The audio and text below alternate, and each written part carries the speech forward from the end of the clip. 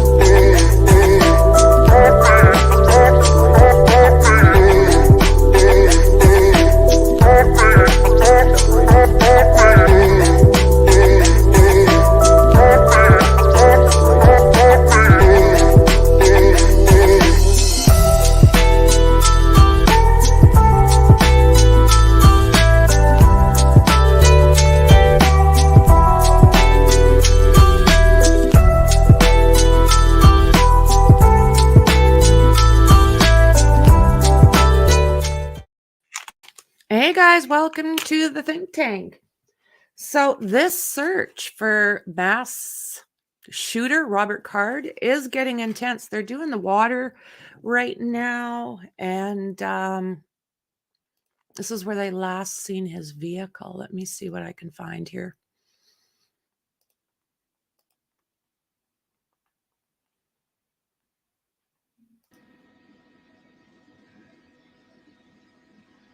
This is where they're at now. It looks like his house again, which they're calling a compound.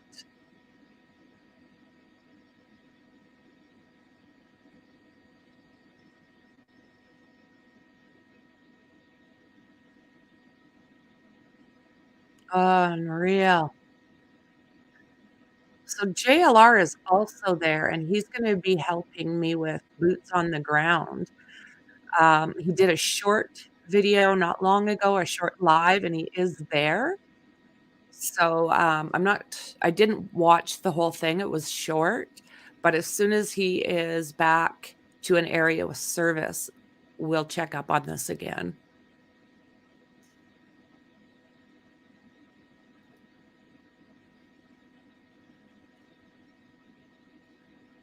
Now, I don't know whose chopper this is. American flag. Ooh, look at, yeah.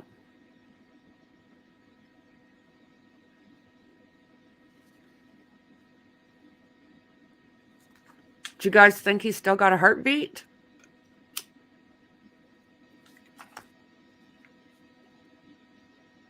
Let me see here. 1, 2, 3, 4 of them. Are they ATF?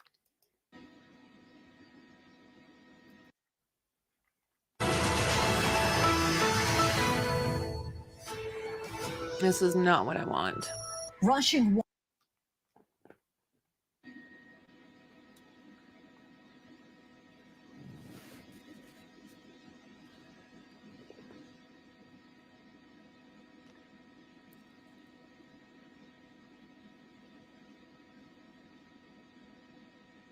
I'll check and see if JLR's on the boots on the ground thing yet. 1 hour ago.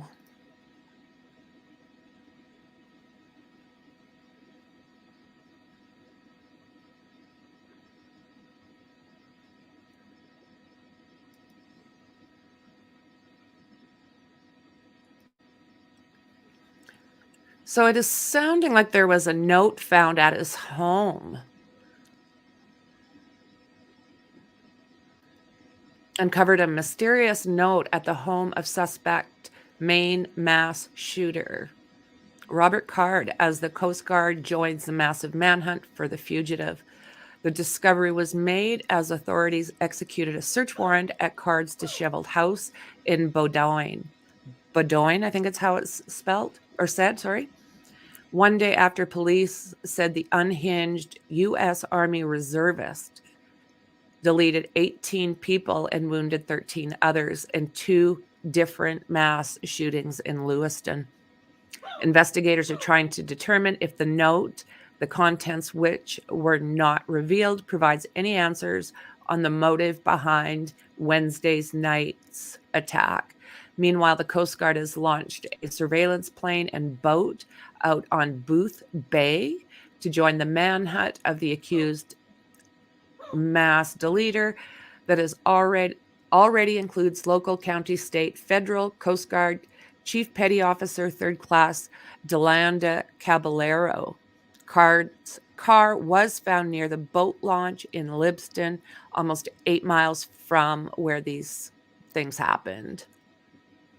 15-foot boat believed to be Card's was reportedly missing. Retired New York PD Chief Robert Loudon said that Card is described as by his former Army buddies as a trained marksman and skilled outdoorsman who could have fled into the woods, making the hunt like him like a spider web. Damn.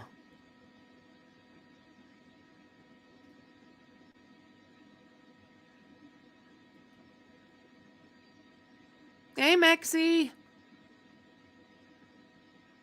So I think what I'll do is I'm going to pop over here for a second. Let's take a look.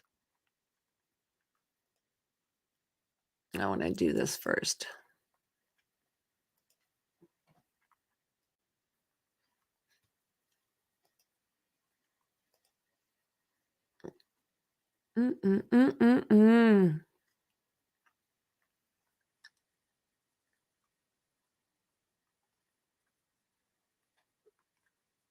Looking.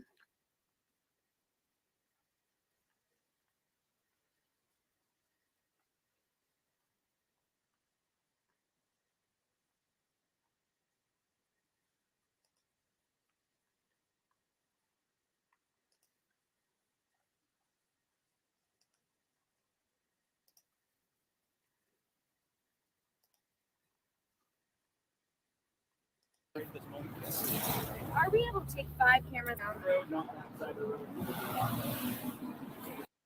You don't want us walking down here. You don't want us walking down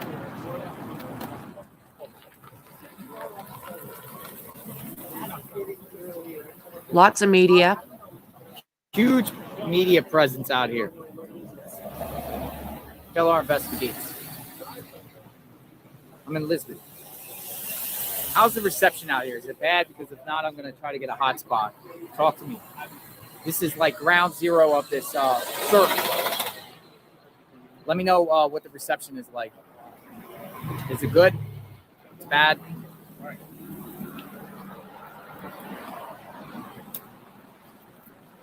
Pixelated. Bad. There's a huge media presence out here. Very pixelated, but I think it clears up in a second. Reception is bad. All right, so they got searches going on right now for this guy.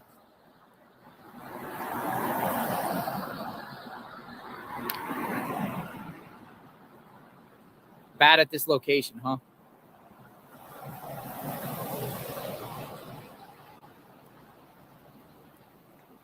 That might be what he's doing now, because he made this very brief. He's probably looking for a hot spot. Huge police presence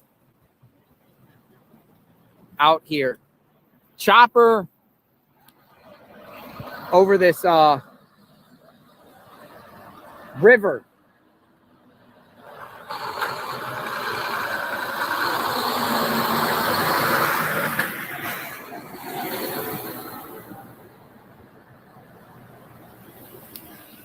Comes and goes. All right, follow with me, folks, because we're going to go. We're going to follow the media down here. And also, we got a lot of like law enforcement out here. We got a law enforcement. That one says ATF. The media is going this way. So we're gonna go see what's up. They're looking for this guy.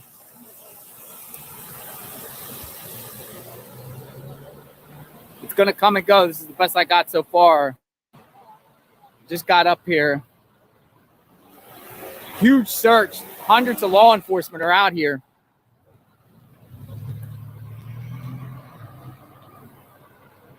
There is media out here, a lot of media presence on this one.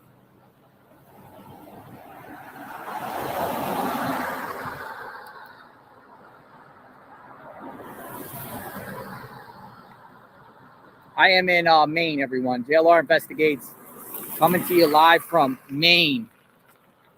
Now they're letting the media down here to see the actual spot where Mr. Card allegedly left that that Subaru. They're down here. They're letting people down here. So we'll go see what's up. The boat ramp. Yeah, I'm going down to the boat ramp. He could be out here still, folks. They seem to think he could be still around this area.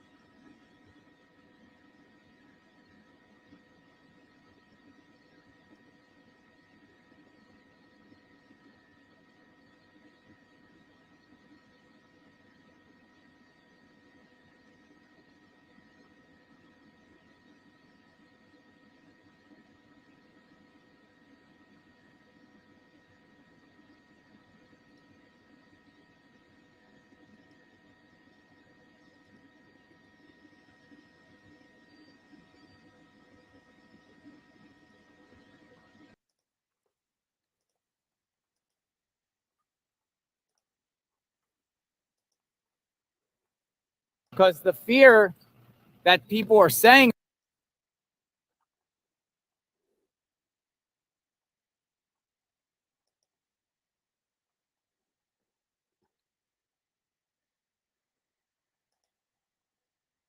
maybe went to Canada, maybe went to Massachusetts. We just don't know.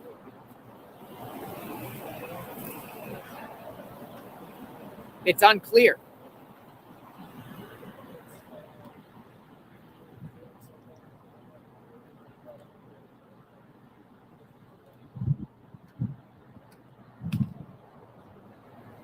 Now, this time, he's still out on the loose.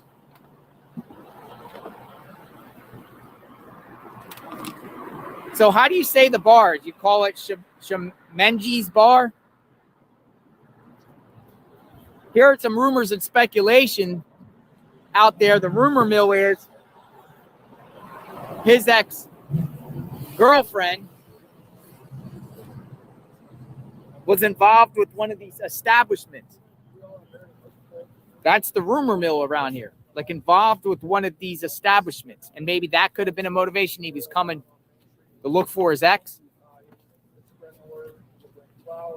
Have you guys heard the same thing? They plan to have some vigils.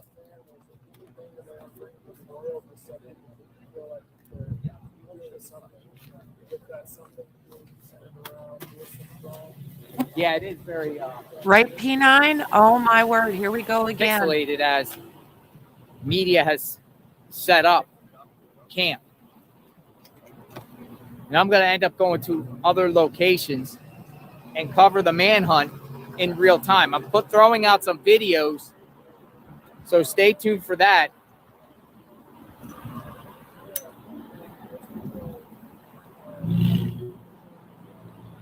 Hi, P9. Hey, Gary.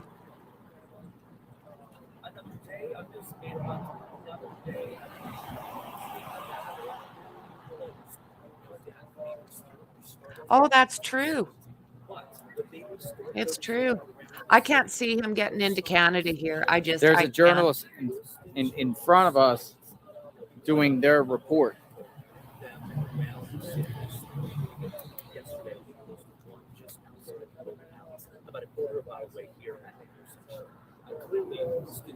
A lot of media here. So we're praying for all the victims' families while this tragedy still goes on. Will they go back to normal? Will they lift the shelter in place around here? They're huge media presence here. It's a big media presence around here.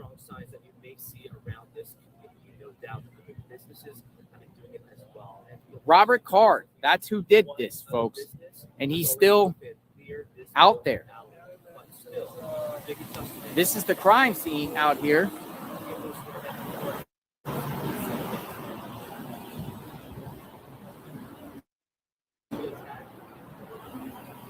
How did this happen? Why did this happen? What was he thinking? We're hearing that there was been some complaints against him, and authorities were aware of this guy. Aware of him.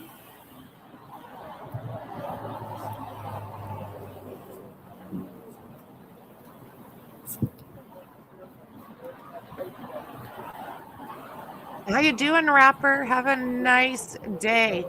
Later on, I'm going to go down towards I don't know if the authorities cleared off officially the street and the neighborhood where they were at yesterday looking for him when they were saying, come out, come out. That was Rapper. But talking to some reporters here, they're saying that they're still in the general location. Yes, we are. His Facebook page, before they took it down, there goes a helicopter. I hear a helicopter. Or a plane. There's a chopper in the sky above. The manhunt is still on, folks. I have it.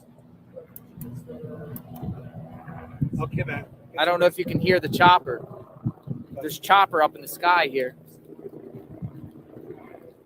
Could be news chopper.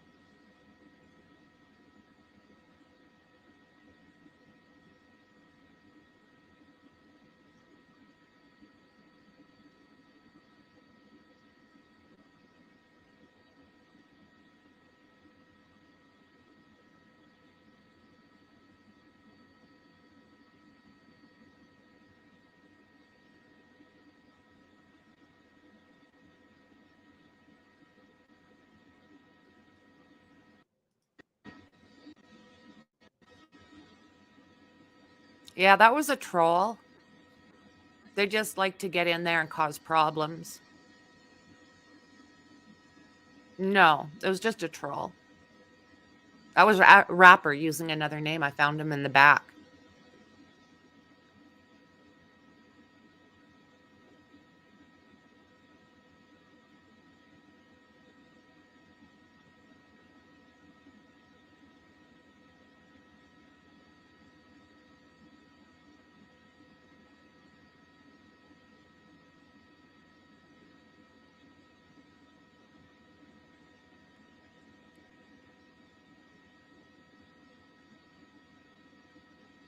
I think it was a bot.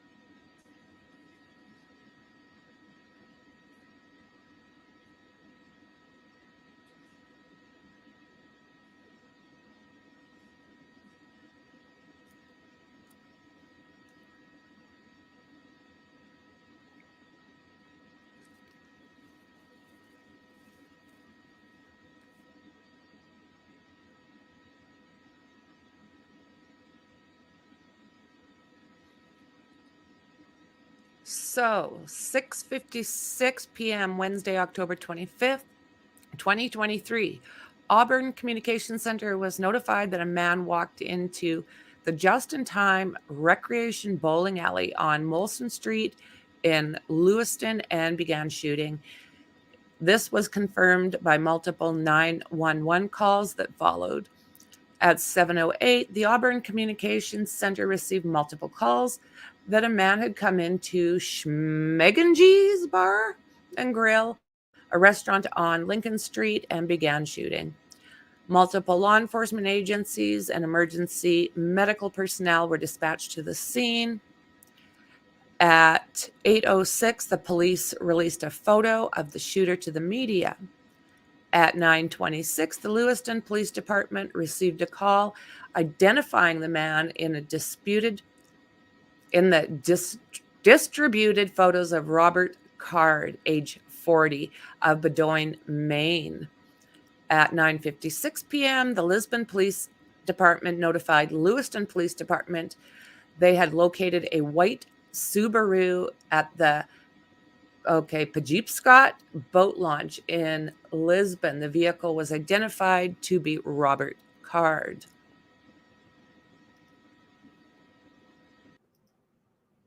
Let's see.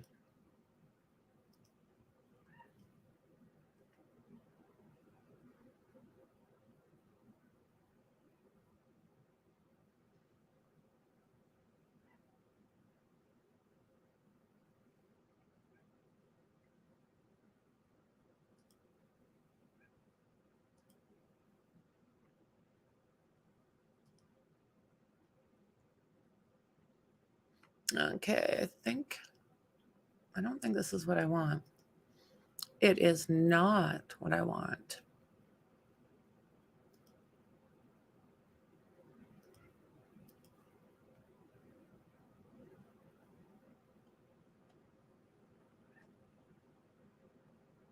Sometimes I just really do not make this easy for a human to.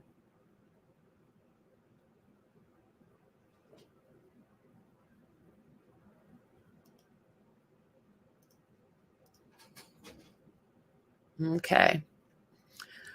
So this is Thursday evening. Officers visited a few homes in this area searching for Robert Card.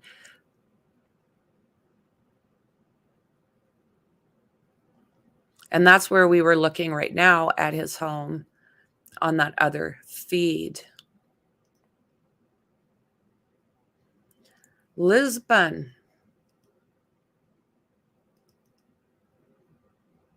I wonder if I can.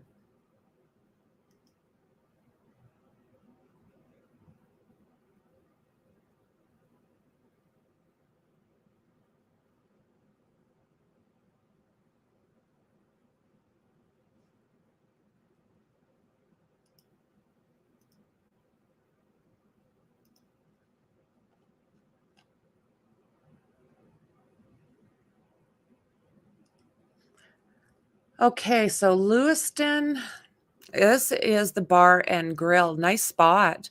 So this is 7:08, the second shooting about 10 minutes after the first reports at the bowling alley.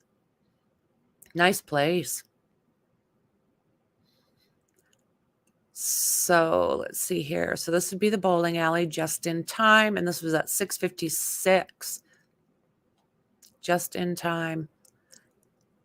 First shooting. Boat launch at 9:56 p.m. This is last night. The Lisbon Police Department notified Lewiston Police that they had located a white Subaru at the Pajepscot boat launch in Lisbon. The vehicle has been identified as belonging to Robert Carr. Okay, and the area of the water search.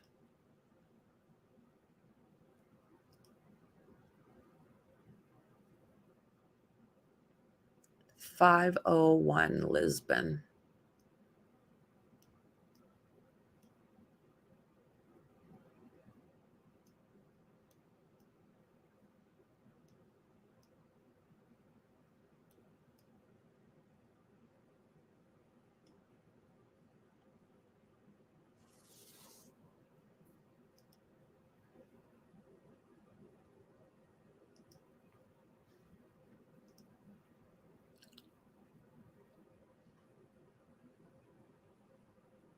Right in there.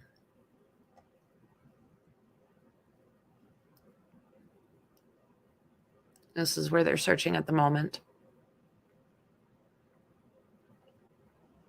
And they are saying his boat is gone.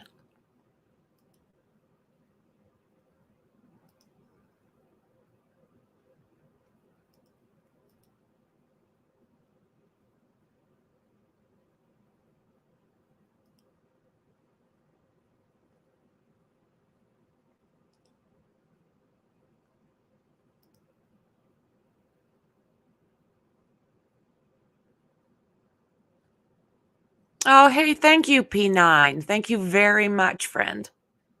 Thank you very much.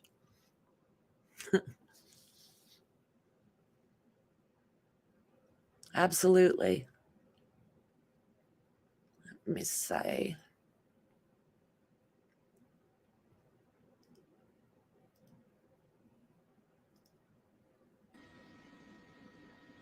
So this is where we just looked on the map.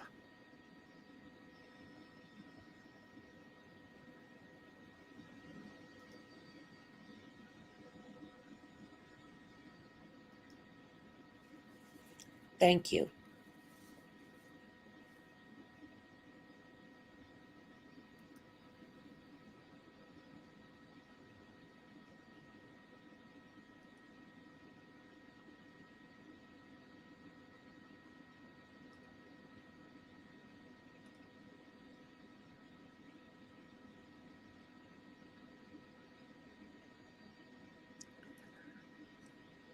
Yes. Okay, let me just get into this.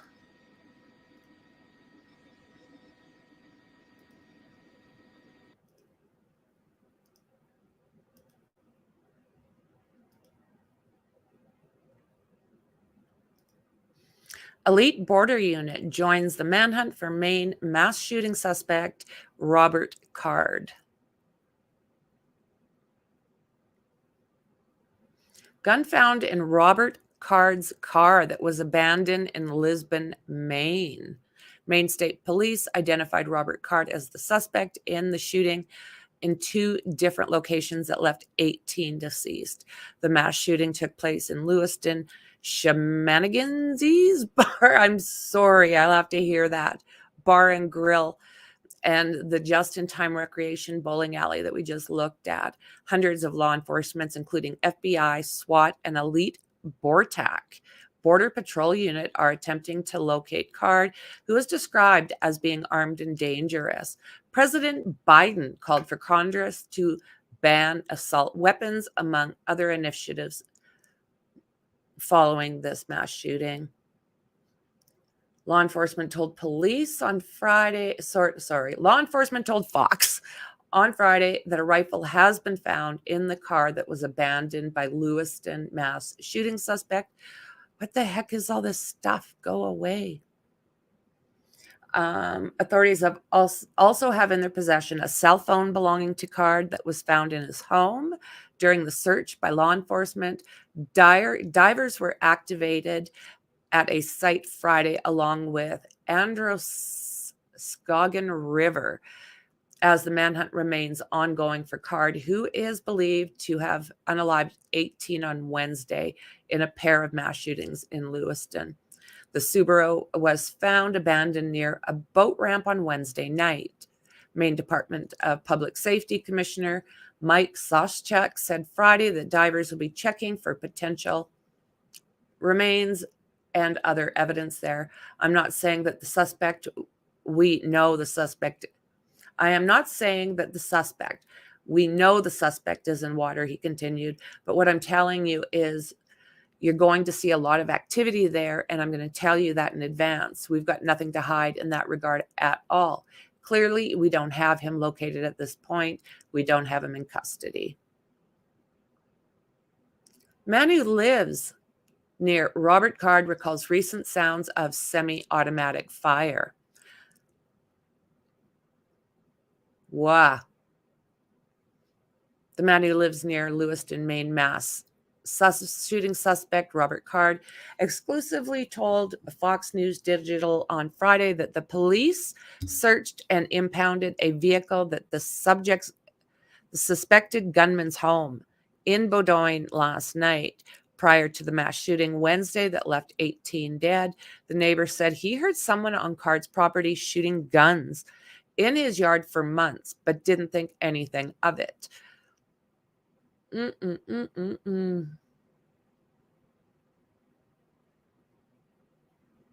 Possible escape routes.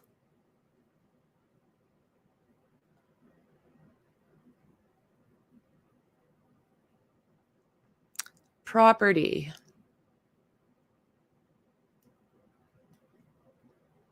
Low. So, yeah, I mean, where does this waterway go?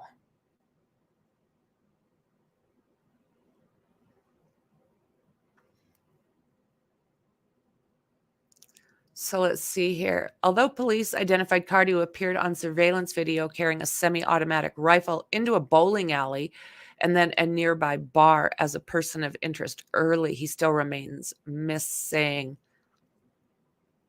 Okay, we did that. Aerial support.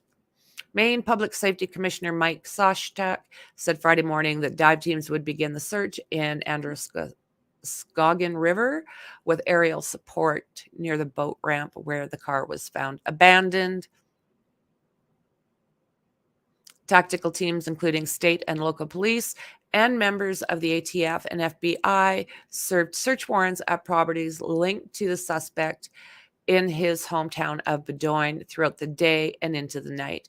Police have not found the suspect in what a neighbor describes as his stomping ground. Authorities were also checking for potential camps or bunkers that he may have prepared in the wilderness. Agents from Homeland Security Investigations and U.S. Marshals and the Border Patrol's elite BORTAC unit have also been called to assist in the manhunt effort. Separately, authorities across the region have been on alert for signs of his whereabouts, and the U.S. Coast Guard conducting searches in the Kennebec River and Boothbay Harbor. Early Thursday afternoon, Fox News Digital visited the boat launch where police say they found his car.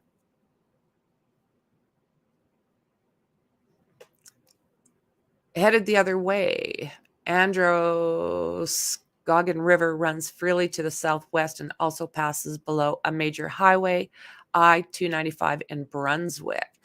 In addition to fresh tire marks in the dirt parking lot, a single track, possibly from a motorcycle, ran back towards the street. Vehicle records show that who has posted Facebook selfies he has while fishing has owned multiple boats, and at least one of them is unaccounted for, according to the Coast Guard. Documents also indicate that he does have access to a motorcycle. It's unclear in which way or in what vehicle Card took off after abandoning his car. He could be anywhere. Holy shite. Pat Diaz, a longtime Miami homicide detective who investigated the infamous Cocaine Cowboy case, said he believes the suspect is an Army reservist, likely fed in a different car or truck. He didn't just put his car there. I think he knew he could throw them off. He said the suspect could have planted an escape vehicle or even had an accomplice. With Card's military experience, as well as 2 recent high-profile manhunts in Pennsylvania involving nighttime infrared search techniques, the suspect likely knew to disguise himself from that technology, according to Dave Katz, a former DEA agent and now a CEO at Global Securities. There are ways to camouflage against infrared, he told Fox News Digital. Remember, this guy's got a lot of military training, so he's no dummy. Card's whereabouts remain a mystery. Unconfirmed sightings were reported in Boothbay Harbor, Massachusetts, and even New York City. He is also reported to have possibly been following police activity with a scanner and is likely monitoring news coverage on the case. This is the problem with having so much media attention, Katz said. He's going to be a bit elusive. He is either in another car, as Diaz believes, or he could be entirely unknown to law enforcement, he said, and he could be driving anywhere. With this guy, he could have sunk the boat or the boat someplace we don't know, and he left the car there as a ruse. He said the chance that Card has access to a motorcycle is compelling. Card could be anywhere. Card also had a recent mental illness incident, according to authorities, including allegedly hearing voices and threatening to shoot up the National Guard base in Saco, Maine. What? Oh my God. Oh my God.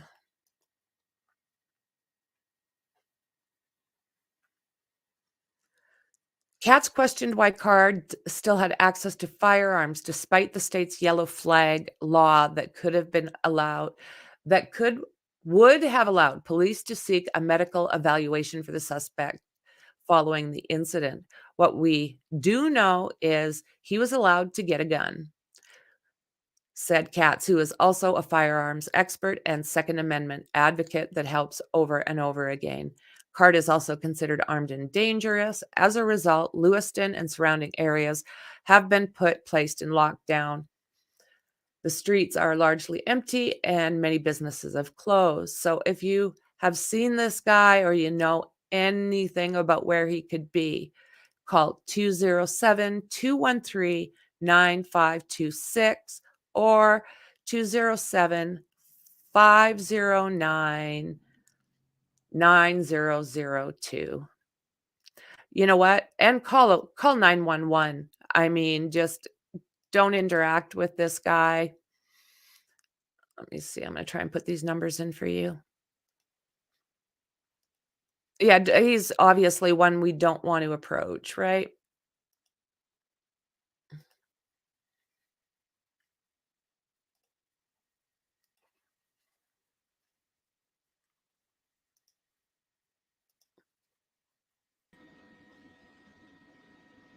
So they're thinking he may have even sunk that boat or a boat?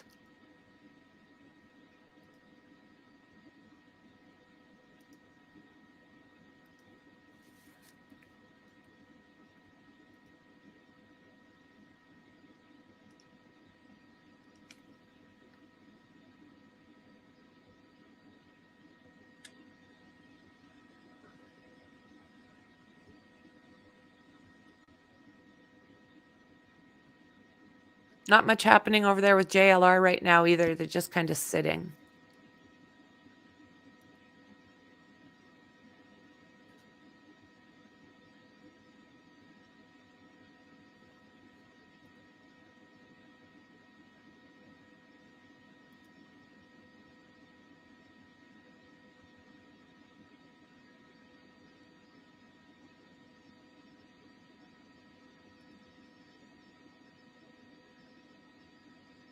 Hey, Shauna, good to see you, friend. Hello, hello, hello.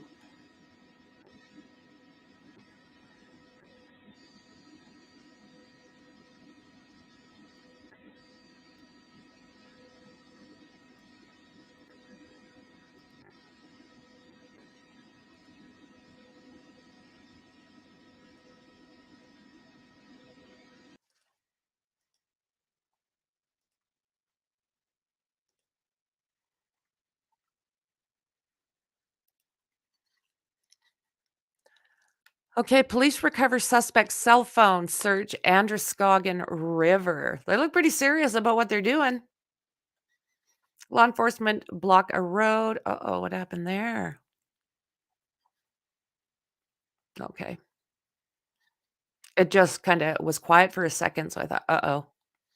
Law enforcement block a road as they search a house on Meadow Road in Bedoin, Maine, Thursday, October 26th, as a manhunt is underway for the gunman that unalived at least 18 people in Lewiston, Maine. Drivers and aerial crews are searching the Androscoggin River Near the shooting suspect, Robert Card's vehicle was found, authorities said Sunday morning. Law enforcement officials have recovered the cell phone of Card, 40 years old. According to officials, they are still looking for him after the country's deadliest mass killing this year. At least 18 people and 13 injured. A town of about 38,000. Oh my God. When the shooter targeted a bowling alley. Like what? A bowling alley. What is it? Kids' swimming pools next? Like what the hell? Police have blared warnings that surrounded the residents in the town of Bedoin, where Card's family is from. Here's what we know. At least 7 people were unalived at just in time at the bowling alley. 8 were unalived. And then 10 at Shemengi's Bar and Grill, arcade-style restaurant 4 miles away. This summer, Card, a member of the Army Reserve, was sent to the hospital by his military reserve commanders. He received about 2 weeks inpatient psychiatric treatment, according to a person familiar with investigators' findings. And they've been letting this guy run around with a gun. What? Are you kidding me already?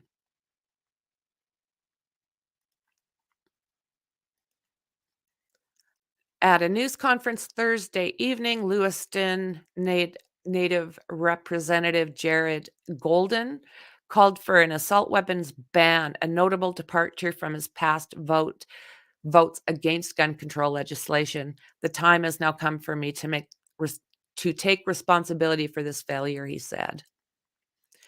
The shooting is the 34th mass deleting with a gun in the United States this year. Unreal.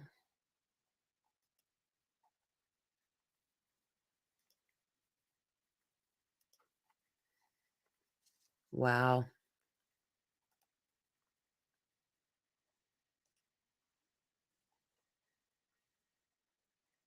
Okay, we watched the press conference this morning, so we don't need to look at this.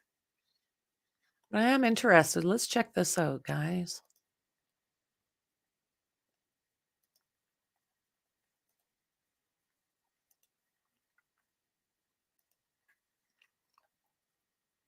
Okay.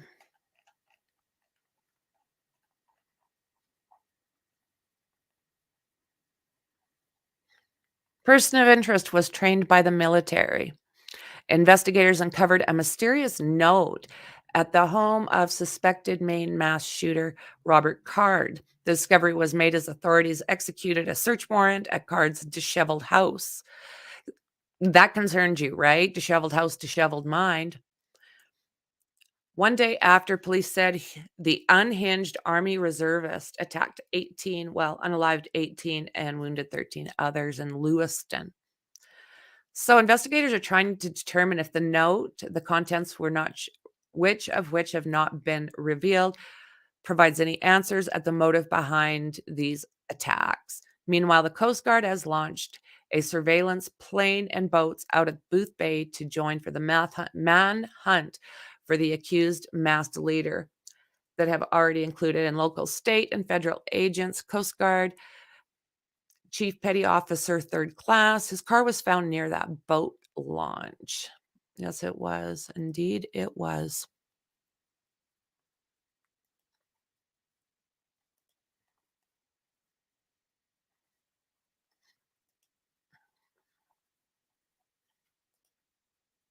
Let me see here.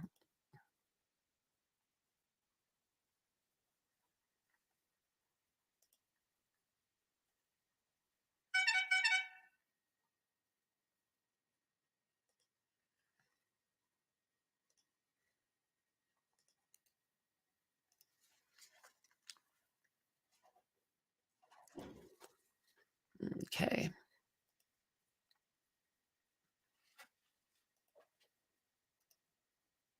Let's check in on JLR.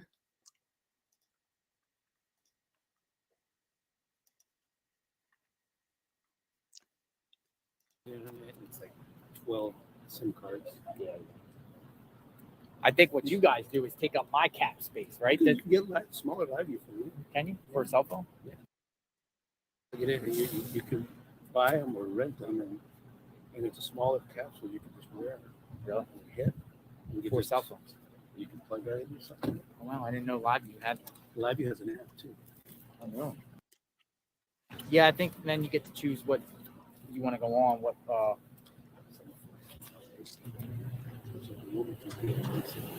VOD on the way here. Yeah. I'm just so small. Yeah. She just asked me questions like, she said she's going to go on vacation tomorrow. She started asking me questions about this case. And I said, I get some places like this. I just want to know where it's at, what the weather's like. Yeah, exactly. Exactly. Thanks for sharing that, Mexi. Yeah, that is interesting. That is an interesting. I'll tell you the thing that piqued my interest. She's coming out here right now with France, but she's from Sarah originally. And then she shows me a screen grab of this Facebook page. Oh wow! So she's on this case, right? And you didn't hear from me. No, I didn't hear it from you. Thank you.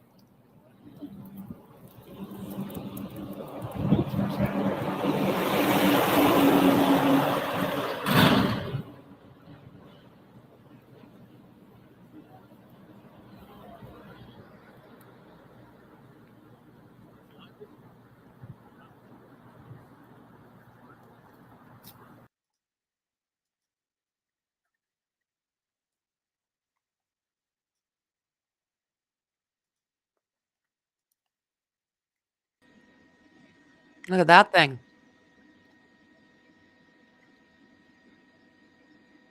Another skilled runner. Unreal.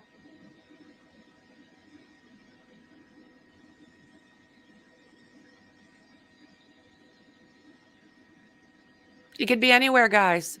This is no dummy.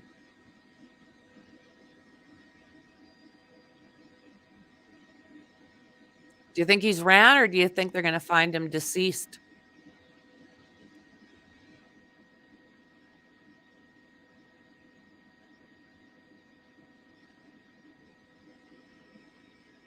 No sightings yet, Shauna.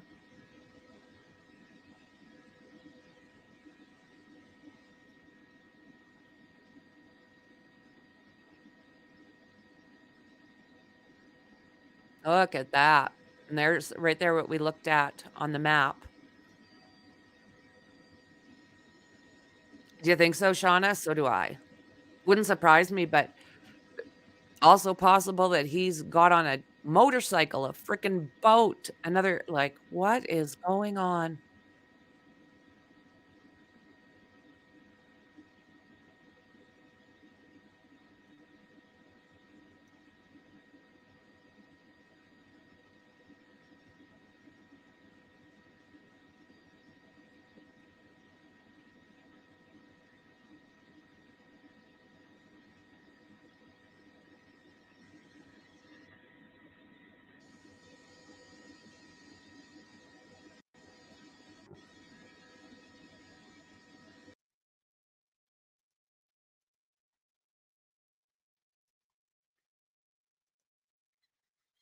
Shelter in place.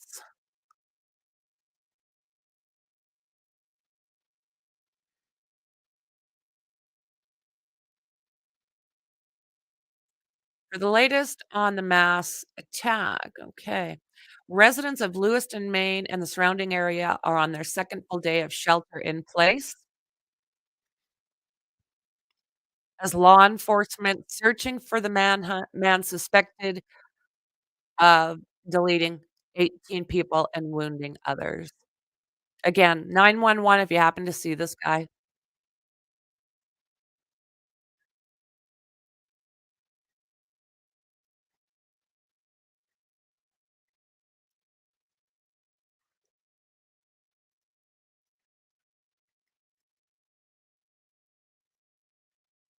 Down. People are saying go to the farm, but I haven't seen any reports at the farm. Right. Sorry now. about that, guys. I'll go back. Are they at the farm? Not right now, but I will. I'll actually use my Twitter and see.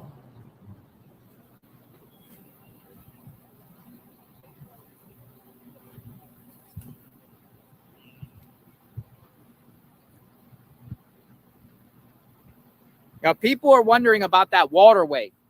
People are Yes. wondering about why the vehicle was parked there, because they were trying to say, people were saying, well, there's a jet ski register, Sea-Doo registered in his name. There's possibly he had a boat.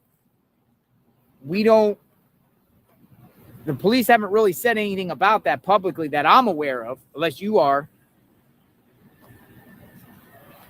I think tomorrow, possibly, they lift some shelter in place, some sort of ease with just extra security, like maybe the schools have like police outside monitoring it, making sure the kids are safe.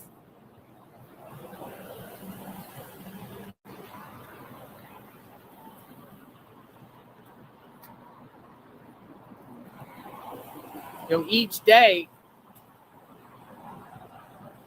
that this goes on, I feel it's more pressure on law enforcement.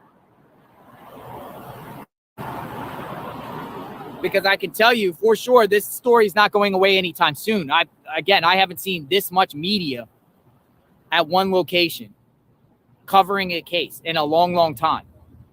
They're all over the place. Nothing really in except at the real time. Maybe in Florida when the condo fell down, there was a lot of media out there for that one day. But other than that, try to get yourself Maine lobster to eat. Thank you, JLR. WD-40. I will. I'll get a Maine lobster later. Thank you.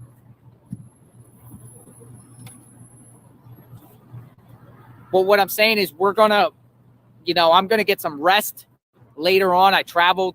I left early in the morning to get up here. It was kind of tricky for me to get up here. I had to go to Orlando.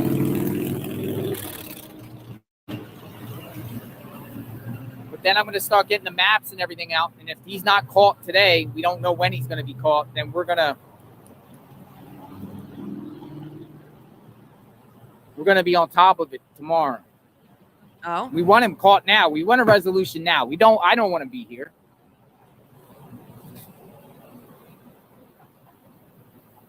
but you're there and I appreciate it. So if you're new to the channel, don't forget to hit that subscribe, like, and please share this out. We're out here at the crime scene for people who are just jumping on. JLR Investigates. Welcome. Subscribe to my channel. Like, hit the notification button. Come on in. We're outside the bowling alley where a tragedy occurred Thursday or Wednesday night.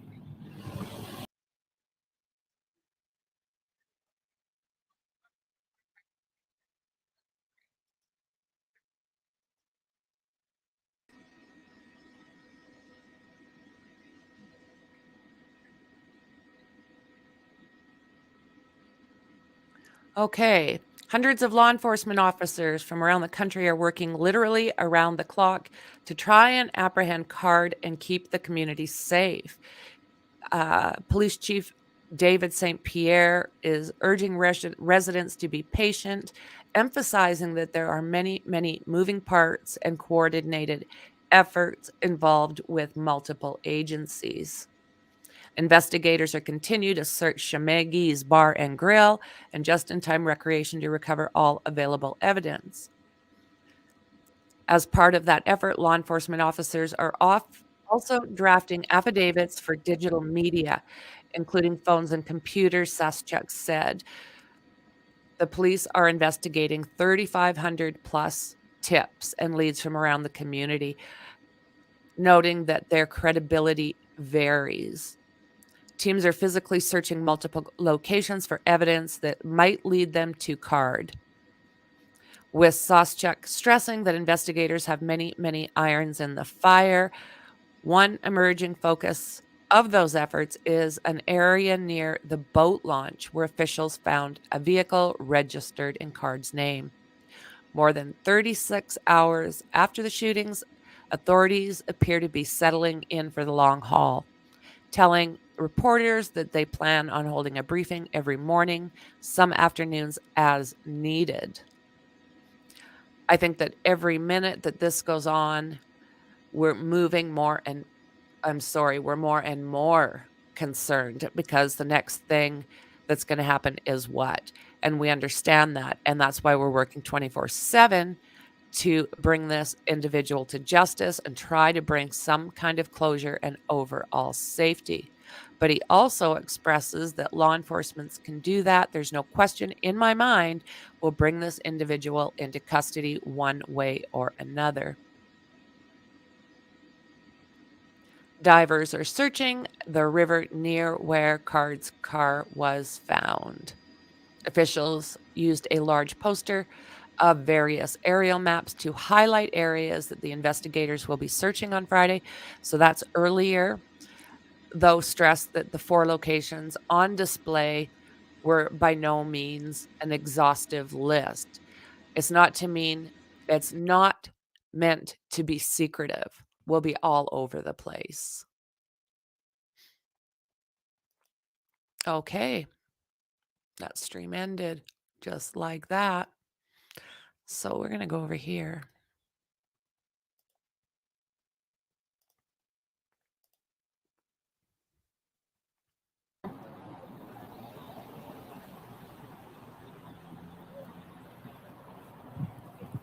Hey, Tracy. I'm good to actually see going to you, friend. listen to the press conference as it goes on. Then I'm going to relay information to you all. Is there a press conference coming up, guys? Supposedly there's a 3 p.m. press conference, so we'll wait and see what happens there. Any new information that's out there.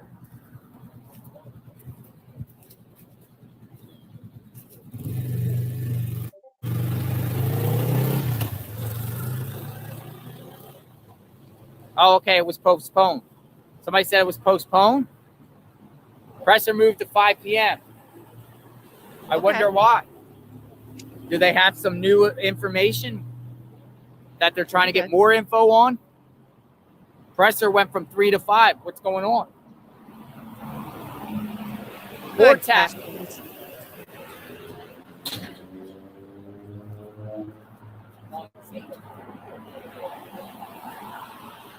Vortex in the area. See a friend.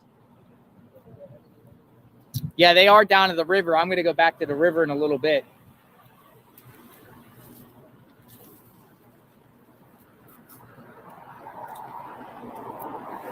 I'm going to be out here throughout the night.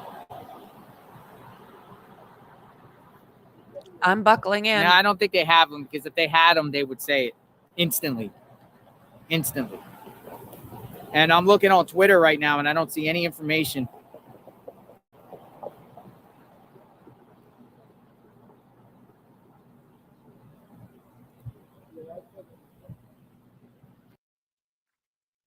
About the mysterious note. The mysterious note found inside his home. What do you think it was? Good question. Think it was a SUICIDE note? We need Yoda. That's right. We need Yoda. They did confirm that there was a note. Yes, they did. Found.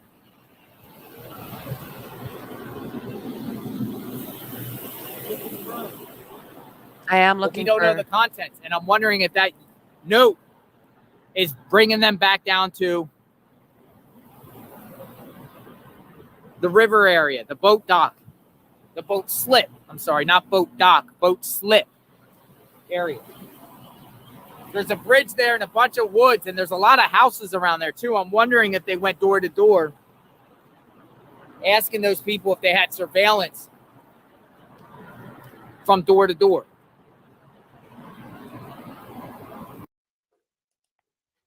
He's kind of popping in and out. Quite possible. Quite possible they went from door to door. And that could, if the dude, if Card ventured away from his car, started walking down neighborhood roads, again, there's houses right around there. There's a church right around there. There's some businesses right around there. There's also a river and railroad tracks. Today, before I came live here, they were walking on the railroad tracks with guns. Jeez, I saw them. With guns on the railroad track. So I'll try and do this for as long as possible as well, guys. Looking for any evidence, footprints, anything that's dropped, any clue, or like anything. So, Mal. That could help them in any way. but this was like this.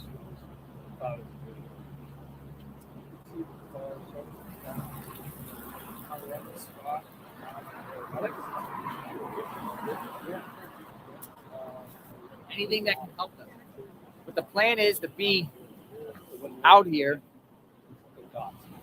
when and if it all breaks. If he gets captured alive or not. Are they going to have visuals? Are they going to have remembrances for the victims? Also hearing that for the victims, they were deaf or had hearing issues. Did anyone hear about that? MH, it's surreal. I watched your Cavalcante coverage, and now you're in my backyard. I knew one of the victims of survival lost 4 of his friends. It's heartbreaking. Thank you for sharing that, MH. This is a very tight-knit community. Again, I saw the census. It looks like 36,000 people. Mostly people know everyone, right? You know someone. Mostly someone in this town knows a family or a loved one or a friend or someone. Deaf bowling team. That's sad. That's sad, people. 4 victims were part of this. You guys are elaborating like a deaf bowling team. And then we heard about this cornhole tournament.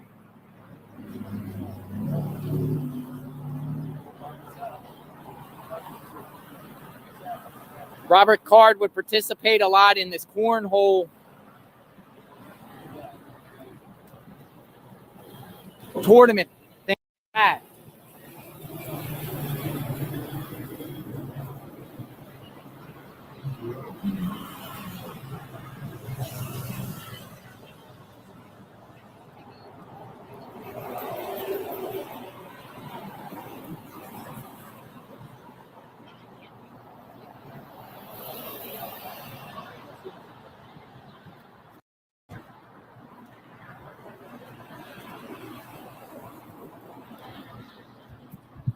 And more victims are being identified. I think at this time, I want to say 9 have been identified, or maybe 10.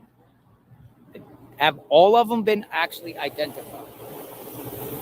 His ex-girlfriend was supposed to be there that night. Now, who's the ex-girlfriend? Who is the ex-girlfriend?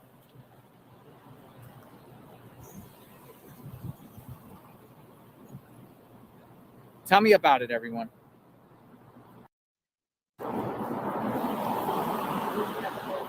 Girlfriend.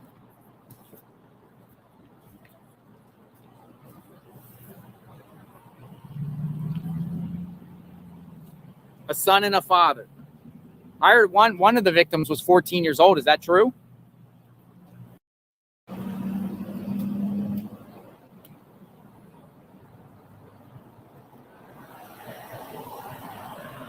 And while I'm talking to you guys, I keep going through Twitter. Reporters are reporting now dive teams have started searching the river. So dive teams are in the water, folks. But this is just tar, right? No, that's right. Yeah.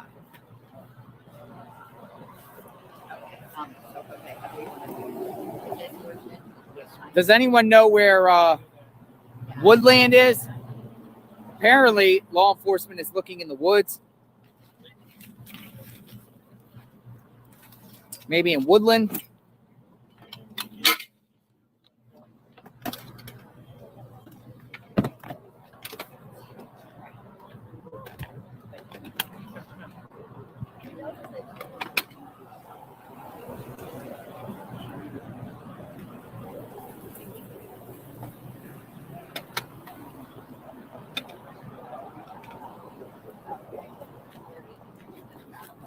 you go, Sarah.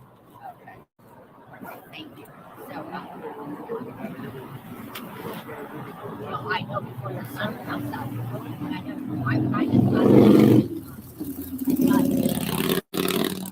Eight has been identified. Remember Brian Laundrie? Brian Laundrie was out there for a long time. Darcy, thank you. If he is alive, I think someone is helping him. Do you think the authorities have vetted law enforcement enough? What do you think of this? Yeah, that would be good. All right, let me know. The presser is at 5 p.m., folks. Oh, they did? I'm ready for the number, sir. This is a depot of information. So if you have, stuff that you want to share it. We can dissect it, follow up on it. Yeah, the news, there's some news down there. They have been searching the river right by where his car was found, the Subaru. Yes.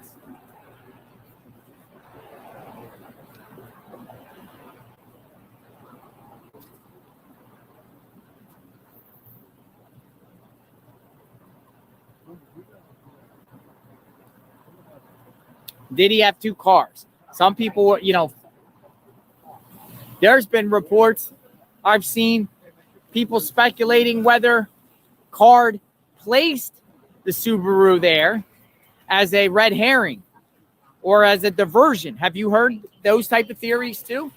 That the Subaru was planted there, then he did what he did and went another direction. Have you guys heard about that possible theory? I would like a reporter to ask authorities, can you confirm with 100% certainty that after the shootings happened, drove the car down to where the car was found? After the shootings happened. Because people do say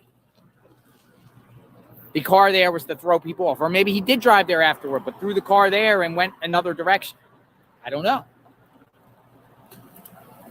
People are talking about a bike, like some sort of bike, like maybe a motorcycle or a bike tracks near the vehicle. Have you heard that? I'm seeing reports. I'm seeing reports of it.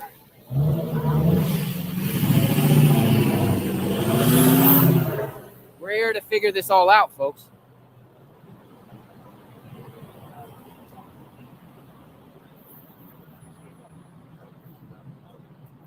And here's another thing too is, and I haven't seen it yet.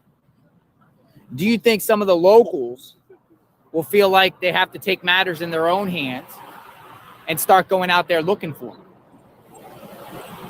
Do you think locals would dare go out on their own in a group or single-handedly or bounty hunters?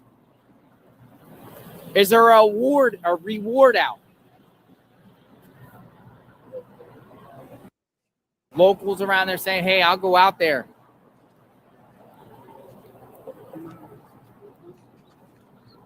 Some speculation on that. They were doing that with Cavalcante. There was a reward out for Cavalcante. So he's local vigilante, bounty hunter, local de facto bounty hunter said, hey, I want to go out there and go look for him. Hey, I want to go out there and search for him.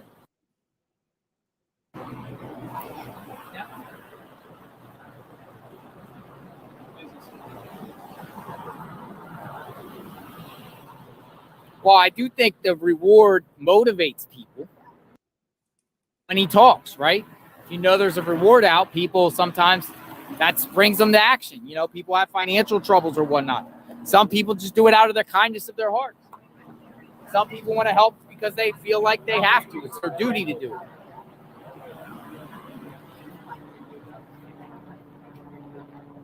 Maybe some of the Army reservists Go out there and Well look. said, Some of the Blifton. Army reservists that were with and know Mr. Card might feel like they have to come out and help or want to help. Definitely a possibility. Many scenarios and situations. A lot of speculation on what's going to happen.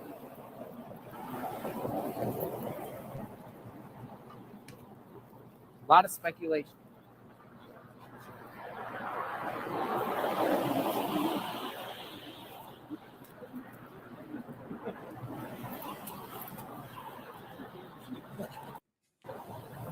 JLR boots on the ground.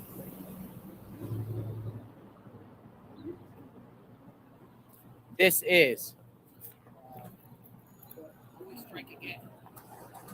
Lewiston. I almost said Lewiston, Idaho. I almost said Lewiston, Idaho. Almost.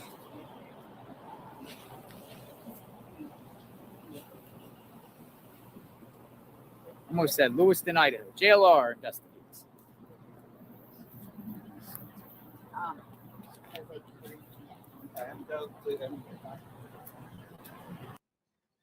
So let me see how things are doing over here.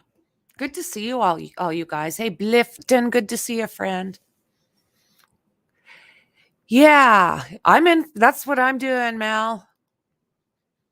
I'm just getting ready to, get myself settled because I think this could be a long one. And I mean, I don't mind at all watching this stuff with you guys. I rather enjoy it. It's just the different thoughts and ideas that go through you guys is absolutely amazing. I love it. It gives me another way to kind of assess what's going on. And I do like what Blifton said just a little bit ago. I think the boat was misdirection. The guy went to school for engineering. He is no idiot. And that's it. You know, he has got training up the yin yang. He's pretty much able and well trained to do almost anything when it comes to the bush, when it comes to P9. Everything we're hearing is weapons. He's well trained at everything that has to do with I'm missing the word right now. Help me, guys. He's a survivalist. There we go. He is a survivalist. So he can run. The thing is I think they'll catch up. And when they do, I don't think he'll go in. I really, really don't. Whether it's today, tomorrow, a week, a month, I think the guy will unalive himself ultimately. It seems to be what they like to do. Look at the guy with the judge just the other day that unalived that judge in the judge's personal driveway. I mean, he took off and yeah, he got unalived himself because he didn't want to deal with the consequences of unaliving a judge. Oh, that's awesome. I enjoy watching with you as well. It's just sad we all are having great conversation on these circumstances. He has training and is dangerous, and he can counteract all their search issues. Holy crap, P9, you nailed it. You nailed it. I'm wondering about their 5 o'clock press conference now. I'm really interested to find out why they bumped that. Yeah, that's what I think. There's something coming at us this evening. If there were laws in place requiring special permits, the problem would have probably oh my God. If there were laws in place requiring special permits, the problem is he would probably qualify. There you are, right?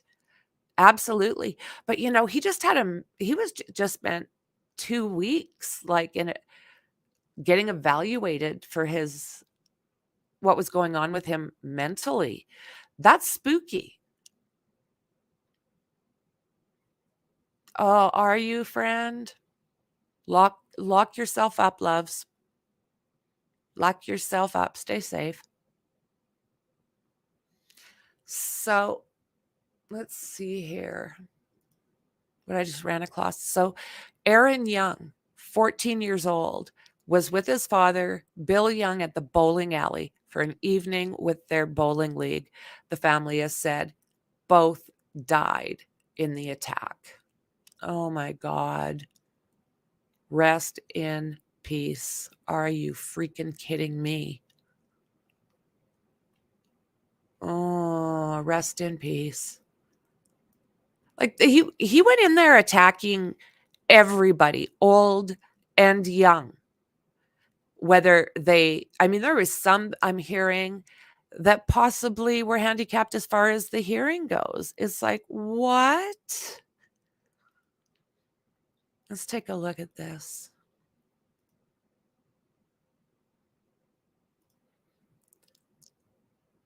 Police temporarily detained residents on Friday as they hunt for the suspect in Wednesday's mass shooting in Maine.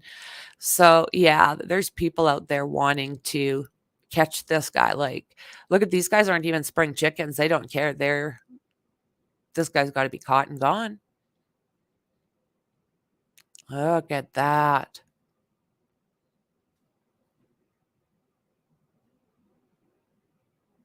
There's a good shot of that boat launch.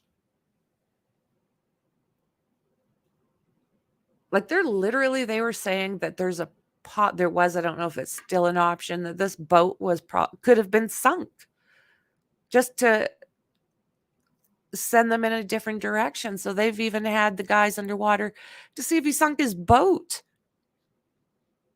and other things, of course. Oh my word.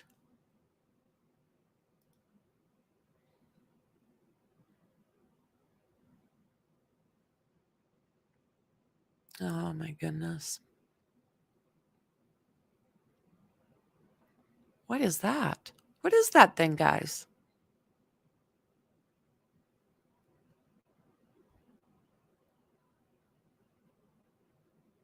What the heck? Do you guys know what that is?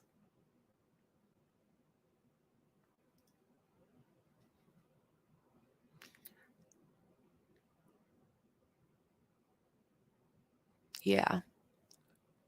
Absolutely. Loves. Stay safe.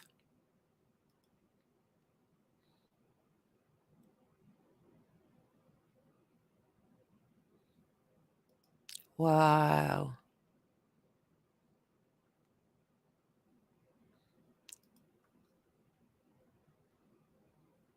Oh, no, no, no, no, no.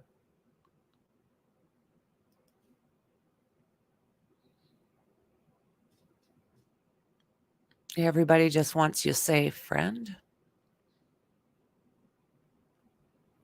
Is that what you think that is? Okay. Some kind of sonar camera thing. I'm still skeptical about the mental issues. Seems too stark, too on point. The way people were talking, there's no way this guy would have ever been released from a mental institution after 2 weeks. I know. What are they hoping to do? Just walk up to him and say, give yourself up?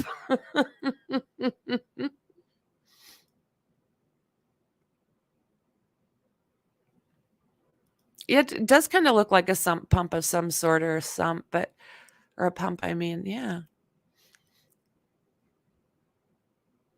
Okay.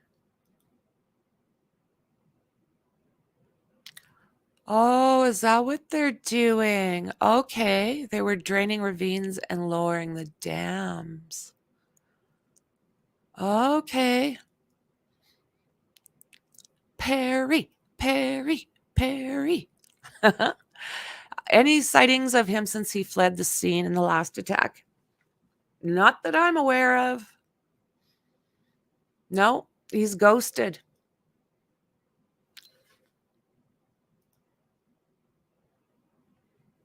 Okay, and there's the update that the news conference will be held at 5 p.m. Eastern at the Lawson City Hall as authorities continue the manhunt for suspected shooter Robert Card.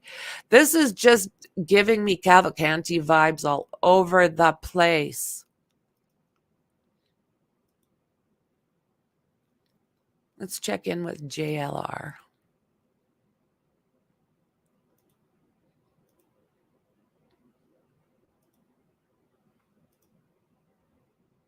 Hey, around this time, did you hear any gunshots?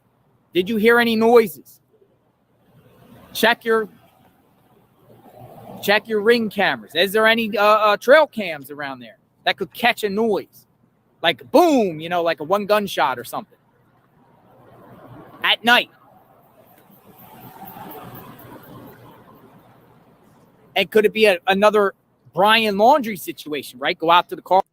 Yeah, I am sure planning on it. I'll add it in here. If anybody sees that it's coming, any mods or what have you, and I miss it, could you just shoot me a message in Discord so I can bring it up? Just in case I miss something here. I don't want to. But and my eyes are peeled.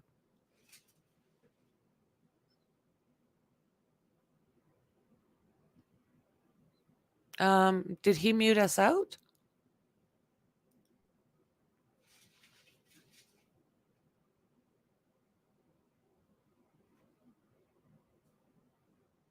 No.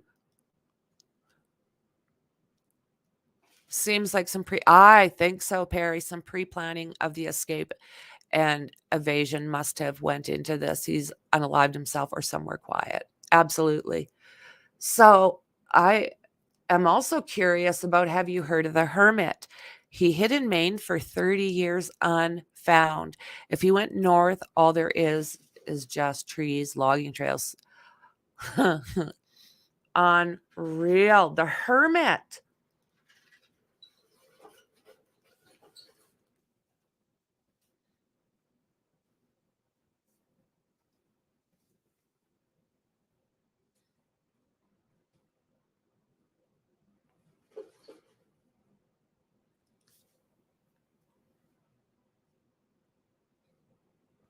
Okay, let me see here. That is very interesting. I have never heard of this individual. JLR and hearing gunshots in the same with. I know. Did the Cavalcanti case? It does. I've just brought him up to look at. Oh, this is the thing. Like, I live in the Rockies, so I very much know. I mean, it's all bush, right? Okay, let's make sure I didn't shut him down, because every once in a while I'll mute him. Carlton Preserve, Big Slow Preserve, go out there for days and then feel like it's no hope, then end himself? Or did he do it instantly? A lot of speculation on like when Laundrie officially ended himself. What about this guy? Don't you think you would listen and hear a sound? Unless it's muffled. Silencer? Other people are saying he went down the river into the Atlantic. So this is. I'm gonna into the water somewhere. So, I'm way behind anyways. So I just put the Wikipedia on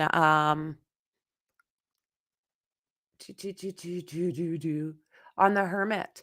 So that's what that link is. Christopher Thomas Knight. Unreal.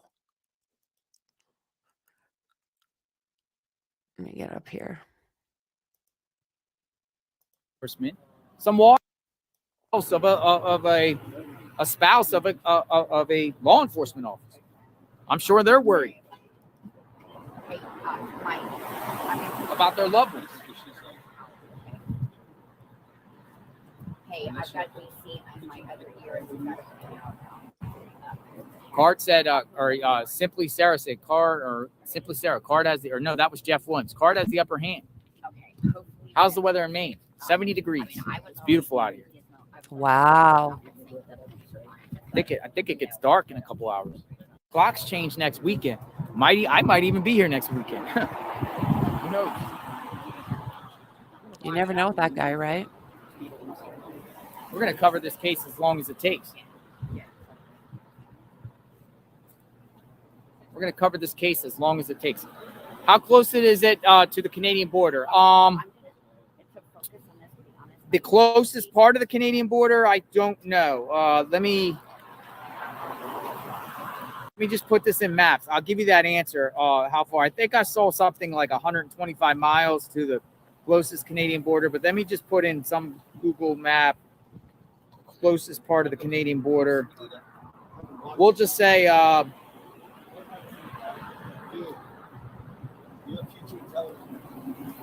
just said Keene Siding. 144 miles. 144 miles. So, you know, pretty much 2 hours. 2 hours away. But Maine also goes all the way up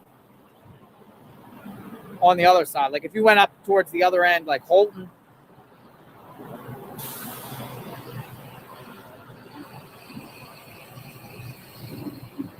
Holton, Maine is 220 miles. On the other side, on the eastern side of Maine. So a lot of land in between there. But how's he going to survive if he's out there? How's he going to He'll survive? He will. Does he have a bag of trail mix? He got food on him? He's a survivalist. He's over 200 pounds. Is this going to be another like Eric Freen situation or Eric Rudolph? Survivalist, kind of military type training. Hide out in the woods. Can he hide out in the woods?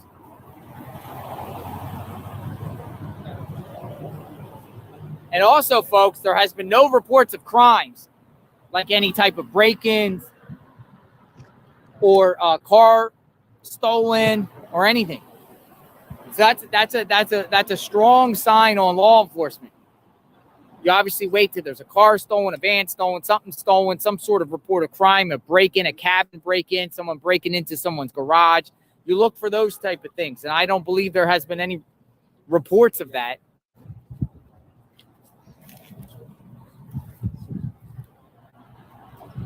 No sightings of them.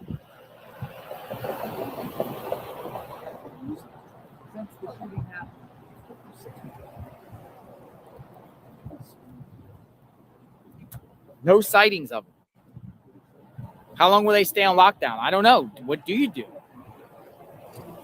There's a balance here because, you know, he actually, the law enforcement gentleman today that spoke, he actually said, somebody coming in now. Let's see what this is. And we'll talk more.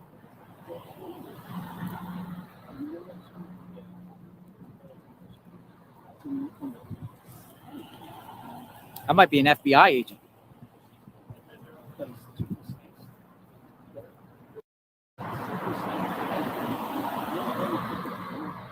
I think that's FBI. In the Grand Cherokee there.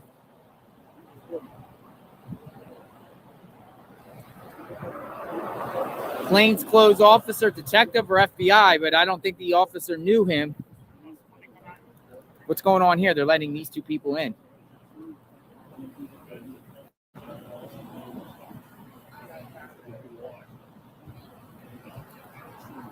G-Men.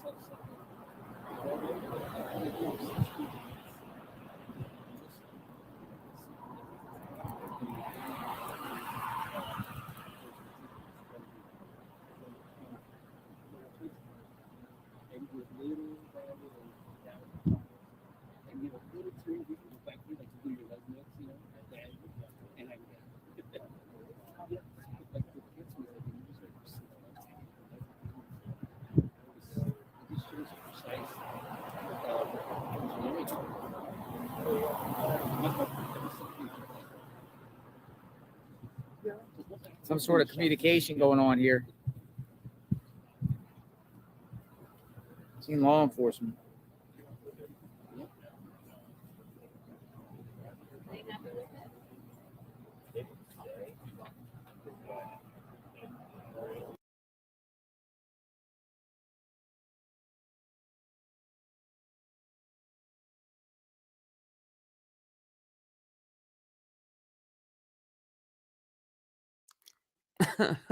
Yeah, I could not stare at a cone for that long. Trust me, I would be putting content out.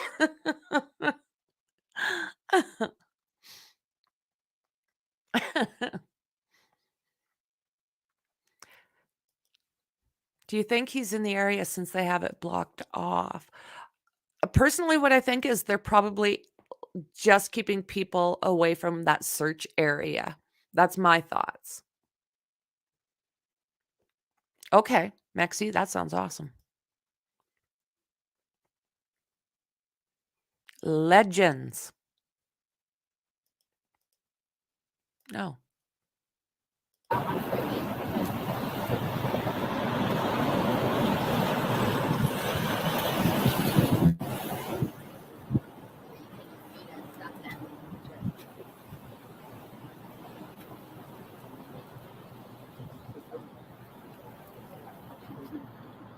We haven't heard any motives yet, actual motives.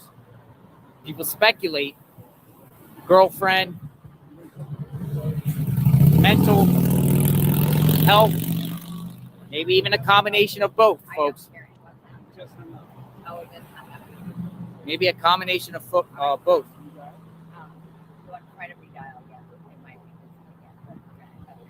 JLR Army is out here. The JLR Army is out here, folks.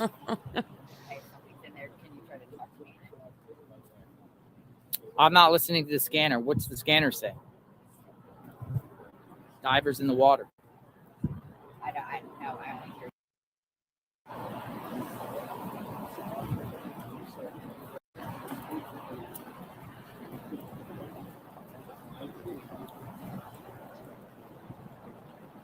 It's about 20-minute drive between where the shootings happened here and where the Subaru was found.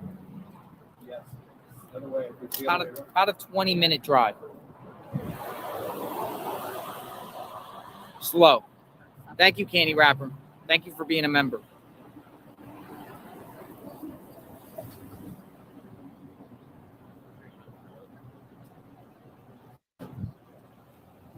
Come on in, everyone. JLR Investigates. Share this video out. If you're new to the channel, welcome. We are boots on the ground. We're at the crime scene, the tragedy that occurred in Lewiston, Maine.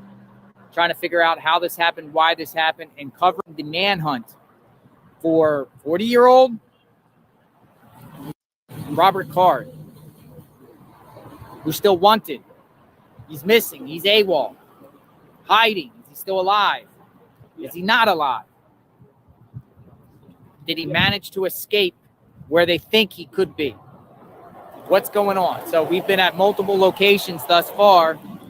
We will be going to more. We'll be out here all weekend at least, hoping for a quick resolution on the matter. Is he out there? Is he out there in a cabin somewhere?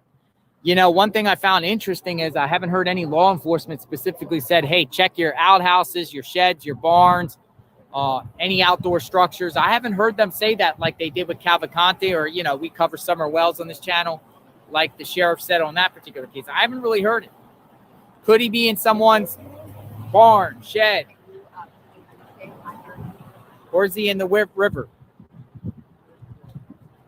Tweedledee, thank you for the support, Tweedledee. I mean,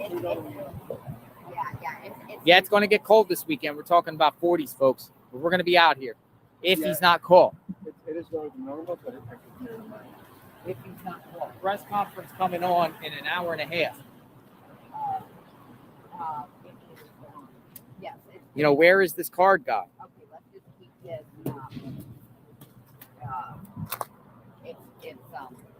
Let's just In a minute, we're keep going to this record and do thing, some stuff. Yeah. the last thing, okay? Okay, now Mike, Just give me the thumbs up. you have all the numbers. But you can still do your thing. Oh, yeah, I'm just just- blow your turn with it. Gotcha. Because I don't know, sometimes they get all like, oh, good Is strike. she going to go with 10 minutes for someone? Any minute. The 5 o'clock report? Or just No. like a report? We're doing reports and tags. Gotcha. Yeah, no problem. And then we can like, JLR. J-Long? JLR, like the name. Oh, Like that. JLR. Gotta check out the videos later. Yeah. But we have some. Thank you, Jose. So they're gonna do a live report next door to me. So when they do their live segment, I'm just gonna lower my voice, give them the respect so they can do their report. We've been out here. There's a couple other media outlets out here. Look at this. What's this? Maine authorities. More people here. Oh, look at this. Look at this. Green camouflage. What's going on here, people? Yes. It's not crucial right now, but I'm gonna want to find it. You get good. Okay. Oh, there it is. Sorry. Carlos, don't worry. Trying to get away. Yeah.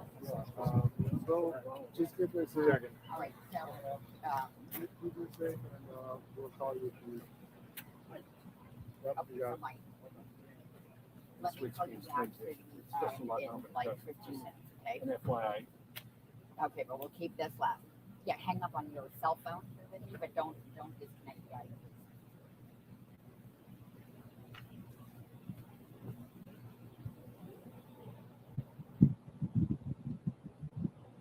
Actually,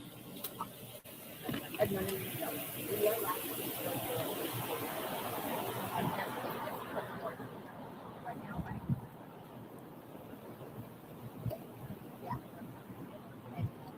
And then I'll play back. Okay, thank you. Okay, bye. Wait for you a little bit. Okay, For you, I mean, for me. all right. Okay, good. Thank you.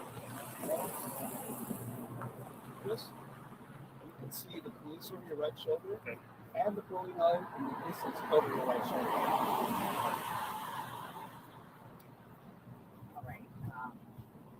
You're in the 30 zones. That's okay for you, Chris? yeah. And some Are they blasting off my glasses? Where am I going? Yeah, that's yeah.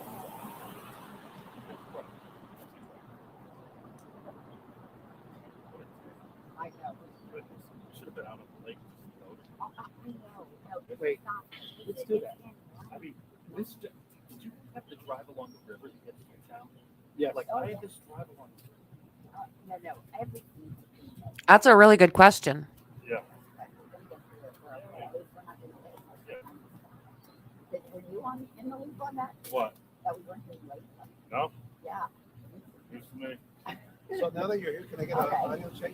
I think both are very possible. I don't know what this guy is sketching.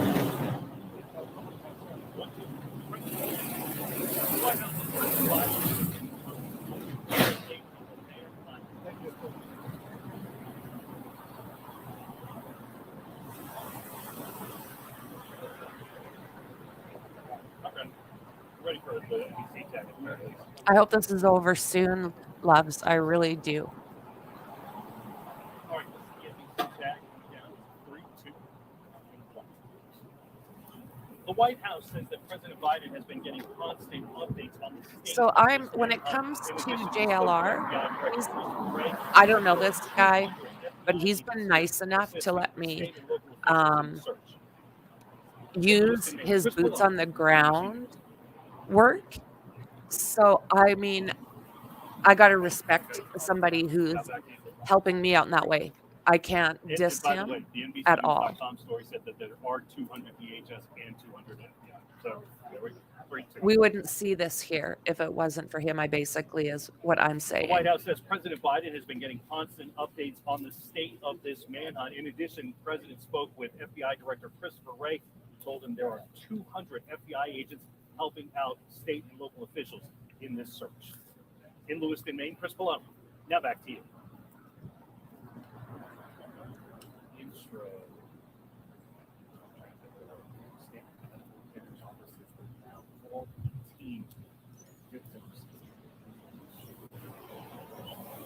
Yeah, high-powered hearing aids. Like, what is that? Like, give me some.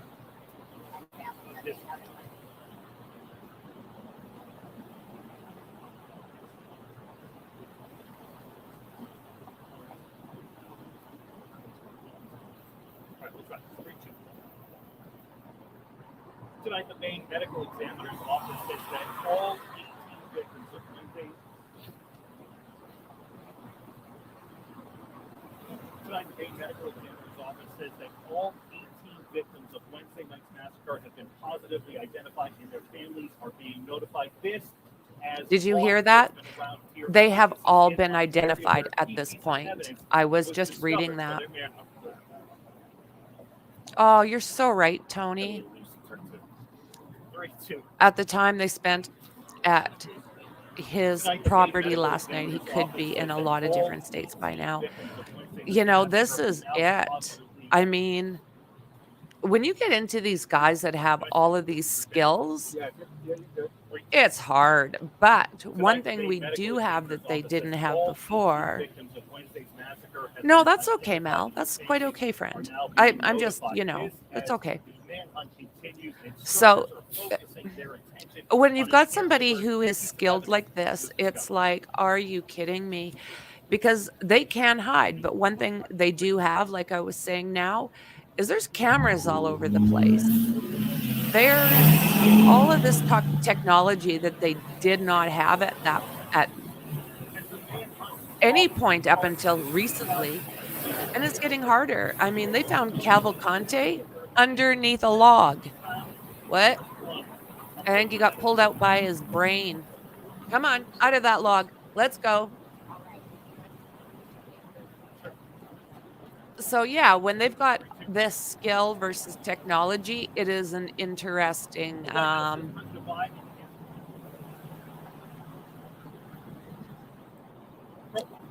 it's hard. They're skilled. I don't know what else how to put that. In addition, the president spoke to FBI Director Christopher Wray, who said there are 200 FBI agents assisting local and state officials in this search. In Lewiston, Maine, Chris Malone, 2 News. I never looked at it that way before P9. We're doing the tags, and then we'll go back and do the small adjustment.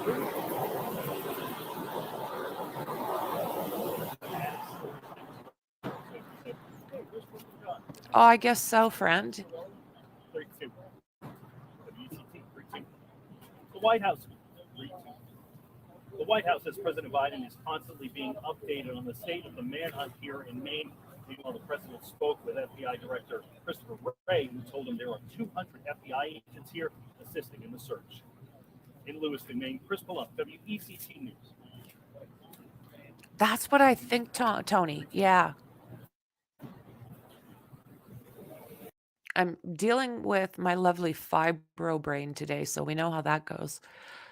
So if I'm a little bit floaty, that's why. What's going on with this JLR?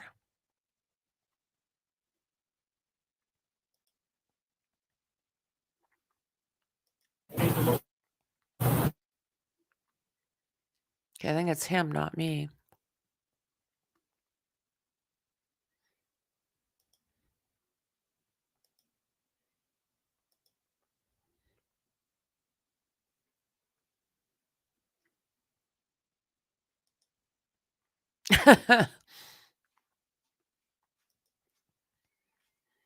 Yeah, like what is going on? It is like technology versus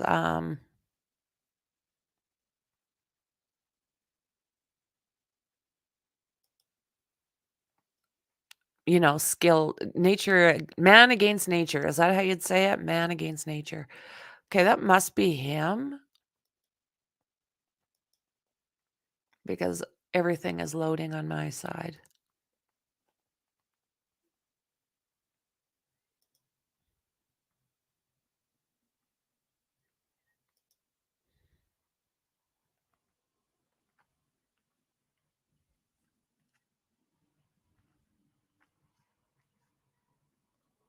What's going on, JLR?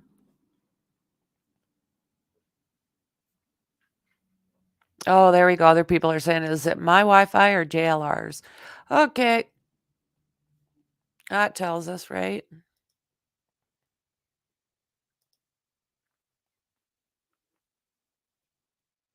Ah, well said. Right, Tony?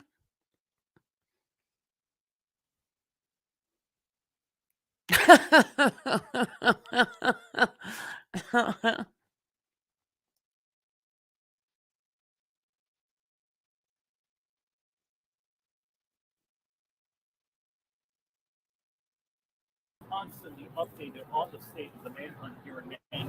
And he also spoke with FBI Director Christopher Wray, who told him there are 200 FBI agents helping state and local officials in the search. In Lewiston, Maine, Chris Blum, News 11. Got that.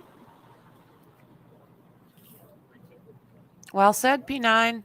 The White Yeah. House says President Biden is constantly being updated on the state of the manhunt here in Maine, and he also spoke with FBI Director Christopher Wray, who told him that there are 200 FBI Oh, agents loves, helping I'm state and so local officials sorry. in their search. In Lewiston, Maine, Chris Blum, WGEM News. All right, we're going to the intros, kids. We'll start with Brooke and John. 3, 2. That is, if I remember right. What? Maine Medical Examiner's Office.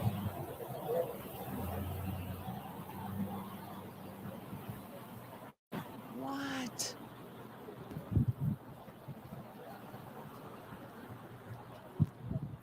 Okay, 3, 2. Brooke and John. Good evening, Brooke and John. The Maine Medical Examiner's Office says that now all 18 victims identified and their families are finally being notified. This as investigators are now intensifying their search in an area where a key piece of evidence was located. Okay, so I'm going to read this.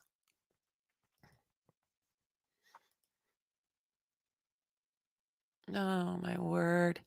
Defense team chosen in Delphi deleting case. Judd issued decorum ordering for next hearing.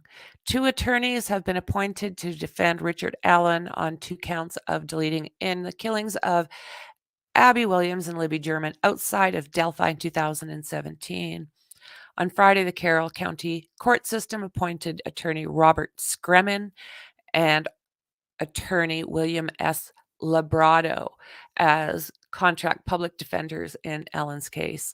Both Scremin and Labrado are defense attorneys based out of Fort Wayne, Allen County area, where the trial is being held. There we go. I wonder if anything will happen as far as that judge goes now. Probably not.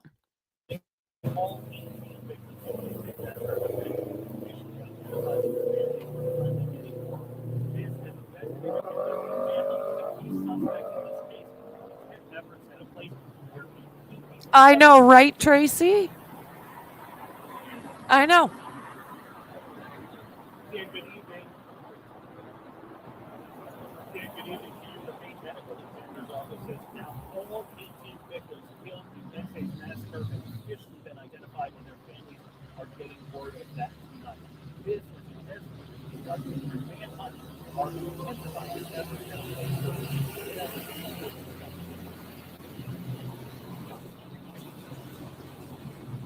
Scott, good evening. The Maine Medical Examiner's Office says that now tonight all 18 victims of Bethany's massacre have been identified, and their families are finally getting official. Investigators conducting the manhunt in the region are now intensifying their efforts at a place where a key piece of evidence was discovered.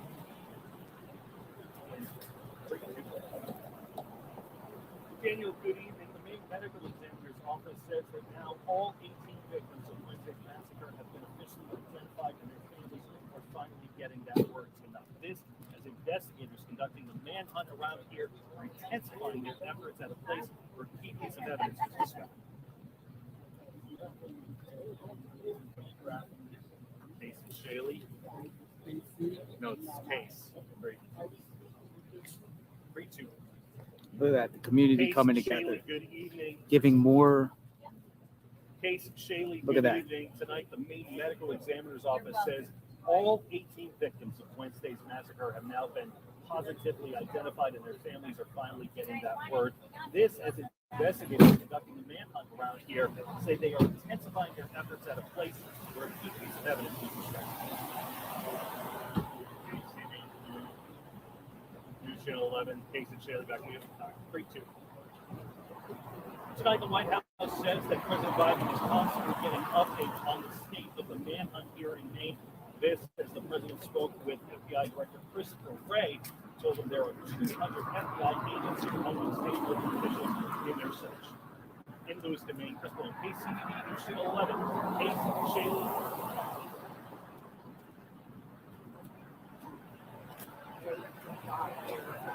I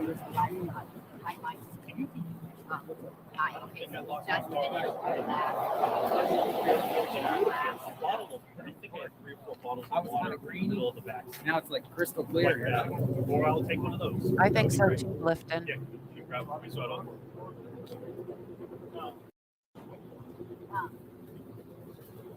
This is ground zero, folks. JLR investigates. Out at the scene. This is Lewiston. Yes, Lewiston, they Maine. did. I do believe. Yep.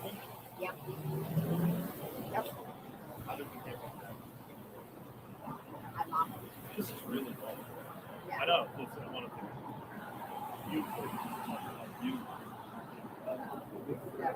So we're just waiting to see what happens. If anything happens at all.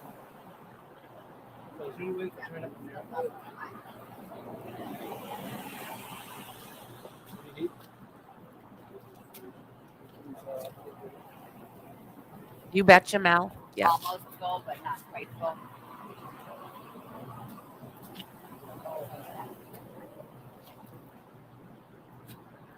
He just landed a couple hours ago. I mean, this guy, he's everywhere, isn't he? So what's your thoughts about the theories and speculations about this situation, folks? Come on in. JLR investigates. We're out here. And as soon as the presser comes how on, much I'll battery show I that as got. well. Oh, that helps. Whatever you just did.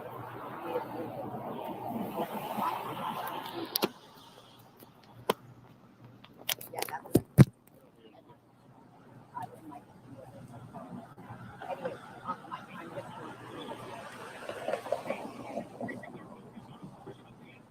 now, are you always having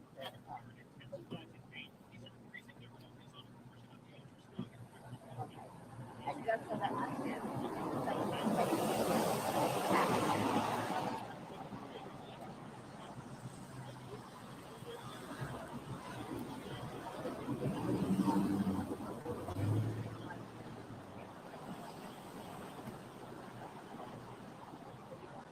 We're out here just waiting to see what happens, folks.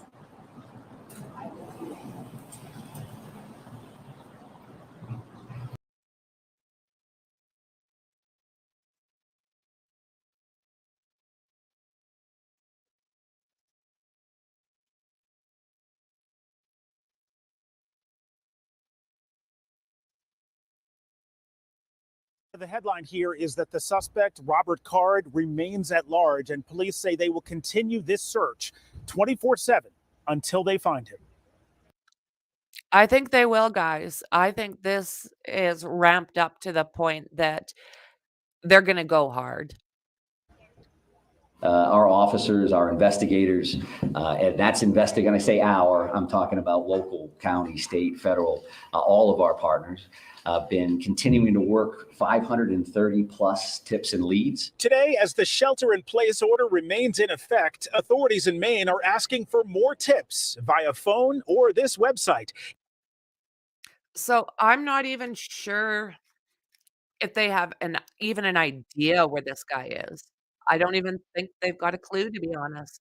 FBI.gov/Lewiston tips as the manhunt for mass shooting suspect Robert Card continues. At a press conference this morning, authorities said their search efforts are taking them to the Androscoggin River, where Card's vehicle was found after the shooting. The search will take place from the air and in the water with divers and boats. They could be dragging a diver behind them, literally, while that diver is checking for evidence, checking for potential bodies. And I would also say that while this is going to look like a major focus today with a lot of people, we have a lot of other irons in the fire. So yeah, that is a very good shot of the area because they are JLR, I do believe, is back here somewhere. He's close. He's as close as they can get. So I'm not saying that the suspect, we know the suspect is in the water and this is what we're doing. What I'm telling you is you're going to see a lot of activity.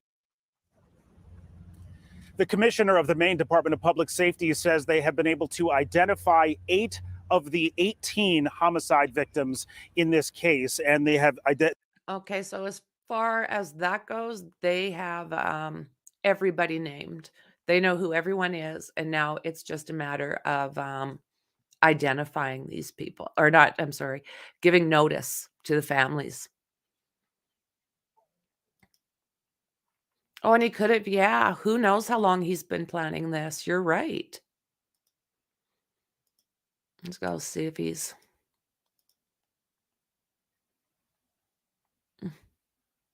Do you think the authorities have vetted law enforcement enough? What do you think of this? Yeah, that would be great. All right, let me know. The presser is at 5 p.m., folks. Oh, they did? I'm ready for the number, sir. This is a depot of information. So if you have, stuff that you want to share it. We can dissect it, follow up on it.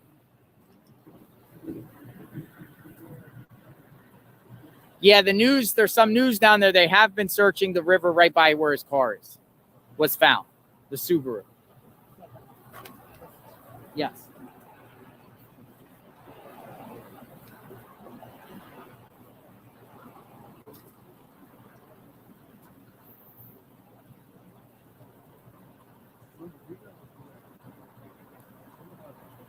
Did he have 2 cars? Some people, there's been reports I've seen people speculating whether Card placed the Subaru there as a red herring or as a diversion. Have you heard those type of theories too? That the Subaru was planted there? Then he did what he did and went another direction. I've heard that, yep. How about you guys? Have you guys heard about that possible theory? I would like a reporter to ask authorities, can you confirm with 100% certainty that after the shootings happened, drove the car down to where the car was found? After the shootings happened. Because people do say the car there was to throw people off. Or maybe he did drive there afterward, but threw the car there and went another direction. I don't know. People are talking about a bike, like some sort of bike, like maybe a motorcycle or a bike tracks near the vehicle. Have you heard that? I'm seeing reports. Yeah, absolutely. Absolutely. I'm seeing reports of it. DLR's hanging out right in front of a subway. We're here to figure this all out, folks.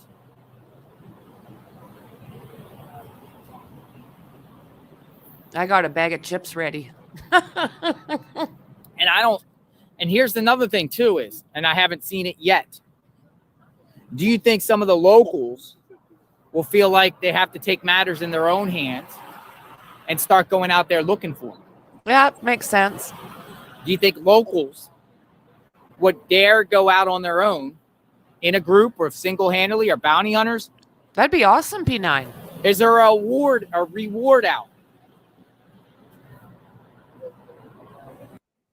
Locals around there saying, hey, I'll go out there.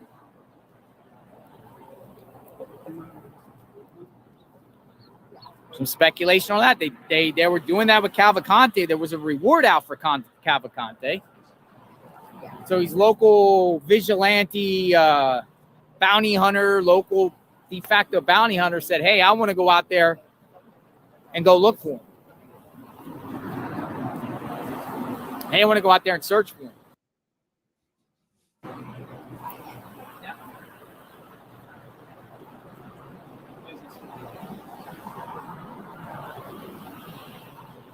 Well, I do think the reward motivates people when he talks, right? If you know there's a reward out, people sometimes that brings them to action. You know, people have financial troubles or whatnot. Some people just do it out of the kindness of their hearts. Some people want to help because they feel like they have to. It's their duty to do it.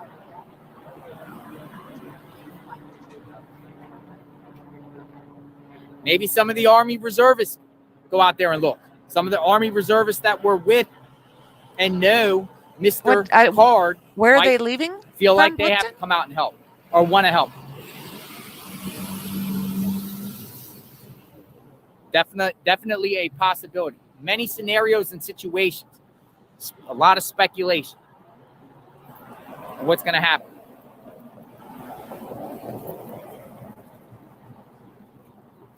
A lot of speculation. Yep. That is.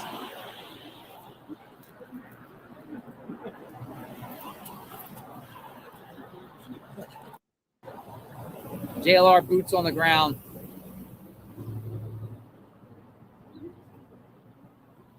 This is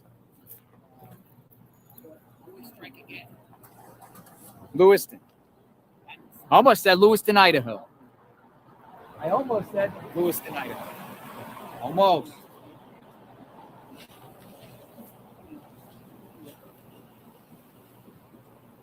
Almost said Lewiston, Idaho. JLR investigates.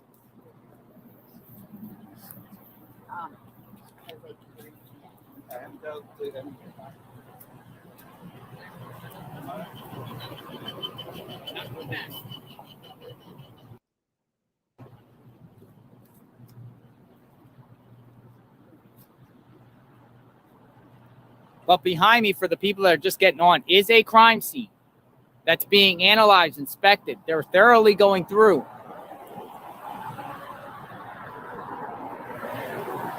The spot behind me, the bowling alley. Just in time. Just in time recreation.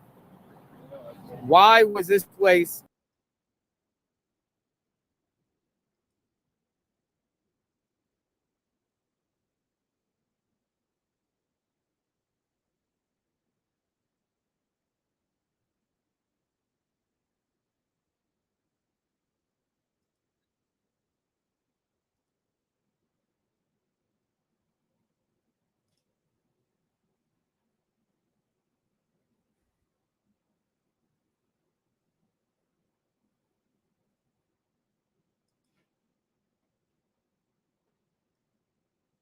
with this investigation?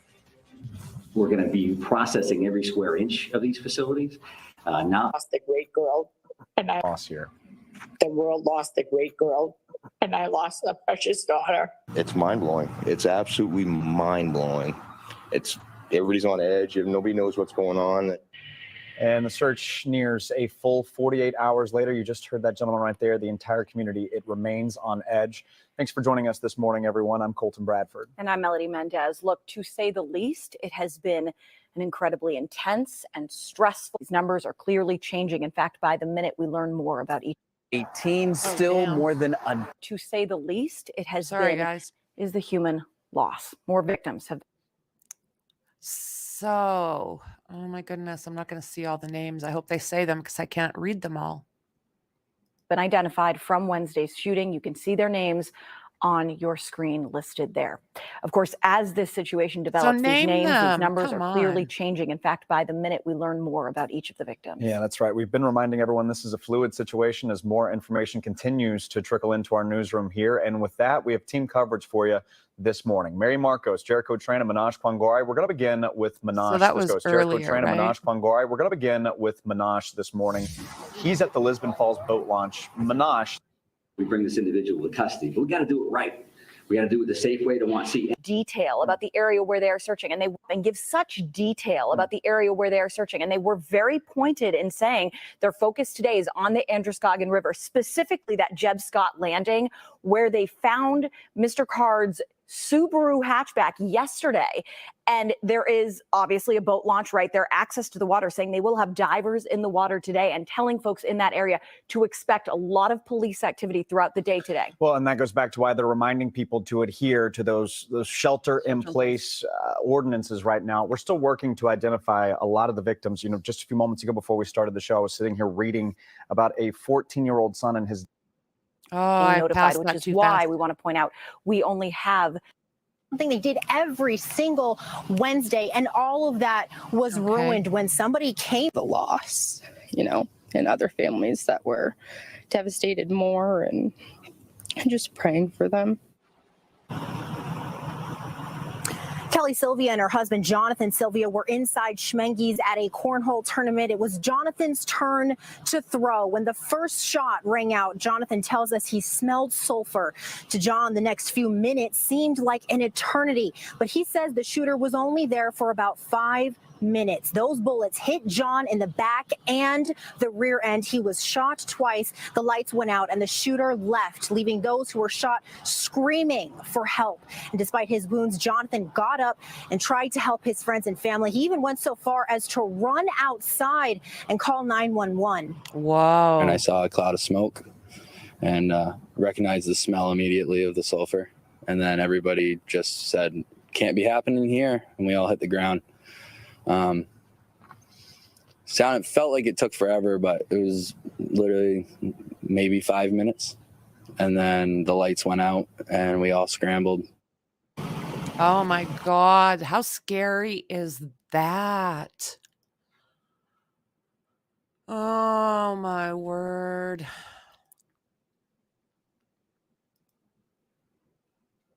Heartbreaking. Let's see here. Are we learning anything else here?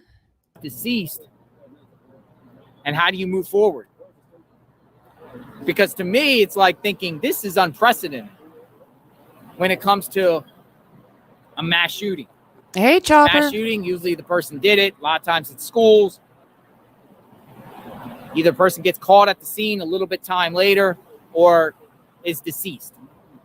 This particular case is 48 hours almost. We're approaching 48 hours and this guy's gone.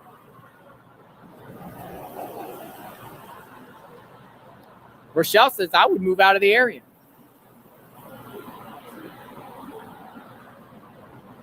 This is outside the bowling alley. Yes, I am outside the bowling alley. They won't let you go past this location for now. But I'm just kind of monitoring and seeing who's going in. Good question. Trying to get some thoughts from you guys. We're going to go to different locations. This is not the only location.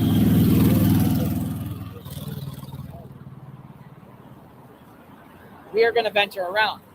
A lot of times also, they don't catch him. I suspect law enforcement somewhere will start launching off search warrants early in the morning tomorrow after doing more homework, getting more intel, getting more information. We'll try to follow it. I heard there's a scanner, but sometimes they put the scanner on private. Have you guys saw that and heard that too? If he was in the river, he'd be floating. It's great question. Great theory. If he was in the river, he'd be floating. Wouldn't you think they would find a floating body on the river? One would think so. I can say they're out there on the river. Unless he got caught on some undercurrent. Is there undercurrent? How strong is the current? They were actually talking about the dam controls the water flow in that particular area. And he was talking about a certain cubic feet of water, and they were going to slow the flow to make it lower, give him more opportunity to look in that mud and muck. Be nice, be nice. I certainly hope they wouldn't go in this position to say they found somebody, but don't show they found somebody and just go with the assumption, you know, that no one will question if they found somebody and then just say he's deceased and move on. Hope they don't do that. I just heard lots. Again, we're just throwing out speculations. What about the ski boat and his boat? Somebody said there was reports out there that were saying that his boat is unaccountable for. Like, where's the boat? Where's That's the what I've Sea-Doo? heard too.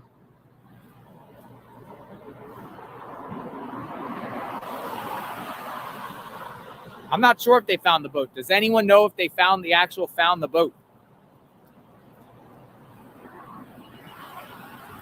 Jim Bond says he's in the woods.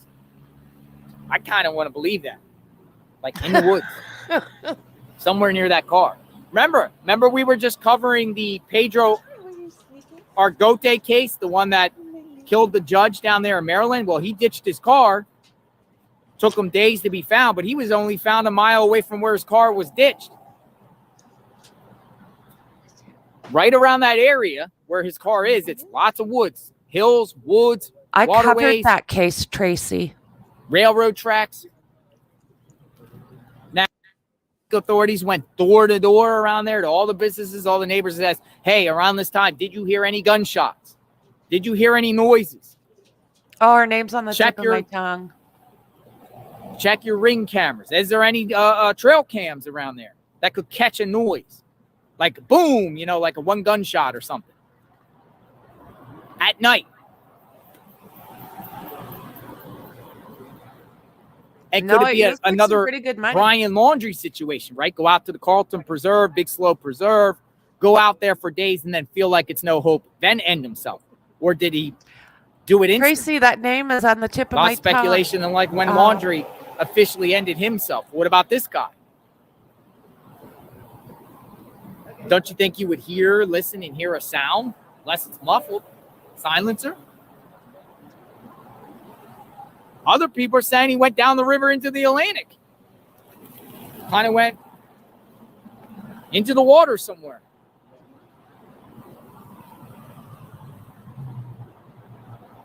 We were also saying that. Yes. So, who Thank you. knows?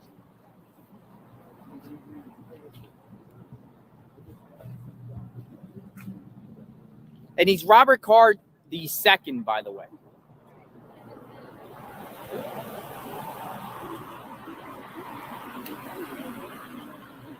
Androscoggin River.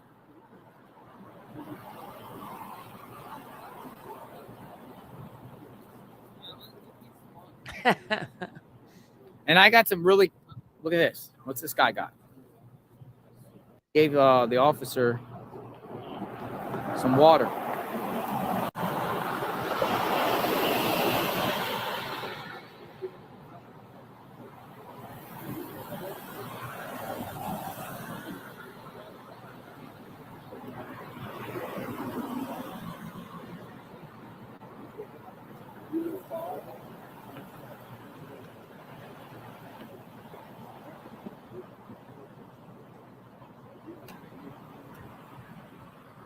Chopper, we're not going to really do that here.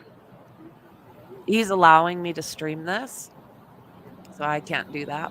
We just gave him a bunch of water. Look. I know, right, Tracy?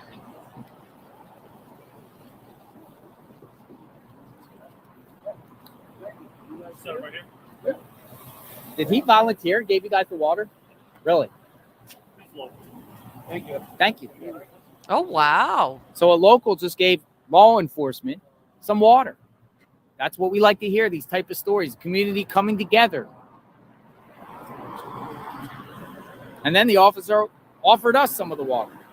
Isn't that nice? Yeah. That was really nice. A local went over there and just offered. That's what it's about, community coming together. We like to see these type of human trends and these type of traffic. Community comes together. Gave them water.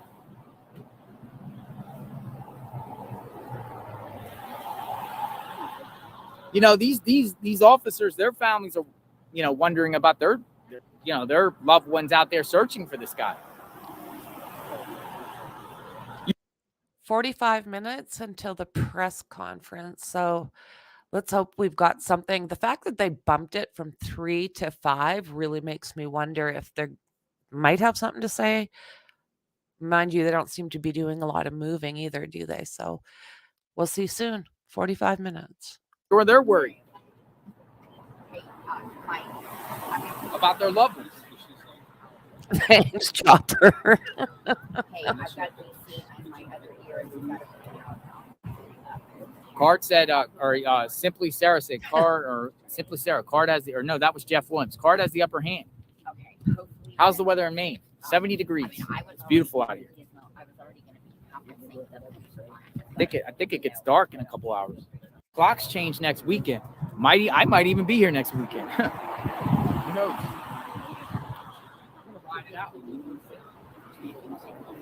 We're going to cover this case as long as it takes. We're going to cover this case as long as it takes. How close is it to the Canadian border? The closest part of the Canadian border, I don't know. Let me just put this in maps. I'll give you that answer. How far? I think I saw something like 125 miles to the closest Canadian border, but let me just put in some Google map. Closest part of the Canadian border. We'll just say I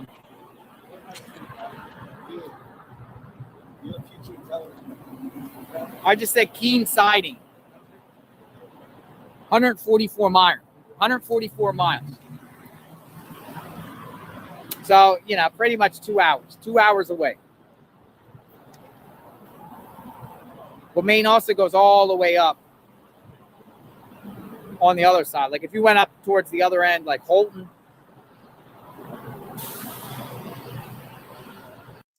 So yeah, I don't just stream without permission. If I'm going to use somebody's content, I will absolutely ask first. And he always gets back to me like boom and says yes. And so you know what I mean. So yeah, I've got that going. And when you've got one person literally out of like a whole bunch of people that can do this for you, I appreciate it because I'm Canadian. I can't get there. And you know what? I kind of like being able to be right there just to see what's happening. I mean, not a lot happening there right now. And I'm not finding any more feed from the boat ramp. So this is kind of what we have. Doesn't seem to be, well, there was days with Cavalcanti that it stood still too, right? That everything was really quiet. But, whoa.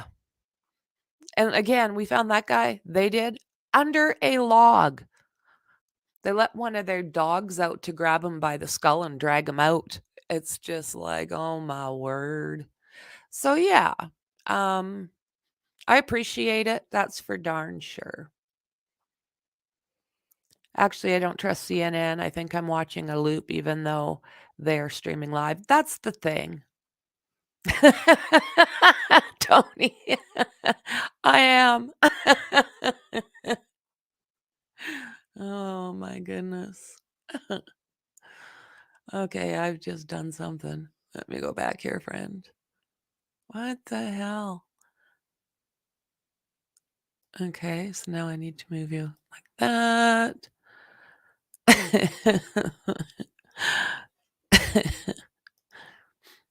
Okay. Coming in now. Let's see what this is. And we'll talk more.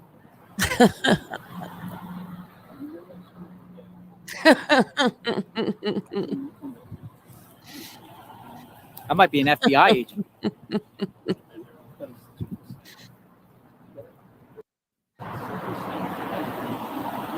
Yeah. I think that's FBI. In the Grand Cherokee there.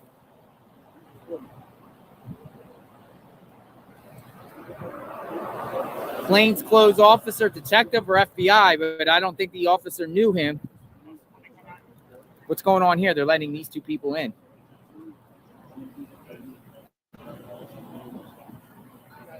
Well, I've been thinking about that pretty steady.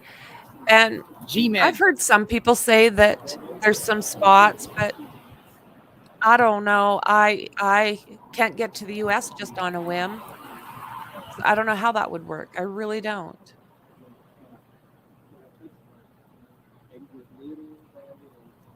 Yeah, while we're doing this, I'm looking to see if there's anything else happening with this, and really there's not even a lot of updates. So 40 minutes until our update from the cops. Yeah, and even like I'm constantly looking and refreshing and not a lot. CNN. Law enforcement. And they're not my favorite, personally.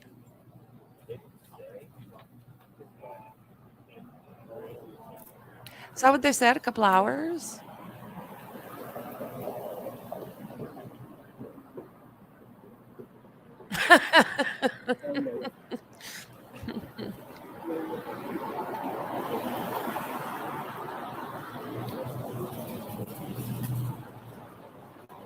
We're waiting to see what happens here, folks. JLR investigates. Come on in. I think you're right. I think it's like 150 to 200 miles, right around there. Share this video out to all the locals so you know what's going on in your community. Good Lord. Lordy, Lordy. So you know what's going on in your community.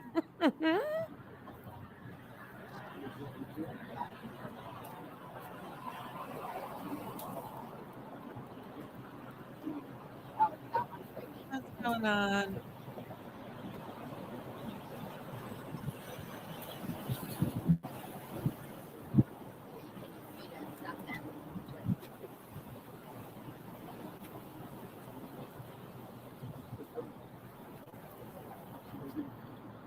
We haven't heard any motives yet, actual motives.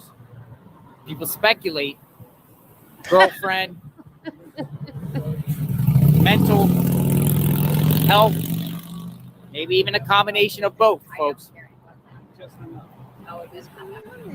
Maybe a combination of both.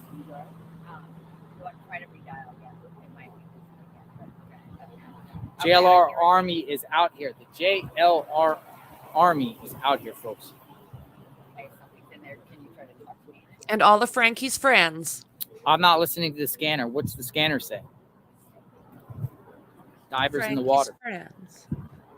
Right? Lizzie? Lizzie's one of my friends.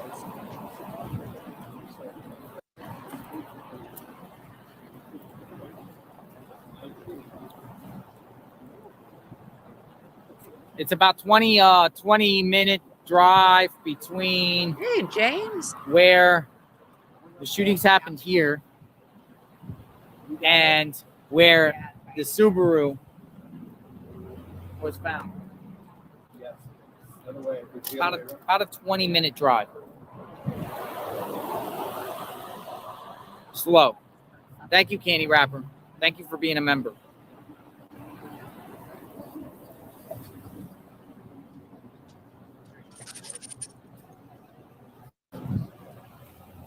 Come on in, everyone. JLR investigates. Share this video out. If you're new to the channel, welcome. We are boots on the ground. We're at the crime scene, the tragedy that occurred in Lewiston, Maine. Trying to figure out how this happened, why this happened, and covering the manhunt for 40-year-old. Yep. 40. Robert Card, who's still wanted. He's missing. He's AWOL. Hiding. Is he still alive? Is he not alive? Did he manage to escape where they think he could be? What's going on? So we've been at multiple locations thus far. We will be going to more. We'll be out here all weekend at least, hoping for a quick resolution on the matter. Is he out there? The news gives me hives these days. In a cabin somewhere. You know, one thing I found interesting is I haven't heard any law enforcement specifically said, hey, check your outhouses, your sheds, your barns, any outdoor structures. I haven't heard them say that like they did with Cavalcante, or, you know, we covered They're Summer looking for Wells Robert channel, Card, like the and sheriff he's the said one on that did the particular I haven't shooting. really heard it. Could he be in someone's barn, Different shed? locations, 18 people unalived. Or is he in the river? Tweedledee, thank you for the support, Tweedledee. Yeah, I think Yeah, they've it's going kind to of get cold settled this on weekend. We're talking 18. about 40s, folks. But we're going to be out here if But it's yeah, not cold. it's been bouncing around. It really has 16 to 22 Press is what conference coming I've on heard. in an hour and a half. But there was, I know of a 14-year-old, and somebody's saying, You know, where is this card guy? like a child. His name's Robert Card. In a minute, we're going to record and do some stuff. Yeah. Okay, now Very, very me the well thumbs up. trained. But you can still do your thing. Oh, yeah, I'm just It's a male. because I don't know. Sometimes they get all like, "Oh, this Is she going to go with 10 minutes? He, any minute. The 5 o'clock report? Or just No. like a report? We're doing reports and tags. Gotcha. No, this is live. Yeah, no problem. And then we do like JLR's, and he's there. JLR. J-Long? JLR, like the name. Oh, JLR. Gotta check out the videos later. Yeah. Thank you, Jose. Thanks, Tracy. Thank you for that. So they're going to do a live report next door to me. So when they do their live segment, I'm just going to lower my voice, give them the respect so they can do their report. We've been out here. There's a couple other media outlets out here. Look at this. What's this? Maine authorities. More people here. Oh, look at this. Look at this. So there is a little Green bit of camouflage. movement. What's going on here, Here, people? more vehicles are going in. It's not crucial right now, but I'm going to make sure you get good. Oh, there it is. Carlos, double. Trying to get away. Yeah. So just give us a second. All right, so, You just say, and we'll call you. Well, we're not sure. There's a little bit being said that it had something to do with an ex-girlfriend. And then they're talking about him being institutionalized for a couple of weeks not long ago for some kind of mental break or mental issue. Thanks, Tony. That's where I was planted. You know, I would have picked a private island, but nah.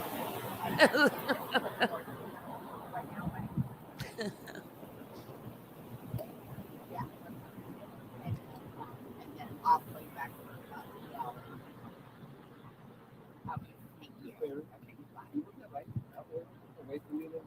So yeah, that truck just pulled in.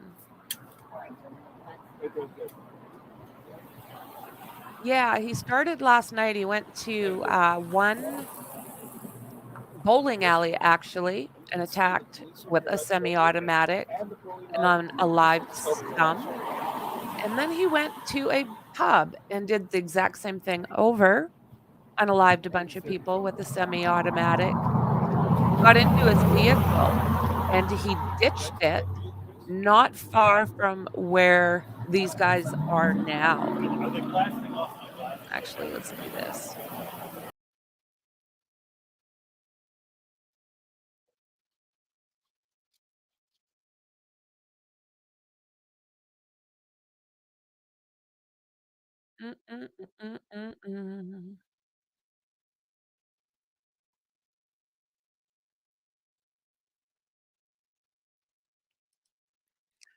Okay, so JLR is here.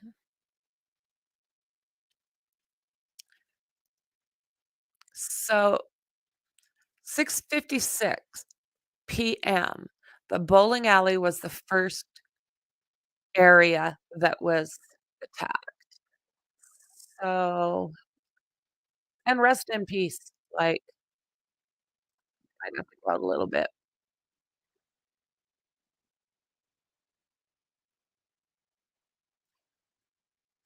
So he then went to, I don't know how to say this yet, Shemengi's Bar and Grill. This is the site of the second, which was 10 minutes later.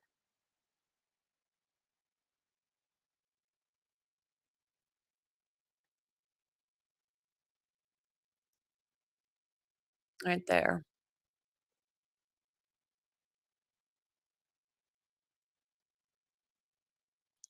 And then they found his vehicle right over here, the boat ramp.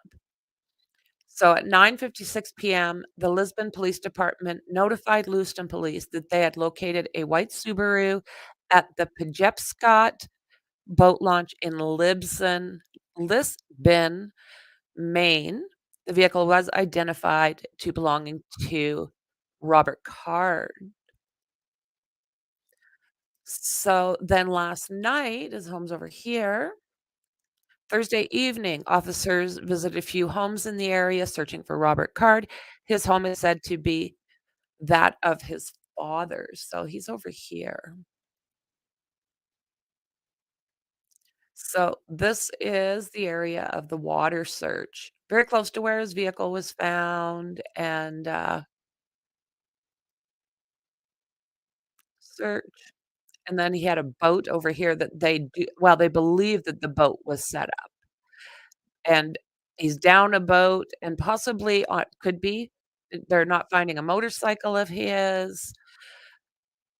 I mean, it's just kind of all over the place. And then JLR. You say he's not far at all. He's about as close as you can get. Everything's cut off, right?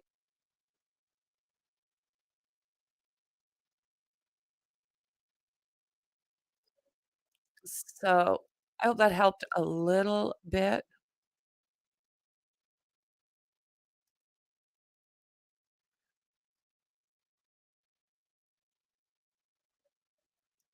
Okay.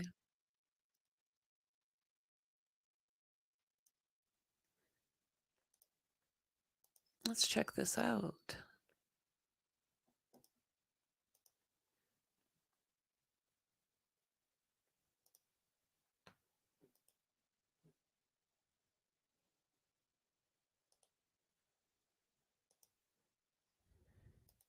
Right now, a manhunt is underway for the person who shot and killed at least 18 people and hurt 13 others at 2 separate locations in Maine. Authorities have identified 40-year-old Robert Card as a suspect in the shootings. He is considered armed and dangerous. Welcome to The Four. I'm Marcella Lee. And I'm Jesse Pagan. Carlo and Heather have the day off. The shooting happened at a restaurant and bowling alley in Lewis.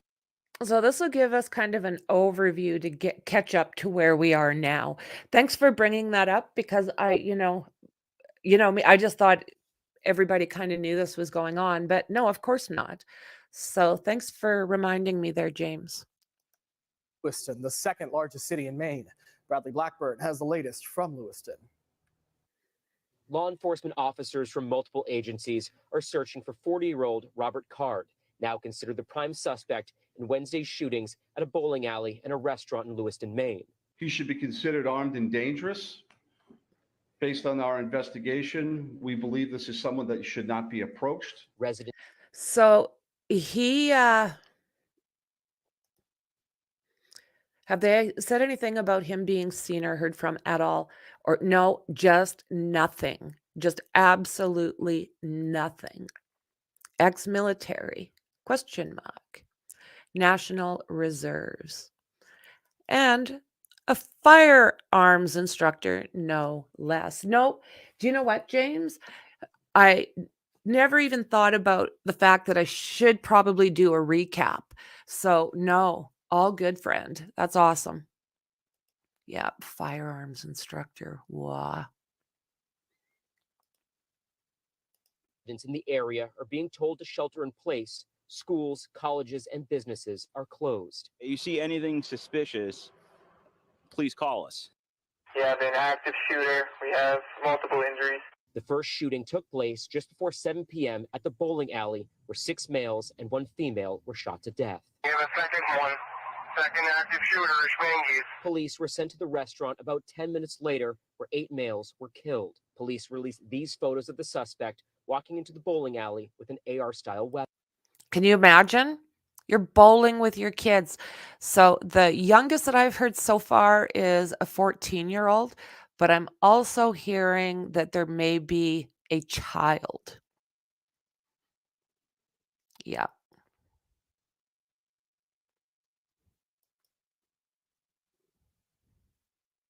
Yeah, allegedly a long time of mental illness.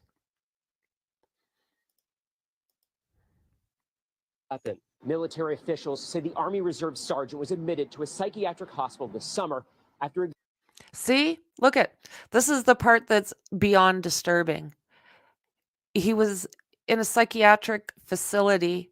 They all knew how well trained this guy is, and still they let him have his gun still. Exhibiting erratic behavior and threatening to kill fellow soldiers. Investigators recovered this car registered to Card, abandoned near a boat launch in a nearby town. He also owns a boat and a motorcycle. Police say heavily wooded terrain is complicating their search. This is a dark day for Maine. This attack strikes at the very heart of who we are and the values we hold dear for this precious place we call home. So far, the shooter's motive is unknown. Mike Sullivan, CBS News, Lewiston, Maine. Police say the suspect had several weapons, described as an expert marksman and avid outdoorsman. A children's league was underway at the bowling alley when the shooter opened fire. So far, it is not known whether any children were killed. So there's that. Right? Like, oh my God. Hoofda.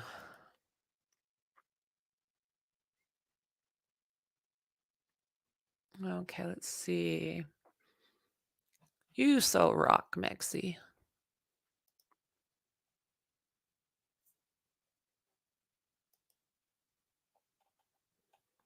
Night out in Lewiston turns deadly for a group of, are you kidding me? They're not letting me in there. It says no. Okay. So let's see. One victim was widely recognized as a sign language interpreter for the state briefing during the coronavirus pandemic. Oh, Lordy. Lordy, Lordy. Okay, so for some reason, I'm going to look for this. I'll hook you up over here for a few more minutes. And I got some searching to do.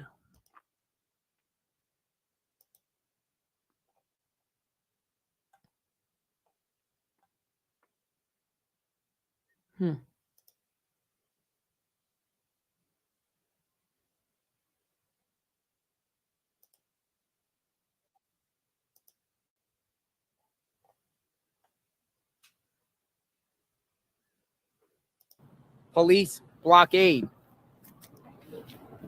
It does remind me of the Cavalcante time. And, you know, later on, I'm going to dissect and show you guys video footage. What I got since I've been out here.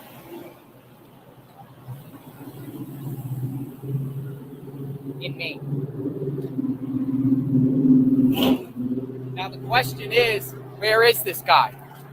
Where is Robert Card? Military trained, still out on the loose.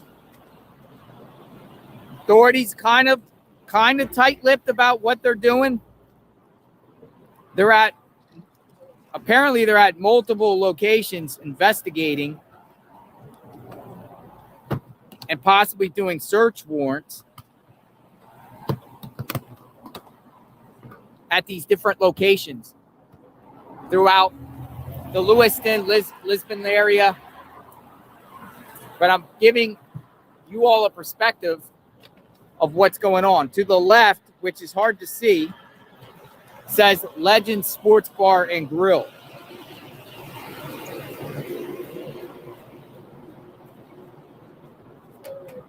But I don't know if they're going to have a sense of normalcy here because they got roads blocked off, different areas in Lewiston. I don't know when they're going to come with a sense of urgent or normalcy if this dude isn't found. If he's not found, where is he?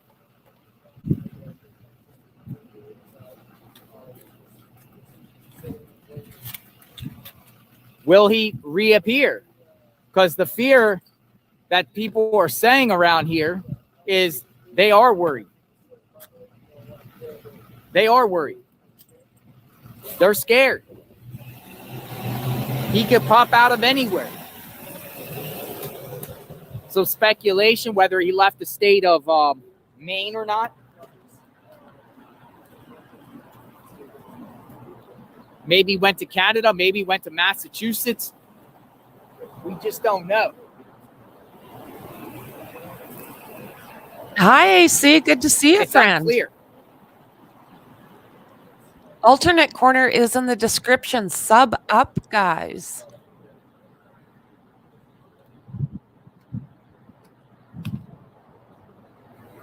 Now, this time, he's still out on the loose.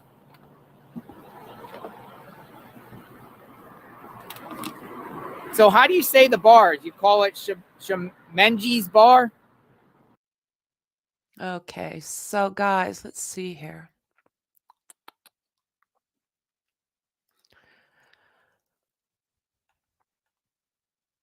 Josh Seal and Brian McFarland reveled in their Wednesday night outings at Shmengi's Bar and Grill in Lewiston, playing on a cornhole team. Please tell me what that is, because that does not sound good.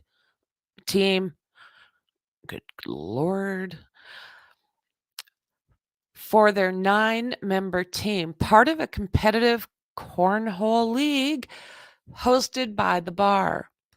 I don't even feel right saying that. The weekly matches were a rare and treasured chance to socialize with other deaf adults. Oh my God. On Wednesday evening, not long after gathering with their team, Mr. Seal and Mr. McFarland were among those fatally shot by the rampaging gunmen. Some of them were really passionate about the competition, but really it was an opportunity for deaf folk to hang out together apart from the hearing world, said Mr. Seal's wife, Elizabeth Seal, who is also deaf and signed through an interpreter to be together and communicate with your people in your language. It's priceless. 2 other members of the, I can't say it, so of the team died. Miss Seal said that their deaths, oh my word, have not been publicly confirmed by relatives or the police. 2 others were injured in the shooting but survived, while 3 escaped uninjured. Oh my word. Mr. Seal, 36, worked as an American Sign Language interpreter with the Pine Tree Society, a nonprofit that supports Maine residents with disabilities. During the coronavirus pandemic, he became a recognizable figure in the state as he signed at daily briefings by Dr. Nirav Shah, who was then Maine's Director of Disease Control and Prevention. Oh, wow. Behind the scenes, his wife said Mr. Seal worked in recent years to establish a summer program for deaf children in Maine called Camp Dirigo, giving them a chance to spend time with other children like themselves without traveling far from their families.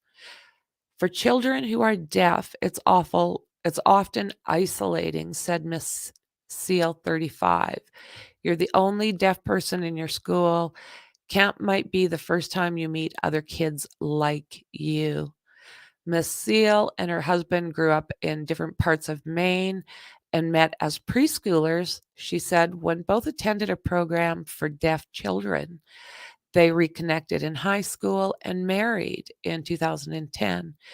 Their 4 children are 12, 9, 6, and 3. He was my best friend and my soulmate, my other half, Miss Seal said in an interview at her home in Lisbon Falls, 10 miles east of Lewiston, on Thursday night, as her children played and ate takeout pizza in the next room. It feels surreal. It feels like a nightmare I'm waiting to wake up from. She said she hopes the camp and her husband started will be one of his legacies, benefiting their children and others. I hope it will continue, she said. In fact, I'm going to make sure of it. Oh, man, that's heartbreaking. What is going on here? How heartbreaking is that? Ugh. Like, why would you go into a place with kids? Lordy, lordy. So let's see how far we are from just under 15 minutes, and the officials will be giving their update. What's he saying over here? This is the closest you can get to the bowling alley. Multiple people deceased from there.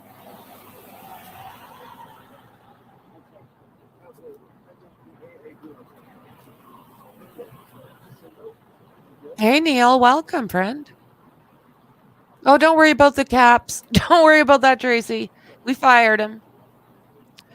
Oh, my goodness. Maine, 18, rest in peace. Yeah.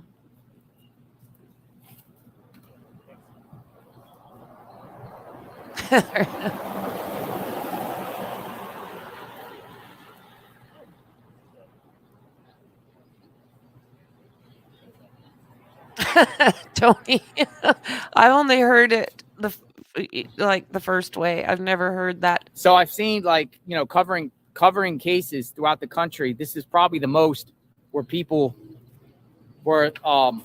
media has been covering for a long, long time.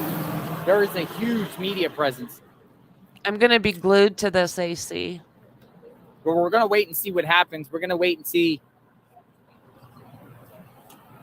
where this takes us, right? It might take us into Massachusetts. It might take us into another town. Thanks, I'm going to be Maxie. out here for days, folks. We don't know where this is going to go.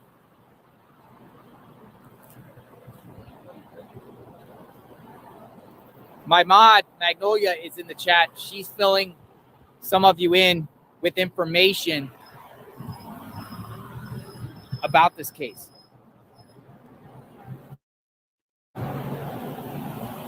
Temperature, it's warm out here today. Warm out here today.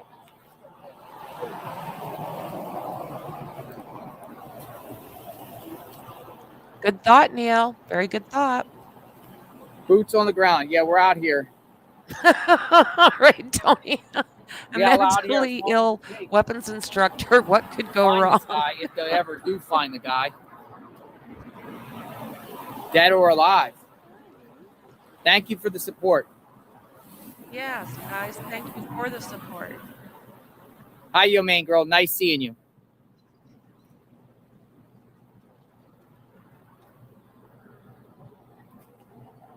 So there's another YouTube creator out here that I don't know if yo, main girl has footage.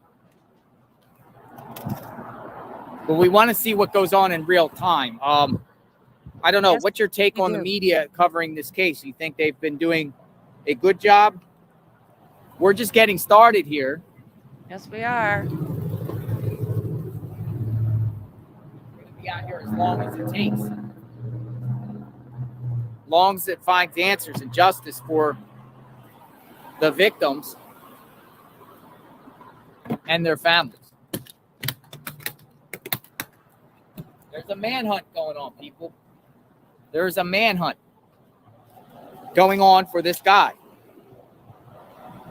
And authorities said at the press conference today, you know, there's things that they can tell us and things that they can't tell us. More of an investigative tactical aspect.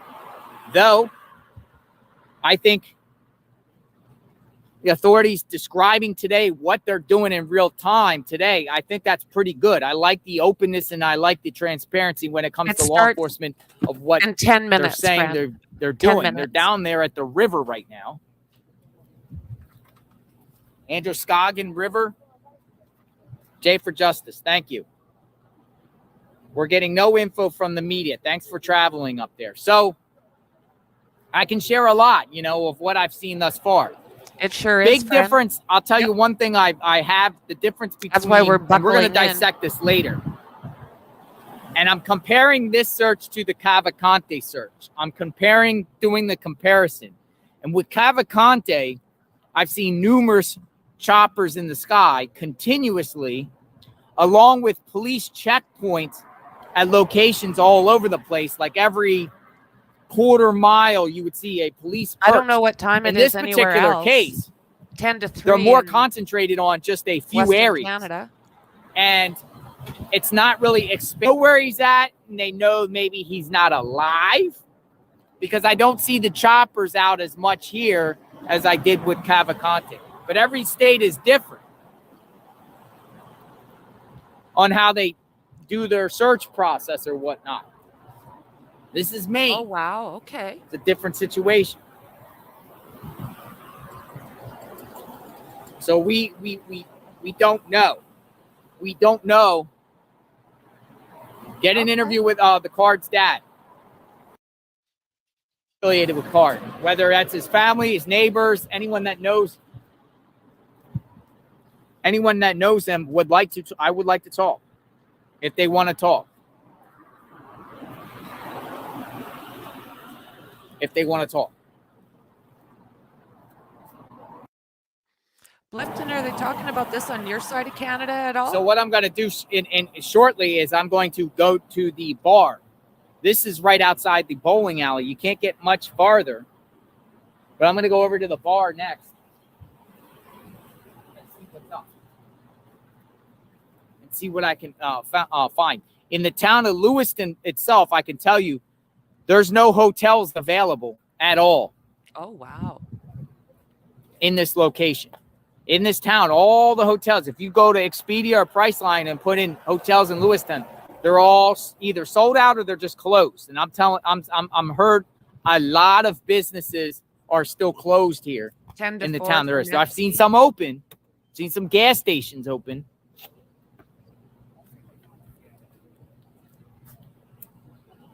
But a lot of businesses are closed, and hotels are hard to get. Friday night, what's going to happen? Will he pop up? Will he come back out? I don't know. No one knows. Is he still alive? No one knows. So CBS News has some reports out saying, who is Robert Card? Confirmed details on Maine shooting suspect.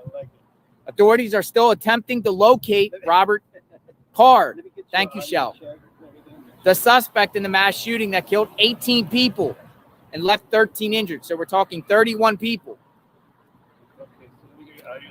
At 2 locations in Lewiston. And I'm at one of the locations right now, the bowling alley. We're outside the bowling alley. You can't go much farther than that. You can't go any farther than this. Card was initially considered a person of interest, but now officials have since confirmed they view him as a suspect. He fled in the aftermath of the shootings, and authorities have launched a manhunt with at least 80 FBI agents. And I've seen ATF, FBI. I also heard that Borak is here. Borak is part of that. There's been reports that Borak, I haven't personally seen them, but there's people are saying Borak is still here with those dogs, right? The people that caught Cavalcante are out here too. So right now with Card, right now there is an arrest warrant out for 8 counts of murder. And it will it's supposed to increase. Thank you, Evil Exist. Thank you for the support. It's supposed to increase as they keep people ask why 8 when there's 18. Well, they have to identify the bodies. They have to formally identify. Once they identify the bodies, then the murder counts keep going up. Okay. So far, charged with 8 folks. He's 40 years old. He's from Bowdoin. Bowdoin, Bowdoin, Maine. Now he's 5'11", 230 pounds. He's been outside in the elements, maybe he's indoors somewhere.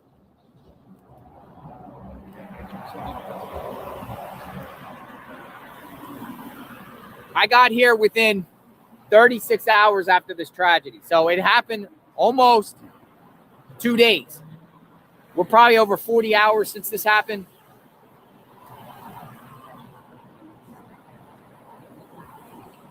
He is a military reservist, has a history of mental health issues. He should be considered armed and dangerous. The police department in Lewiston, which is about 35 miles north of Portland,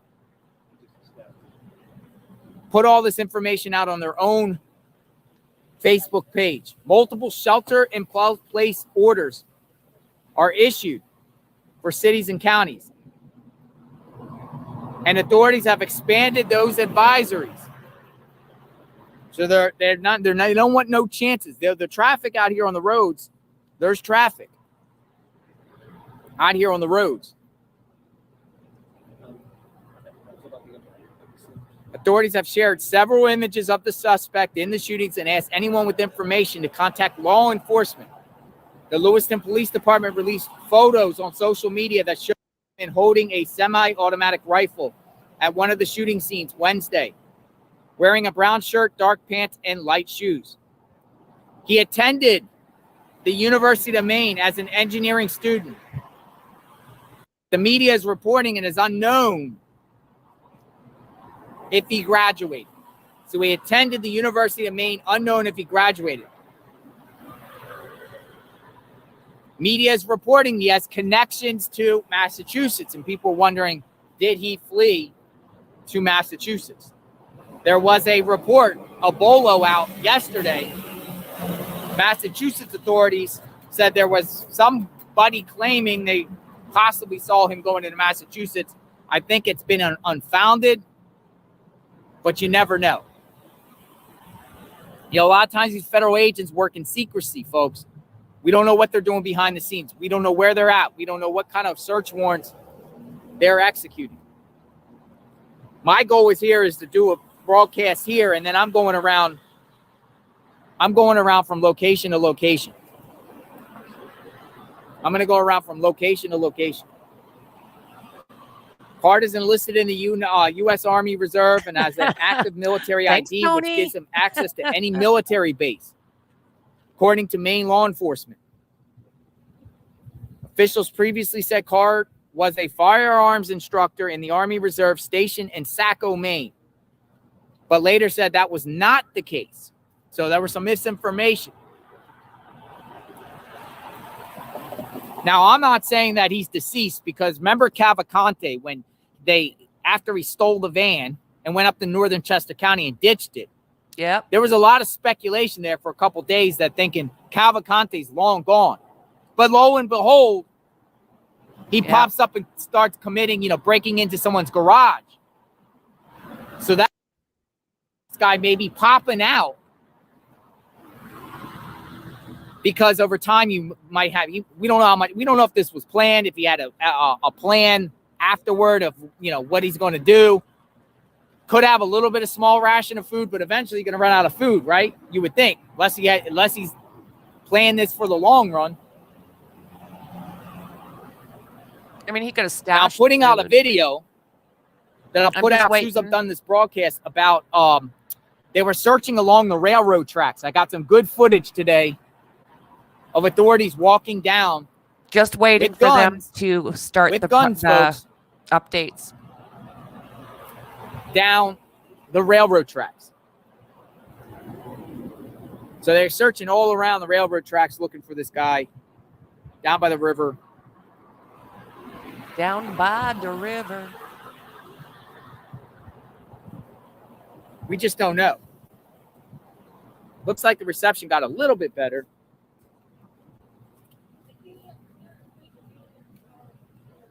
Just waiting. Yeah, for we them to can't start. compare cases, one case to another case. We just can't compare. We just don't know.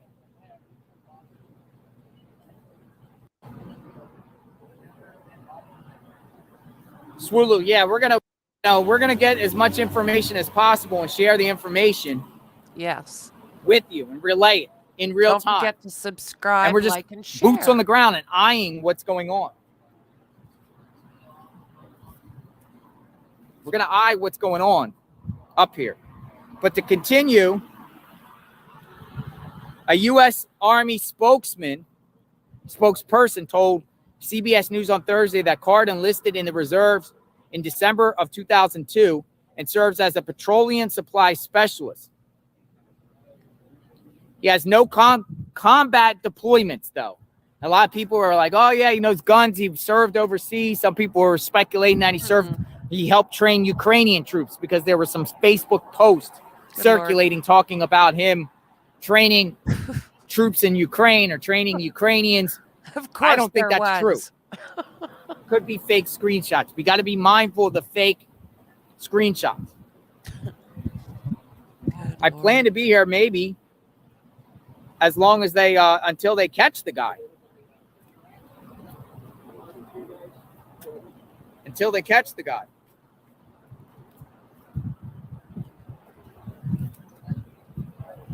But share this video out. We're gonna keep eyes on the ground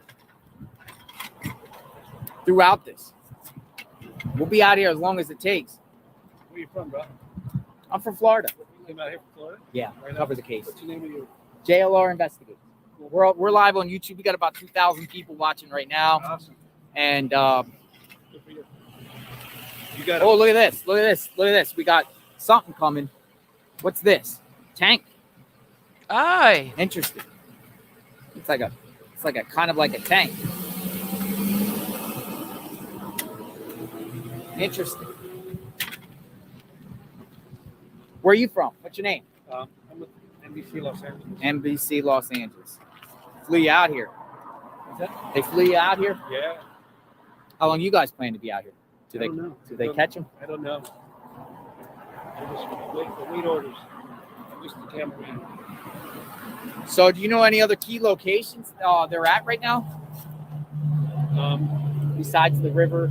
Well, they were at that farm down near Lisbon for a while. Yeah. Yeah. Someone heard a gunshot. That could have been somebody jumping at shadows. I heard that. Now, do you know where that farm is? Is that on the It's real close to the dock. Okay. In Lisbon, and it's Green Park Farms or something. Green Park Farms? Let me see. I searched. Yeah. Because I was hearing rumors about a possible gunshot this morning too. Yeah, but someone at the farm thought they heard a gunshot. Yeah. Springworks Farm. Springworks Farm. Springworks There was Farm. somebody who was working there, heard a gunshot, called the police. Police mobilized. It could have been anything though. People are jumping in shadows here, so Yeah. Could have not. Could have been someone's car muffler. Yeah. Backfiring. But people are an edge, I guess. I haven't heard a car backfire for a long time. That was a Bearcat. Thank you, Gloria. Thank you, Bearcat. So Bearcat said state police. This came in, and there's been police coming and going from here. A He's bunch of turning people around. waiting for this update, not just me. Like, holy crap, guys. You're 3 minutes late.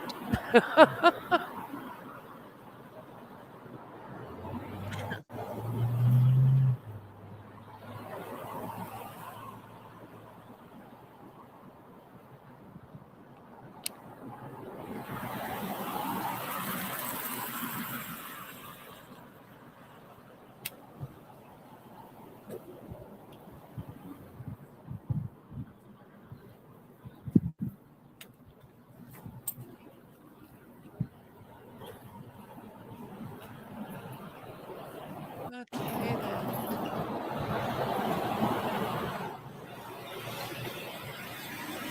We're just going to wait to see what happens here for a little bit, folks. Thanks for coming in. JLR Investigates. Boots on the ground. Boots on the ground in Lewiston, Maine. Maine. There's just one officer here thus far That's right now. Beautiful area. We don't know how far this is going to go, what's going to happen. So the guy next to me was from NBC Los Angeles.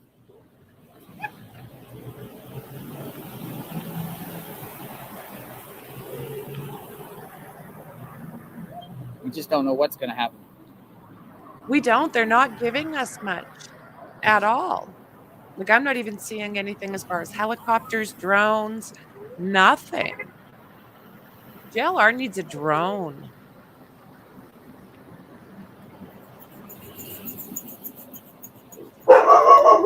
Okay, Jazzy says hi.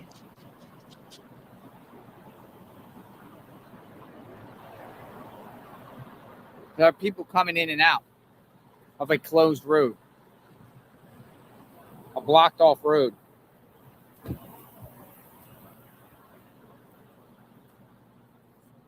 We're going to do a wait and see approach.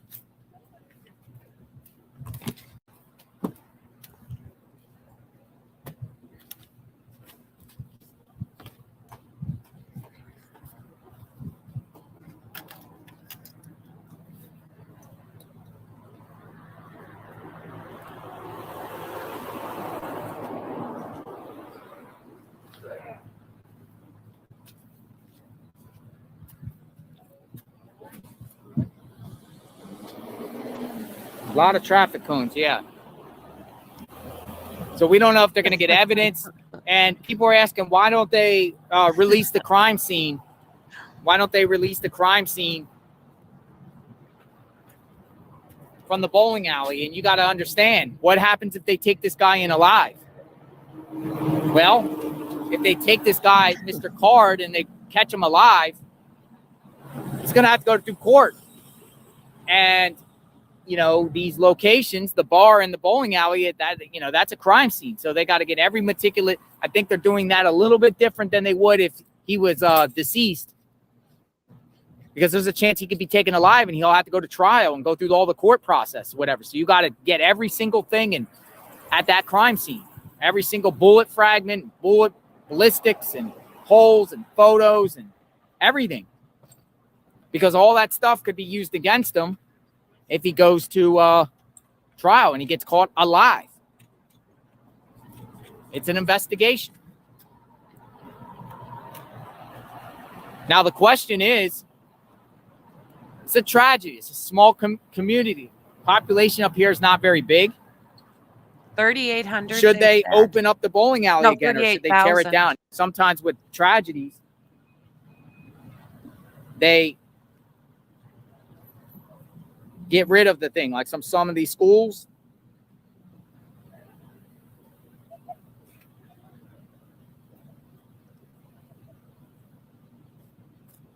$36,000, folks.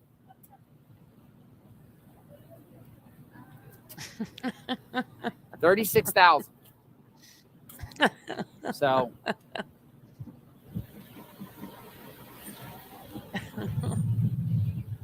what do you think? Here we got a vehicle here. It says Maryland State Evidence Response Team.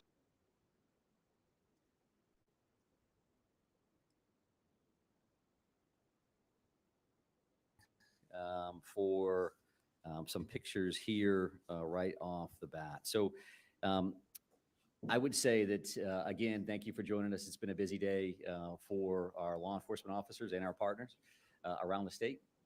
I'm going to give some updates from what we found, but the real primary reason I wanted to bring you back in today was we wanted to really identify the victims and show their pictures.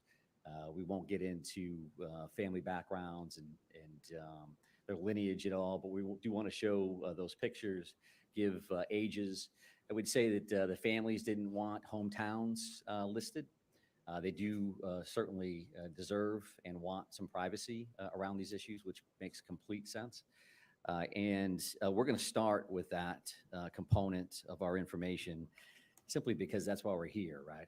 This is about the victims. That's why we do what we do, and that's why we're striving so hard, and that's why you're here, because you care about them as well. So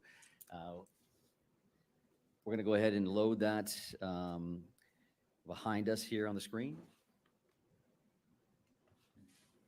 And I think Shannon Moss can also put that information out following this. Some specifics here, I would just like to note that the families actually approved these photos, sent these photos in to us.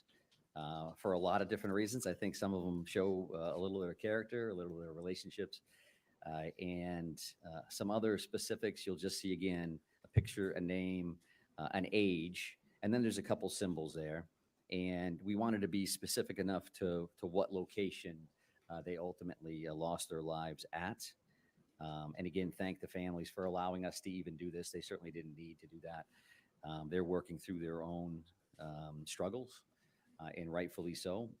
So I'm going to start with this and then ask for just a moment of silence before we continue on to our next agenda item. But that top left, as you see it, and that is Ronald G. Morin, 55. And I won't read the venues. You can put that all together yourself. Peyton Brewer Ross, 40 years of age. Joshua A. Seal, 36 years of age. 4. Brian M. McFarland, 41 years of age. Joseph Lawrence Walker, 57. Arthur Fred Strout, 42. Max A. Hathaway, 35. Stephen M. Vozella, 45. Thomas Ryan Conrad, 34. Michael R. Deloria, II, 51. Jason Adam Walker, 51. Tricia C. Asselin, 53. William A. Young, 44. Aaron Young, 14, his son. Robert E. Violet, 76, and his wife, Lucille M. Violet, 73. William Frank Brackett, 48 years of age. Keith D. McNair, 64. Just have a moment of silence. Thank you.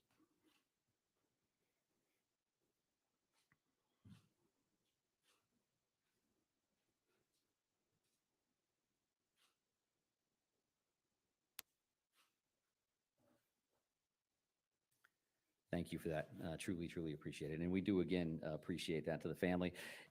They did give us those photos. I did not, however, have any of the family members pronounce any of those last names. So certainly no disrespect intended if in any way screwed up the pronunciation. So to move on, I would also like to address the numbers of the victims that I confirmed earlier today with the number 8. And I will tell you that's miscommunication on my part. I was wrong.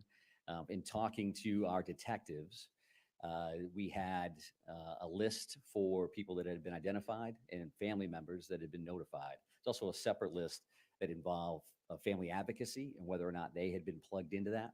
So the reality here is that all 18 of those victims, everybody that we listed here today, everybody has been identified and their families have been notified. So we were in contact with them.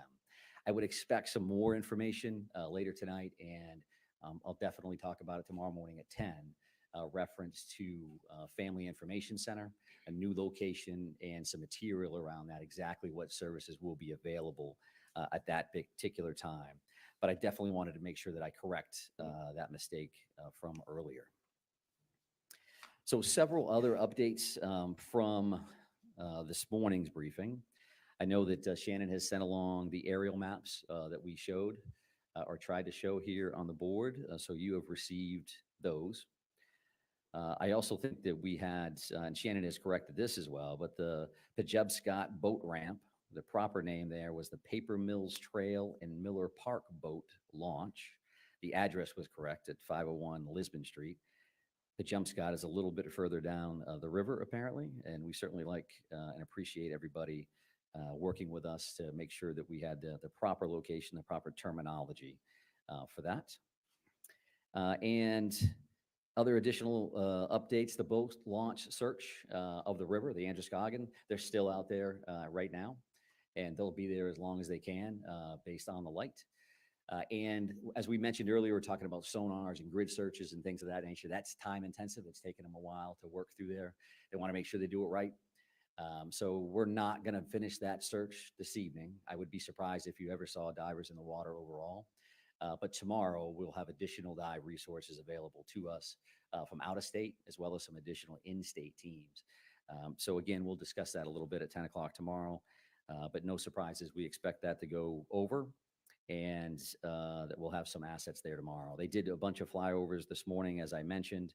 They did the sonar searches, some side, some ROV, and we'll be back on that tomorrow. The bar scene itself, they continue to do their on-scene investigation there, as well as at the bowling alley. They did check those wood lines. They may be back in there tomorrow as well, but that is progressing as expected. And I think another major piece of updates for you now is to talk about the shelter-in-place order and where that's going effective immediately. And I'm not a big reader of orders, but I think this is important that you hear this directly from a couple different sources. We're going to put out a release. There's going to be a cell phone geofence release to some folks. We've used that a couple times already during the active shooter as a warning and otherwise. But the shelter-in-place order is rescinded, except hunting is prohibited in the towns of Lewiston, Lisbon, Bowdoin, and Monmouth, beginning Saturday, 10/28/24, until further notice. The state police continue to search in Lewiston, Lisbon, Bowdoin, and Monmouth for the suspect, Robert Card, and recommend individuals remain vigilant. Businesses may choose to open or remain closed. Commissioner Camuso from IF&W is here to help us answer any additional questions about that hunting piece. It was asked this morning, and it was a good question, and I told you at that time that we were working on an answer for that. And what that means is that the general shelter in place has been rescinded. Specifically, hunting, again, is prohibited in those 4 towns and those 4 towns only. And it's important that I mention that because the rest of the state is allowed to continue with their resident-only day on Saturday, tomorrow. And what does that mean? That means that there are going to be communities that hear gunshots from time to time because they're going to be hunting. So we would ask everybody to use caution in that and not think that every one of those gunshots is directly regarding this particular crisis situation, this investigation. So clearly, if they think, if they're suspicious, if they're concerned, they could certainly call their local agencies. But I would ask them to think about that, where they're located, when do they hear that? If they're 150 miles north, do they need to call their 911 center and create a response? And I think I would say no to that unless they have another set of facts, a fact pattern that would believe them that there's a direct connection between that gunfire and what they've heard to this point. So we had mentioned why we made that decision initially because of the crisis and the situation that we had. Those 4 towns in particular, clearly with Lewiston and the 2 tragic situations here, the 2 locations we already talked about. And then you have Lisbon with the boat launch, Bowdoin where the suspect lived. In Monmouth, there's other family connections in that particular area as well. So this is not to say that the crisis is over, the emergency is done, we can go about our lives as life is good. We want our folks, we want our residents to remain vigilant and to pay attention to what we share for information. I again focus on what we share is in the Department of Public Safety in the city of Lewiston, because we continue to see a lot of information from a lot of different places that is far from accurate. I would also say in that regard, when we say that we're going to meet you here at 10, we're going to meet you here at 10. And when we say we're going to notify you, we are going to notify you in the afternoon if we're going to get together and what time that is. I just encourage you to believe that until I prove you wrong, and I won't. And I say that because we've heard some other stuff. There's going to be a press conference at 1 o'clock. And then our PIO, who's incredibly busy, gets 100 emails that says, is it going to be 1 o'clock or is it going to be this? And you've got a job to do. I get it. And we're trying to help you do your job. And if you could help us do our job, that would be greatly, greatly appreciated. So that is some of those pieces for updates from what we worked on this morning. A couple of additional things. Neighborhood canvases, as an example. I did not speak to that. So we talked about large deployments of officers in various locations. What would that look like? Neighborhood canvases could be a couple of officers knocking on a door. And that's going to be happening at various locations around this particular area in multiple towns. Again, if somebody's using their own common sense and they say that doesn't seem right, then sure, call. But you could have 2 uniformed officers or 2 officers with clearly displayed badges jumping out of a marked car to come talk to you as detectives. There was a question this morning around arrival times at the 2 locations, and we had done some research on that, which was hot off the presses walking out the door to come here today. So spare time, as we had mentioned earlier, that initial 911 call occurred at 6:56 p.m. And by the CAD system, or the computer-aided dispatch system, so somebody calls in on a radio and they says, now I'm out at that location.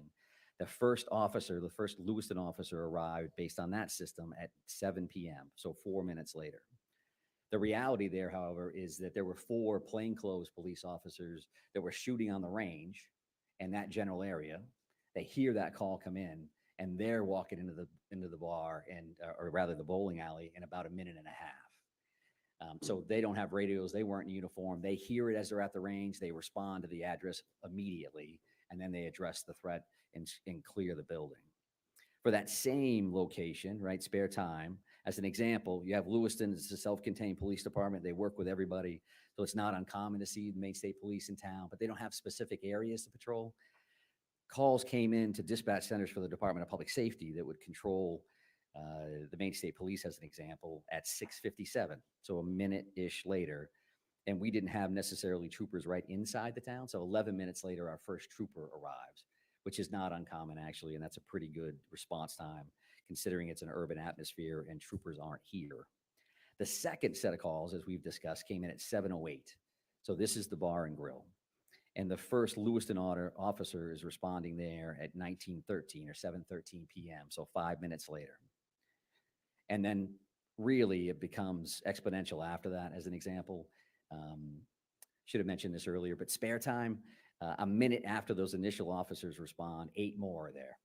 Now we're saying now everybody's starting to roll in at about the same time, and about 10 officers are responding to the bar and grill immediately thereafter. You got the first folks, and then people are just showing up from the police department and other locations. And that particular calls for service for the Maine State Police through Department of Public Safety dispatches, we got that second call at 7:10, about 2 minutes later than the Lewiston Center received it. And we had officers responding and arriving 3 minutes later. So why is that? They're already flying to the first address, and now we got a second call, and now they're diverting to that second call. So it's obviously they're in town, and they're running hard to that location. So those are the arrival times that I was asked about earlier today. I think based on the list that I made this morning, I think that's all we had for information. And I'll just call that kind of updates and follow-ups, things that I knew you were asking. There were some additional questions from the general public, which has been good for us to receive those through these, right? They get a chance to see stuff, and then they reach out and say, what does this mean? We had a bunch of people reach out about that shelter in place, and what does that mean, and what should I do, and what does that look like? And rather than answer those through conversations with city staff, city leadership, police chiefs, we decided to rescind that order again, but recommend that people remain vigilant as they move forward. So I do appreciate them reaching out, and all of that contact has something to do with our ultimate decision. Where do we go from here? So with that in mind, that's the information that I was asked and the information that I can update. We do have, I believe, the suspect picture up here as another piece. And the reason that we did this is because it's been quite some time. We've seen that photo, and you have a bunch of different photos. This, in fact, has more of the physical description of his height and weight, and his more official hair and eye color. You could guess at that based on some of the photos that you see, but why do that if we can directly give you that information? So if you could freshen up any material that you have there, it does again show that brown hooded sweatshirt and dark colored cargo pants that are in the photo that we had released earlier, which showed him walking in to spare time with that firearm. So I think that's the information that I wanted to get out to you today. I appreciate you coming back or holding on. I know you have long days and long nights, So that piece, you were going to be around anyway, I'm sure. But I am, again, happy to try to take some questions and answers. The chief is here as well, but we did want to keep this tight from an operational standpoint. So, yes, sir. Yeah.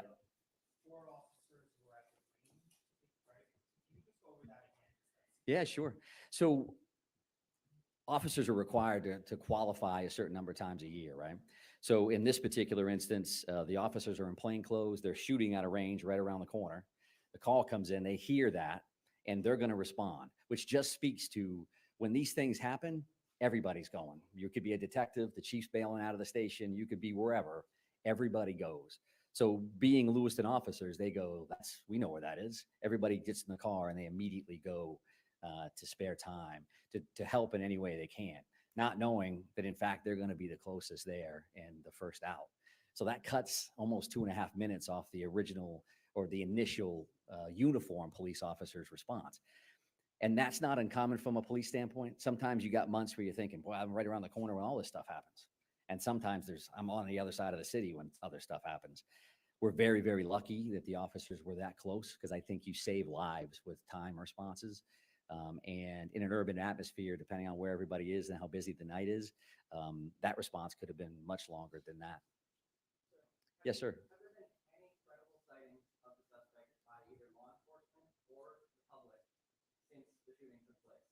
Yeah, so we have, again, 530 plus tips and leads that have come in. Some of those have been sightings. Some of those have been, and I would say as simple as, but hey, I've got a vacant house that's in this location. I own a barn that I'm afraid to go to. There's something over here that concerns me. So those things run the gamut. And I'm also going to use that opportunity that the FBI supervisory agent in charge, Jody Cohen, who has been with us during these press conferences. We gave that digital video information out this morning. There's already well over 100 entries in that system. So that means you're putting that information out and the general public is grabbing hold of that, wanting to be involved and sending that information in. So I thank you for that. And we certainly thank the FBI for their assistance with that kind of material. So we've got all kinds of, if somebody may say, we have not. Law enforcement has not seen him in the last 2 days. But again, in that stack of that 500 plus, you may have somebody that says, hey, we see somebody that looks like that. So we have not, but go ahead, ma'am.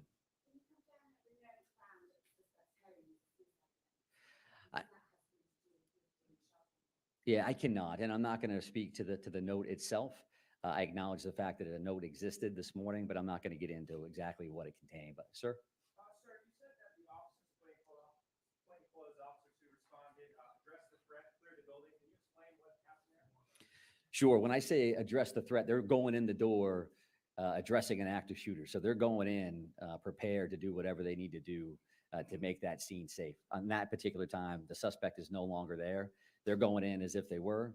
So the first thing you do is you go in and clear that location, make sure it's safe, and then you start working with victims and triaging people and trying to make sure that you're getting additional units there as fast as possible.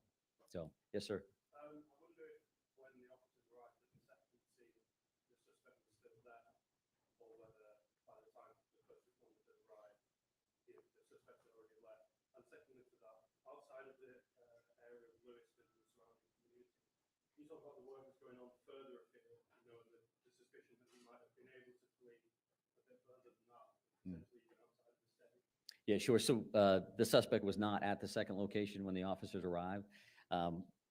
As we discussed this morning, we showed those 3 maps as specific areas we knew we were definitely going to be working in.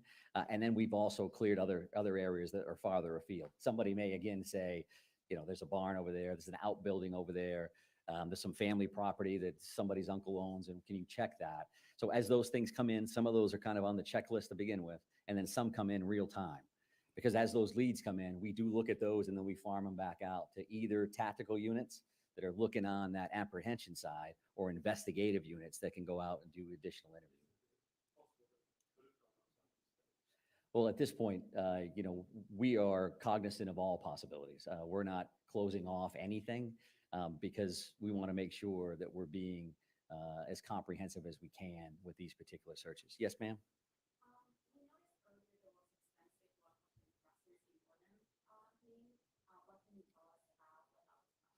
In what town?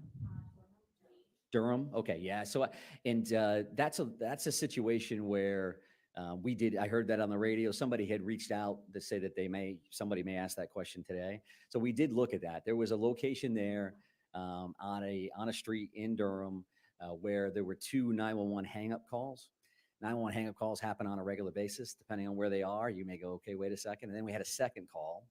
And then there was a sheriff's deputy that responded to the scene and then ultimately did not answer their radio.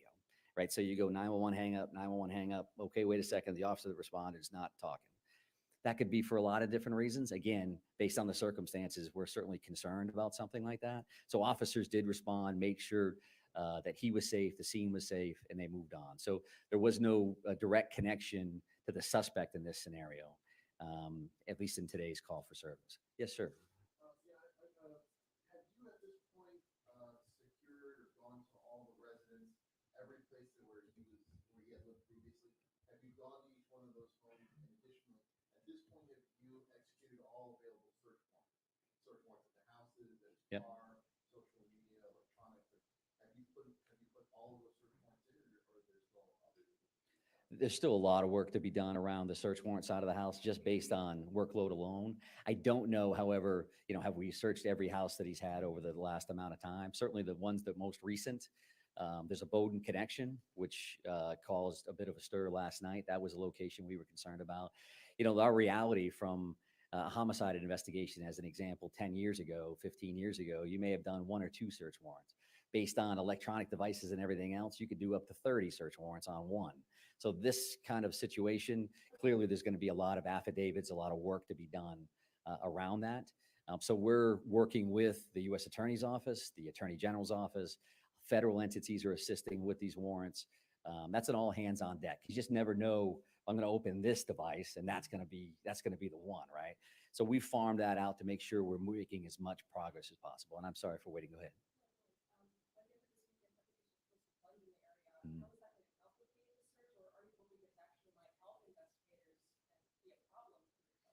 Yeah, so I think that goes in 2 different directions, right? We certainly have a lot of resources coming for the river tomorrow, because it would be nicer if it's sunnier, you can get a better look into the water.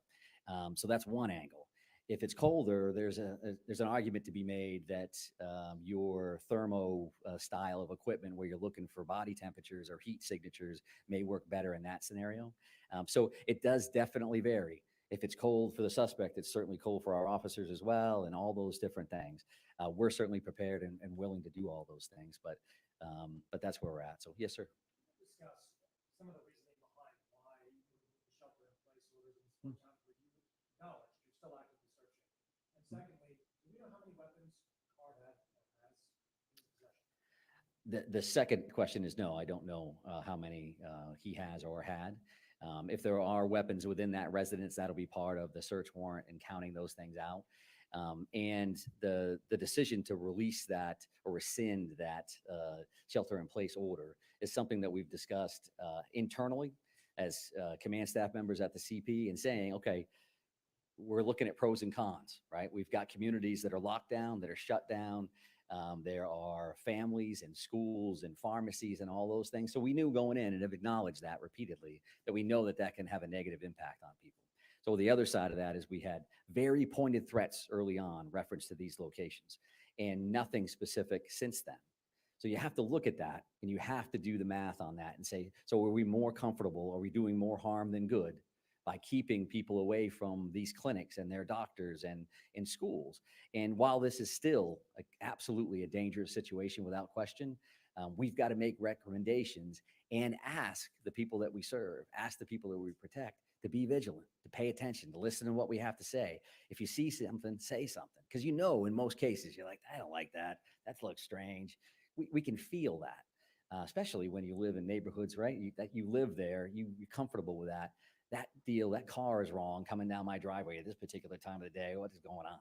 So that we don't come to those decisions to go into the order or come out lightly by any stretch of the imagination. But we do appreciate all the input from everybody about what does that mean and how it's impacted me as a person, right? So I appreciate that. Yes, sir.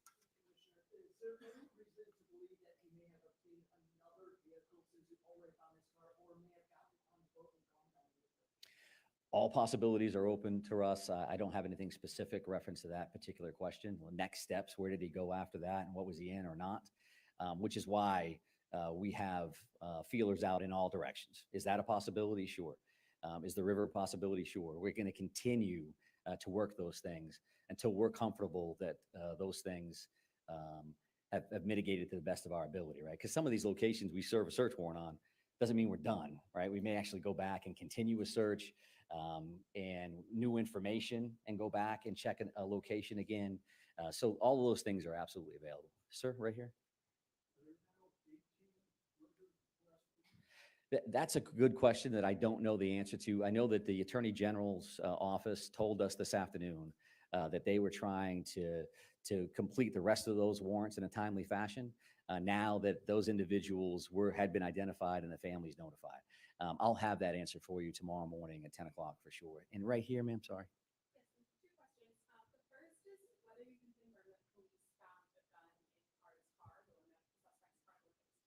Mm-hmm. And secondly, I was wondering if you could talk a little bit about what communication has been like with law enforcement in on the border states of Canada, New Hampshire, even Massachusetts, and specifically whether or not there's any expectation or any plan to put the border checks in place as a suspect who needs to potentially use it. Yeah, sure. So we won't speak to evidence, specific evidence. Did you find something here? Did you find something there? I completely understand why the question is valid, but it's not something we're prepared to talk about, certainly this early on in an investigation. I can tell you that I've been in contact with all of our border states or country. New Brunswick reached out to the governor. The commissioners from our border states reached out to me immediately the day of and have reached out to me multiple times since then. Again, a lot of their officers are with us at this point, right? New Hampshire is up here, Massachusetts is up here, you name it on the federal side of the house, they are here. So everybody's really working hard on that side of it. There's no expectation at all that there's going to be some kind of a border checkpoint scenario. But I'm going to take one more call, one more question here from you, ma'am. Oh, absolutely.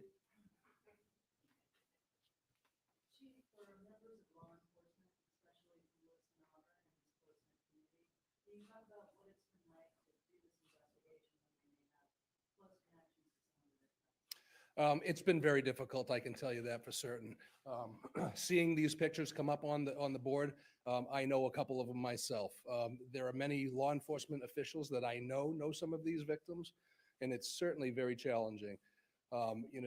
Try to go into a situation very objectively and do a very thorough job knowing that this person that it's affected, or a family member or a friend. Very difficult.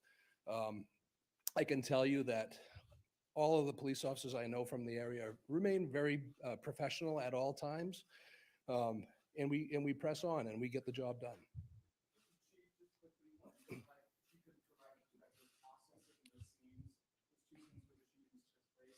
Some of the complexities, are you dealing with 50, showcasing hundreds? What are just some of the complexities? Yeah, again, the state police has the lead on this investigation. I can't comment on that. I can tell you that in scenes that I've investigated personally or that I've been to, it happens a lot. It takes a long time to process these scenes. It's nothing that happens in a quick manner like Mike mentioned earlier this morning. It doesn't happen in an hour and the case is solved. These things take time. I'm not prepared to answer that question, but I do appreciate that. And as I mentioned, thank you very much for being here. We really do appreciate that. And we'll continue to strengthen this partnership and get out as much information as we can. So have a nice evening. Thank you. 10 o'clock tomorrow. And it will be here unless we change the venue.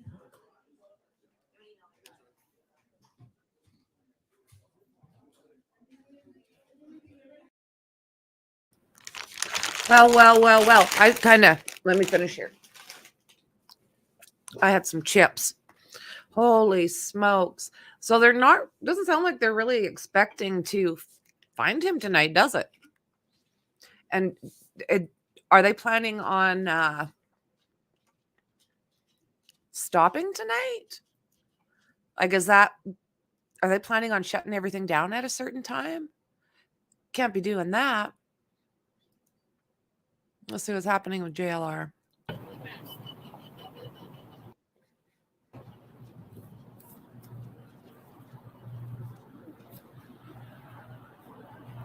But behind me, for the people that are just getting on, is a crime scene that's being analyzed, inspected. They're thoroughly going through.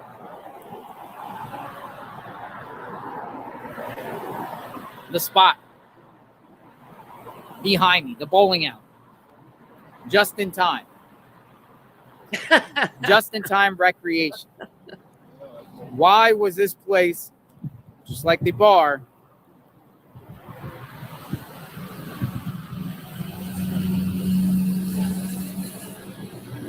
why was this spot picked?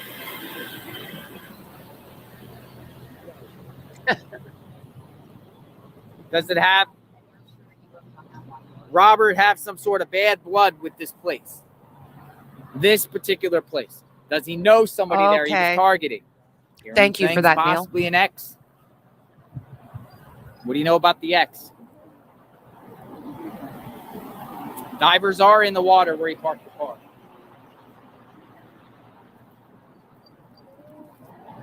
Okay, try again. Divers are in the area.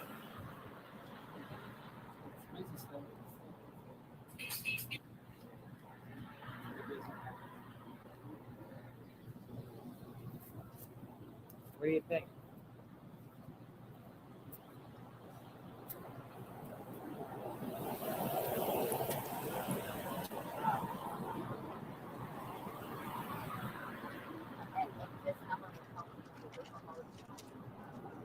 Darcy, do you know if it's been confirmed by a professional that he just info from the family? So the voice thing, I'm hearing it from a report based off the sister-in-law that is married to his brother that lives like right down the street from where he lived. The sister-in-law, she identified herself as the sister-in-law, was talking about the deterioration of, his mental state, the voices. She went out on the record. She's married to his brother. Early today, police said that he had planned this probably for months. I'm concerned he prepped, changed his appearance, made in North, and could have merged in with some of the migrants. Thoughts? He could be anywhere.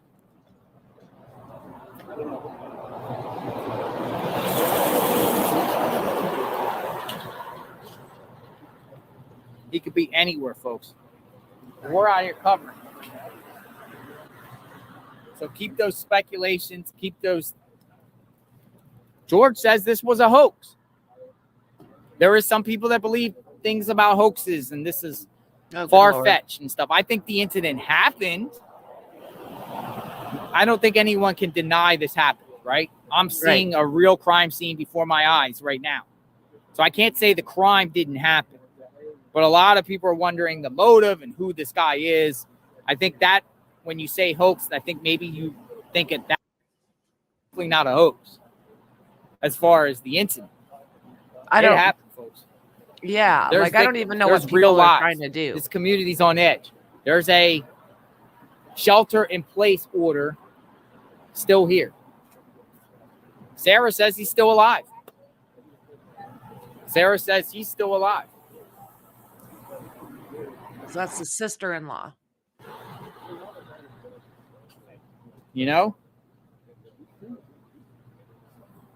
Is he alive or not? And can police just come out and say if he's not alive, but without finding the body? The police are in a very, very bad position to really move forward without finding him. Yep. Because if they go on the record and say, we're done searching, then people are going to be like, what assurances do you have that the community is safe? And are you going to really say that on the, they're going to have to mince their words and play maybe some word salad, right? Word salad on the public. Because I don't know. If you don't find this guy, can't assume that he's deceased. No. And how do you move forward? Because to me, it's like Let's see here. Let's take a look over here for a second, guys. Cray. Oh my word. I say no. Was transferred to Maine Medical Center. We also had one patient that was taken to St. Mary's Hospital. For the 8 patients.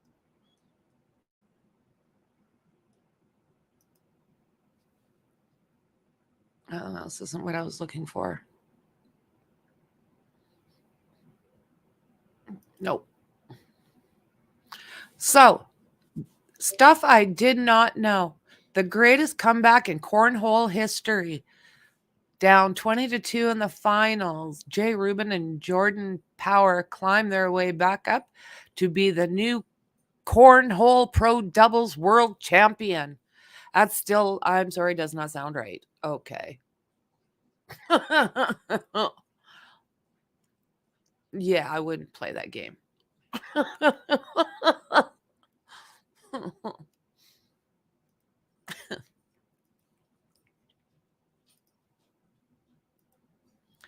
Elite border unit joins manhunt for Maine mass shooting suspect Robert Card. So is this the one that we went through earlier and I didn't clip it off? I think so. Well, it's just wonderful. Okay. And let's see here. They're just, I mean, they're not putting a lot out here. Like, come on. Robert Card. The only thing really super, okay, we got the manhunt continues for suspect.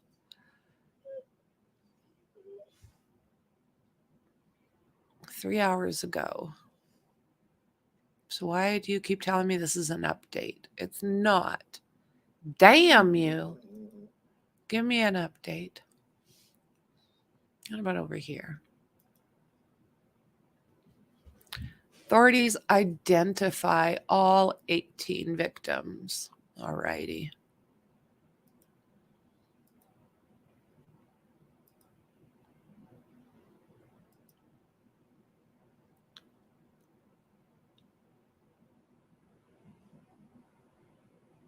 I don't know what's going on here. Let's see.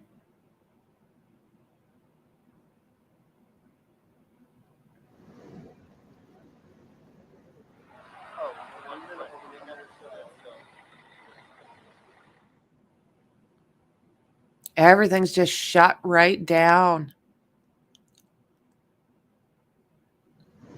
This is kind of where JLR's hanging out. Right by those pylons.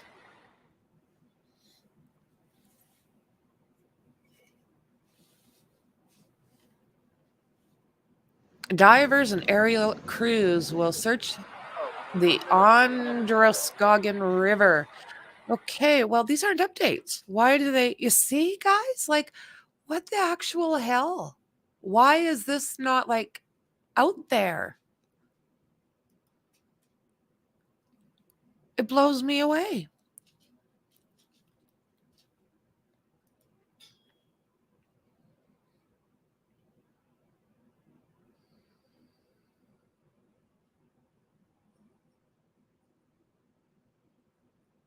Let me see what I can get here.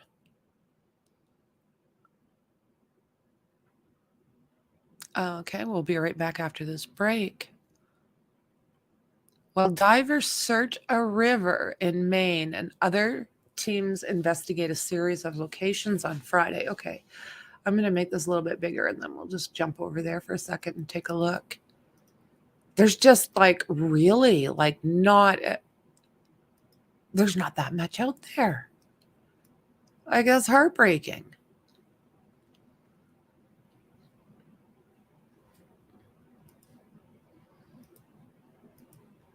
So don't forget to subscribe, like, and please share. This is, I can't believe there's nothing really out there. So while divers searched a river in Maine and other teams investigated a series of locations on Friday, The state's Office of Chief Medical Examiners said it completed the work of identifying all 18 people who are unalived by 2 shootings at Lewiston businesses on Wednesday. Robert Card, 40, of Bodine, was identified as the suspect in the shootings Wednesday at Just in Time Recreation, a bowling alley, and Shemengi's Bar and Grill. He's wanted on 8 charges as of Thursday, but 10 other charges are expected after all the victims were identified. So that's next. While the Office of the Chief Medical Examiner said Friday it finished identifying all victims, it did not immediately provide a list of their names to reporters. Several have been identified by their loved ones. However, the victims ranged from age from 14 to 76. Key information: a gunman deleted 4 people and injured 13 others, and 2 shootings at a business in Lewiston, Maine, 2 businesses. All of the deleted have been identified by Maine's Office of the Chief Medical Examiner. And again, the ages are from 14 to 76. Police said they have no confirmed reported sightings of the suspect, Robert Card, since the shootings at Shemengi's Bar and Grill and at Spare Time Recreation. He is considered armed and dangerous, with 8 AM warrants out for him. So were issued for Card, 40 years old, after authorities identified some of the victims. 10 more charges, again, will likely be added, and the names will come out once everybody's been told of their passing. Family, friends need to be told before we do, for sure. Friday morning, Department of Public Safety Commissioner Mike Soschuk released 3 maps that show an overview of the areas officials are concentrating their search efforts. A boat launch, and that's where we've been off and on along the, oh my word, Androscoggin River, where Card's abandoned vehicle was found, and the areas around Shemengi's Bar and Grill restaurant on Lincoln Street, and just at the Just in Time Recreation on Mollison Way. Officials are searching the area of the Pajepscott boat ramp, where Card's white Subaru was found late Wednesday night. Chuck said an air search will help guide divers, and sonar will be used around the boat ramp. That's probably what that all was there that we've seen. The FBI also created a digital tip line for people to submit any information they may have about the suspect or the shootings. Anyone with information can call 911, can submit tips to fbi.gov/LewistonTips. Information can also be left with the Maine State Police Tips line at 207-213-9526 or 207-509-9002. And those numbers are running across the bottom of the screen. There is no question in my mind that we will bring this individual into custody one way or another, Soschuk said. Investigators dramatically surrounded a home linked to the suspect in Bodine on Tuesday night, but left the area about 2 hours later. Maine State Police confirmed that they were executing search warrants. A manhunt for Card stretches across Maine. It involves state and federal agencies as well as resources from neighboring states. Investigators have searched Card's home in Bodine, where sources told ABC News they found a note. It was described by sources as an unaliving note addressed to Card's son. A vehicle of interest connected to the shootings was found abandoned at the boat launch in Libson. ABC News learned a firearm was found inside the vehicle. Lewiston police had earlier shared a photo of a white Subaru hatchback. Residents in Lewiston, Libson, and Bodine were told to shelter in place as the search for Card continued. Businesses in other nearby communities were also shuttered amid the manhunt. Maine State Police Colonel William G. Ross said 7 people, including 1 female and 6 males, were unalived at just-in-time recreation. 8 people, including 7 males inside the Shemengi's Bar and Grill restaurant and 1 male outside the business. Oh? Why is he after all these men? 3 people who were taken to hospital have also passed, Ross said. 8 of the victims have been identified and their families have been notified. So, Card should be considered armed and dangerous. Please contact local law enforcement if you are aware of his whereabouts. The suspect's brother, Ryan Card, told CNN that the family has helped law enforcement in any way possible and that they are urging Robert to turn himself in. The Army confirmed that Card has been an Army reservist since 2002. His current rank is a Sergeant First Class, and his job is a petroleum supply specialist. So does that mean he's like pumps gas? What? His job is a petroleum supply specialist? Does he pump gas? I need to know more. A state police intelligence bulletin states Card had been committed to a mental health facility for 2 weeks in the summer of 2023. It did not provide I can't say it. Specific details about his treatment or condition. The document also said Card had reported hearing voices and had threatened to carry out a shooting at the military training base in Saco, Maine. What? Before identifying Card as a suspect, authorities had released photos of a suspect who appeared to be a man armed with an AR-15 style rifle. Some of those photos showed the man armed inside of a bowling alley. Like, what? I mean, total loser. Are you kidding me? Handicapped people? And you're what? Have to walk in there with your, like, what did they say? AR-15? Yeah. Bite it, buddy. Bite it. Lewiston is the second largest municipality in Maine with the population of more than 37,000. According to the 2020 census, Lewiston is situated between Portland, Maine's most popular municipality in the state of Augusta. Yeah, he's a POS. Massive POS.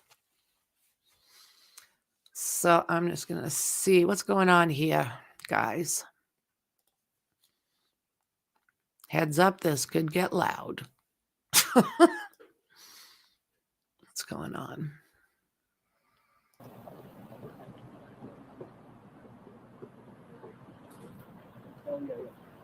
What a freaking loser.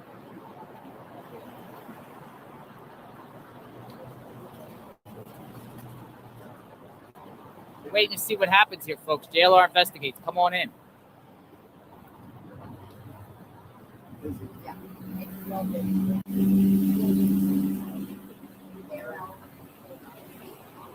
You share this video out to all the locals so you know what's going on in your community. Well said. So you know what's going on. Share it, guys.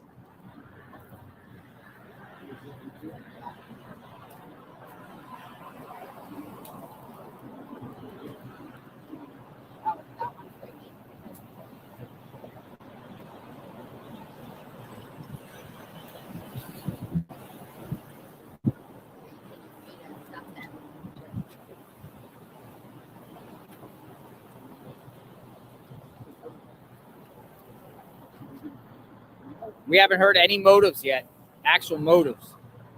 People speculate, girlfriend, mental health, Maybe even a combination of both, folks. Maybe a combination of both.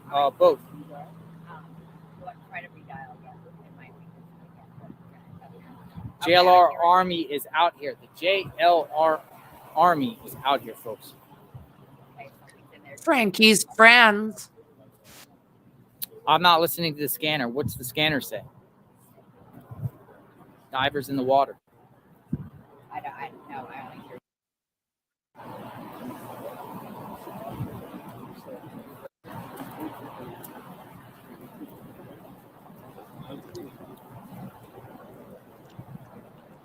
It's about 20-minute drive between where the shootings happened here and where the Subaru was found.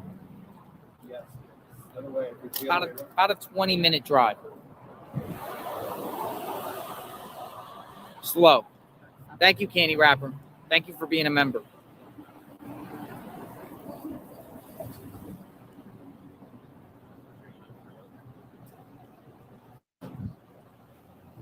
Come on in, everyone. JLR Investigates. Share this video out. If you're new to the channel, welcome. We are boots on the ground. We're at the crime scene, the tragedy that occurred in Lewiston, Maine. Trying to figure out how this happened, why this happened, and covering the manhunt for 40-year-old Robert Card, who's still wanted. He's missing. He's AWOL. Hiding. Is he still alive? Is he not alive? Did he manage to escape where they think he could be? What's going on? So we've been at multiple locations thus far. We will be going to more. We'll be out here all weekend at least. No. Hoping for a quick resolution on the matter. Yes. Is he out there? Is he out there in a cabin somewhere? You know, one thing I found interesting is I haven't heard any law enforcement specifically said, hey, check your outhouses, your sheds, your barns, any outdoor structures. I haven't heard them say that like they did with Cavalcante, or, you know, we cover Summer Wells on this channel, like the sheriff said on that particular case. I haven't really heard it. Could he be in someone's barn, shed? Or is he in the river? Tweedledee, thank you for the support, Tweedledee.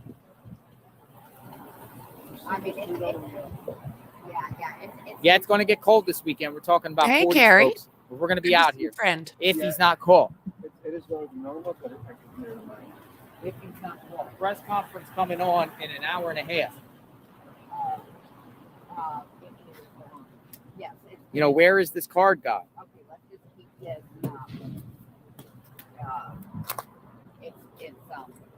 Let's just In a minute, we're not recording. Brutal. Yeah. Okay. Okay, now Mike, Just give me the thumbs up. But you can still do your thing. Oh, yeah, I'm just just- blow your turn. Because I don't know, sometimes they get all like, Oh, you know what? This is the thing. Lift him. any minute. 5 o'clock before. Or just No. like a report. We're doing reports and tags. Gotcha. Yeah, no problem. And then we can let you. JLR. JLR, like the name. JLR. Got to check out the videos later. Yeah. Thank you, Jose. So they're going to do a live report next door to me. So when they do their live segment, I'm just going to lower my voice, give them respect so they can do their report. We've been out here. There's a couple other media outlets out here. Look at this. What's this? Maine authorities. More people here. Oh, look at this. Look at this. Green camouflage. What's going on here, people? Yes. It's not crucial right now, but I'm going to make sure you get good. Don't forget to subscribe, like, and share. Let's get this out there. I'm shocked by how little information is really coming out. Let's help these residents. This is horrifying. Let me call you back in like 15 minutes, okay? And FYI. Okay, but we'll keep this last. Yeah, hang up on your cell phone, but don't disconnect the audio.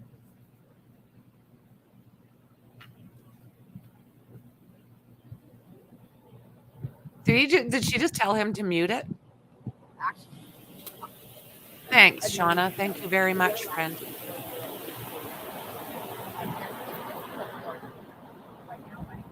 We're at 4 hours, and for as long as I can stream and show you this, I will.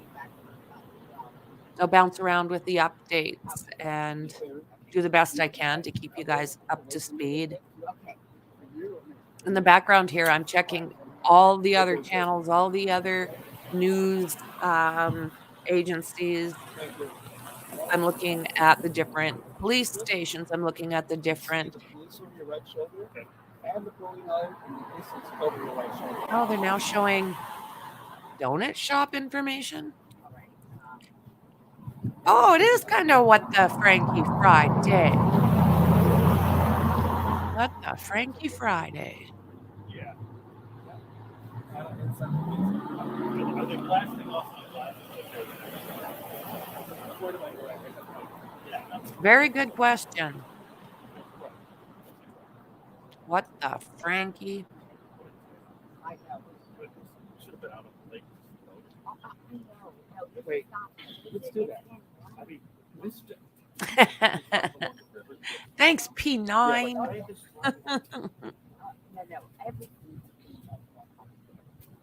Yeah.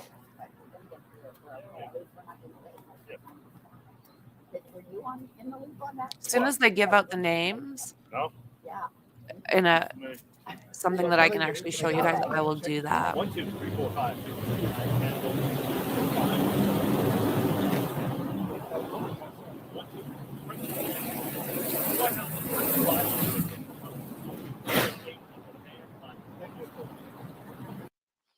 So this is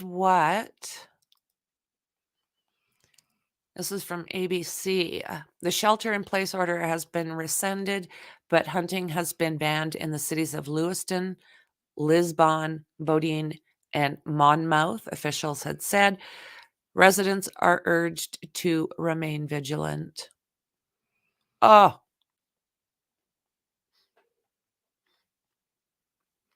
Authorities have said they do not know how many weapons suspect Robert Card may have.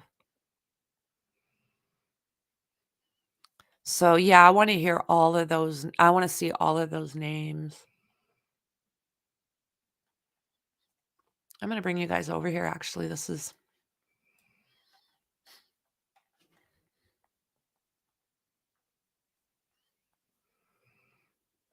me can look at this together.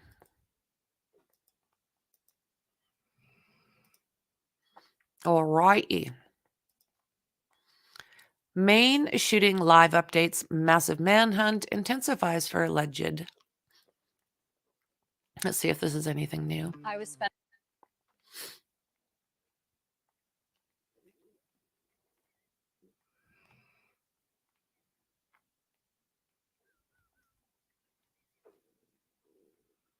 Okay, go away.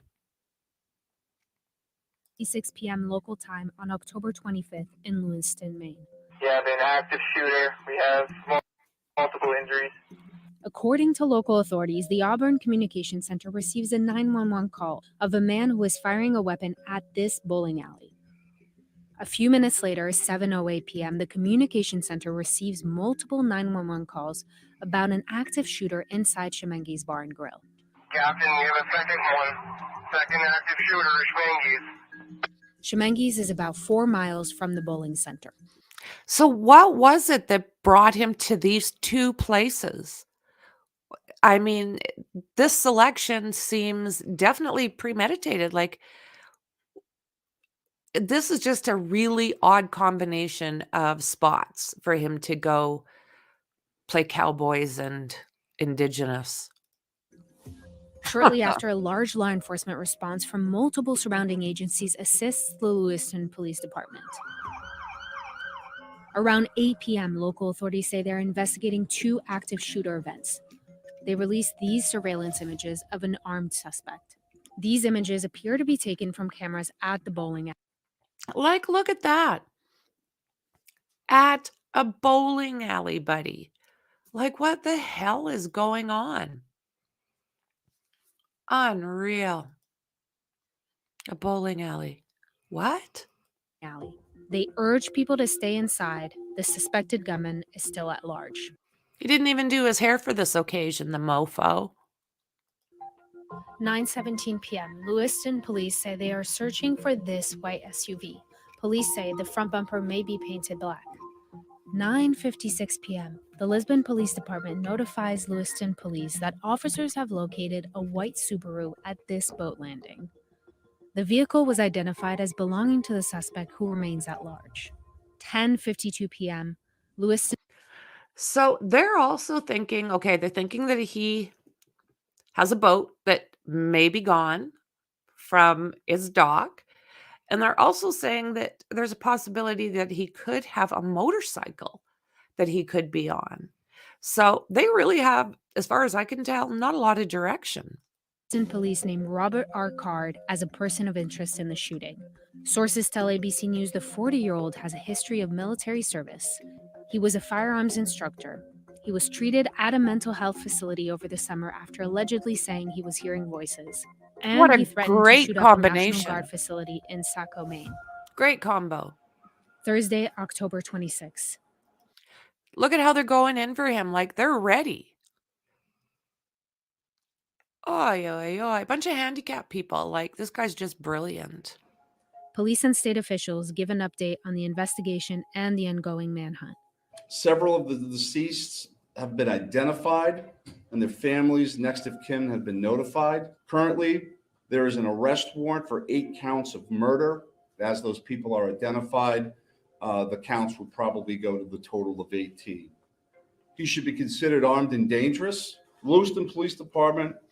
So mentally unstable with multiple guns and a firearms expert and a survival expert. Federal, state, county, and other local municipalities are involved in a coordinated search at this moment for this individual.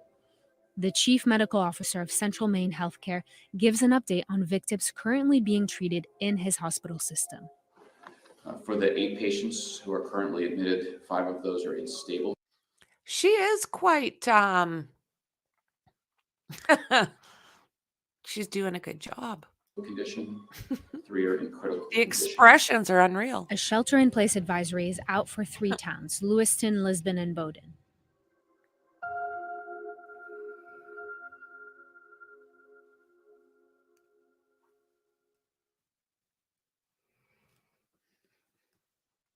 I was spending all my time fixing IT issues. All righty. Let's see what JLR is doing. Market set go.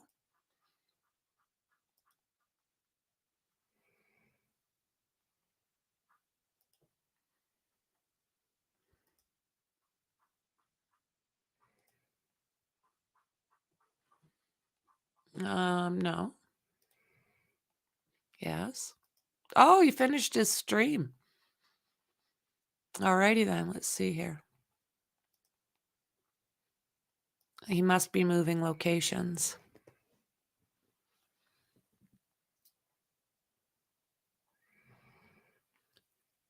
So you've got the press conference.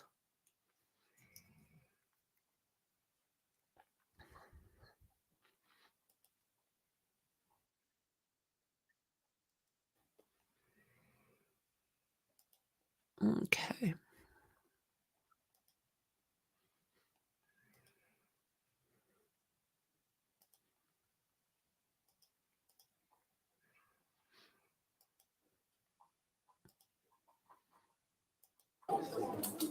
JLR investigates. JLR investigates land at City Hall in Lewiston, Maine, about the press conference. Authorities are going to give an update on the manhunt. Can't hear him.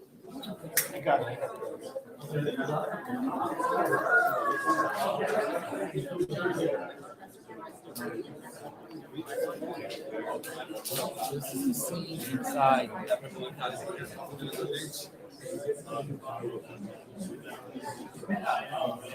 Don't forget your notes. I got my colleagues in the city of training. Take care. All right. Yeah. I'm not sure if this is like another angle of the same one we've seen, because this is not brand new. So I wanted to see if this was all the same people or what have you, because it looks a little different than the one we looked at. So we'll go through it a little bit, and if it's the one we have already seen, we won't bother. And meanwhile, I'll also kind of keep my eye open for JLR. I think he's just moved to a different spot.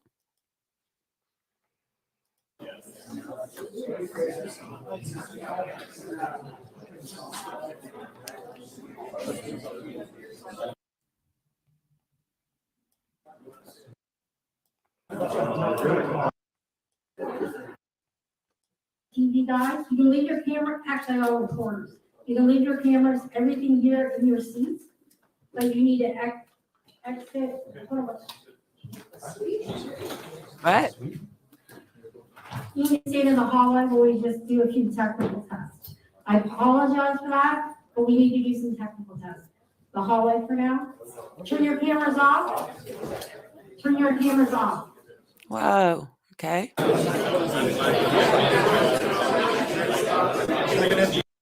What the hell's going on here?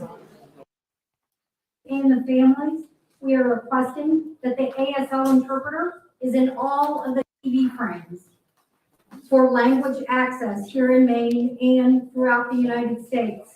They're grieving and have a right to know the latest information in ASL. So thank you for being cognizant of our ASL in your pictures and TV. Thank you. Bravo.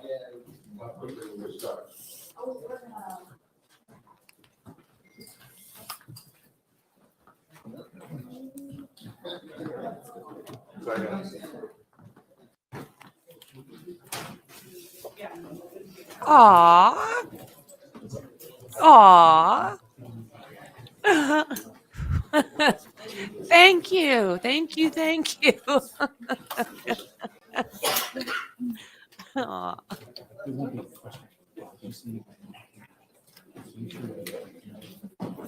Yeah. Allie, your shot is not on. What? It's not up.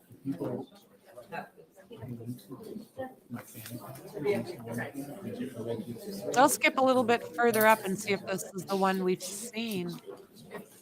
It very well could be. Thank you to your hubby. And That's I so think, awesome. Shannon Moss can also put that information out following this. Some specifics here, I would just like to note that the families actually approved these photos, sent these photos in to us for a lot of different reasons. I think some of them show a little bit of character, a little bit of relationships, and some other specifics. You'll just see again a picture, a name, an age, and then there's a couple symbols there. And we wanted to be specific enough to what location they ultimately lost their lives at. And again, thank the families for allowing us to even do this. They certainly didn't need to do that. They're working through their own struggles, and rightfully so. So I'm going to start with this and then ask for just a moment of silence before we continue on to our next. I learned how to sign the alphabet when I was about 5 years old off of this little card, and I can still do the alphabet. I was just little. Why I decided to teach myself that? Not sure, but I did.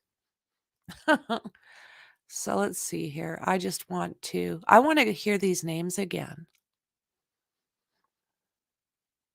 Of the victims that that I confirmed earlier today with the number 8. And I will tell you that's miscommunication on my part. I was wrong. In talking to our detectives, we had a list for people that had been identified and family members that had been notified. There's also a separate list that involved family advocacy and whether or not they had been plugged into that. So the reality here is that all 18 of those victims, everybody that we listed here today, everybody has been identified and their families have been notified. So we are in contact with them. I would expect some more information later tonight, and I'll definitely talk about it tomorrow morning at 10. reference to Family Information Center, a new location, and some material around that. Like, what is exactly this the with him? He just thinks that this 10 o'clock, why can't you find him tonight? Center received it, and we had officers responding and arriving 3 minutes later. So why is that? They're already flying. The chief is here as well. She's gonna knock him out. That's what I was thinking originally. I was just like, she's gonna whack him. Yeah. 4 officers were at the meeting, right? Can you just go over that again? Yeah, sure. So officers Let's just are look at this required again. to qualify a certain number of times a year, right? Bits So of it. in this particular instance, the officers are in plain clothes. They're shooting at a range right around the corner. The call comes in, they hear that, and they're going to respond, which just speaks to when these things happen, everybody's calling. You could be a detective, the chief's bailing out of the station, you could be wherever. Everybody goes. So being Lewiston officers, they go, we know what that is. Everybody gets in the car and they immediately go to spare time to help in any way they can, not knowing that in fact they're going to be the closest there in the first hour. So that cuts almost 2.5 minutes off the original or the initial uniform police officers respond. And that's not uncommon from a police standpoint. Sometimes you got months where you're thinking, well, right around the corner when all this stuff happens. And sometimes I'm on the other side of the city when other stuff happens. We're very, very lucky that the officers were that close because I think you save lives with time responses. And in an urban atmosphere, depending on where everybody is and how busy the night is, that response could have been much longer than that. So, Yes, sir. Have there been any credible sightings of the suspect by either law enforcement or the public since the shooting took place? Yeah, so we have, again, 530 plus tips and leads that have come in. Some of those have been sightings, some of those have been, and I would say as simple as, but hey, I've got a vacant house that's in this location. I own a barn that I'm afraid to go to. There's something over here that concerns me. So those things run the gamut. And I'm also going to use that opportunity that the FBI supervisory agent in charge, Jody Cohen, who has been with us during these press conferences. We gave that digital video information out this morning. There's already well over 100 entries in that system. So that means you're putting that information out and the general public is grabbing hold of that, wanting to be involved and sending that information in. So I thank you for that. We certainly thank the FBI for their assistance with that kind of material. So we've got caused a bit of a stir last night. That was the location we were concerned about. You know, our reality from a homicide investigation, as an example, 10 years ago, 15 years ago, you may have done 1 or 2 search warrants. Based on electronic devices and everything else, you can do up to 30 search warrants on one.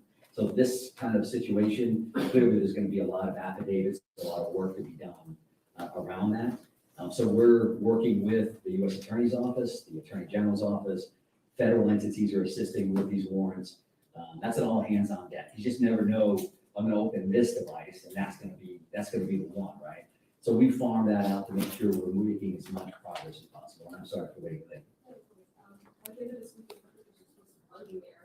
is that going to replicate the search, or are you hoping it actually might help investigators and be a problem? Yeah, so I think that goes in 2 different directions, right? We certainly have a lot of resources coming from the river tomorrow because it would be nicer if it's sunnier, you can get a better look into the water. So that's one angle. If it's colder, there's an argument to be made that your thermo style of equipment where you're looking for body temperatures or heat signatures may work better in that scenario. So it does definitely vary. If it's cold for the suspect, it's certainly cold for our officers as well, and all those different things. We're certainly prepared and willing to do all those things, but that's where we're at. So yes, sir. Discuss some of the reasoning behind why the shelter in place orders and more time to review. Acknowledged, you're still actively searching. And secondly, do you know how many weapons Card has in his possession? The second question is no, I don't know how many he has or had. If there are weapons within that residence, that'll be part of the search warrant and counting those things out. And the decision to release that or rescind that shelter in place order is something that we've discussed internally as command staff members at the CP and saying, okay, we're looking at pros and cons, right? We've got communities that are locked down, they're shut down. There are families and schools and pharmacies and all those things. So we knew going in and acknowledged that repeatedly, that we know that can have a negative impact on people. So the other side of that is we had very pointed threats early on, reference to these locations, and nothing specific since then. So you have to look at that, and you have to do the math on that and say, so are we more comfortable? Are we doing more harm than good by keeping people away from these clinics and their doctors and in schools? And while this is still absolutely a dangerous situation without question, we've got to make recommendations and ask the people that we serve, ask the people that we protect to be vigilant, to pay attention, to listen to what we have to say. If you see something, say something. Because you know, in most cases, you're like, I don't like that. That looks strange. We can feel that, especially when you live in neighborhoods, right? That you live there, you be comfortable with that. That feel, that car is wrong coming down my driveway at this particular time of the day, what's going on? So that we don't come to those decisions to go into the order or come out lightly by any stretch of the imagination. I don't think we learn a lot more from him, do we? Kind of like 10 o'clock tomorrow? 10 o'clock tomorrow.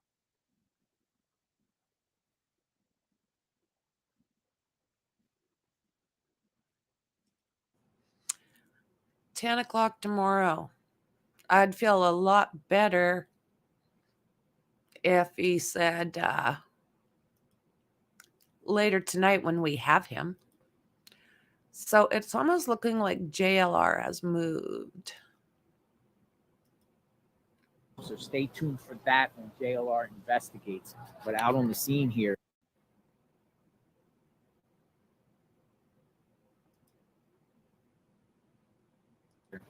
and it is a complete. Wow.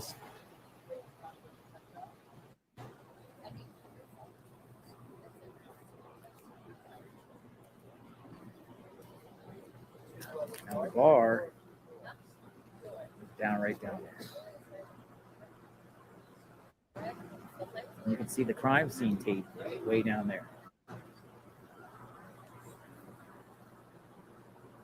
It's down there. We'll talk more about that. I'll just show you my location, show you the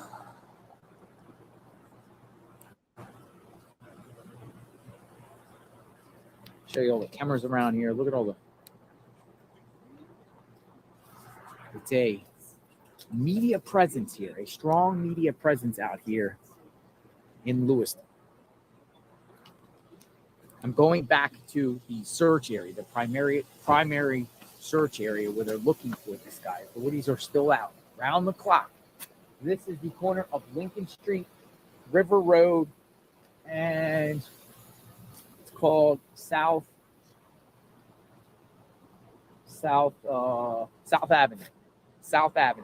Avenue, River Road. And rest in peace to the people that lost their lives, the innocent people that lost their lives, for sure. Yep. Rest in peace. Now I want to take you over here because the cars that you see down there at the bottom of the road, right? There's cars down there. That's all law enforcement. They got this whole place locked off right now. Got this whole place blocked off.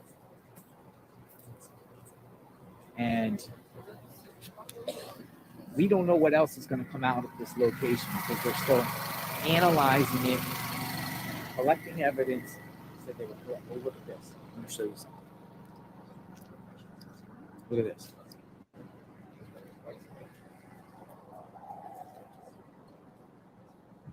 Someone came here and lit candles for the victims. Look at this. We came here and lit candles for the victims. 4 candles. 4 candles, folks.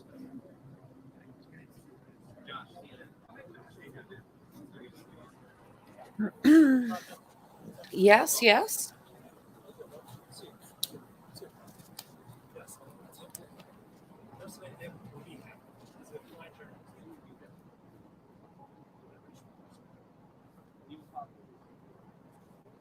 JLR investigates. I am on the case.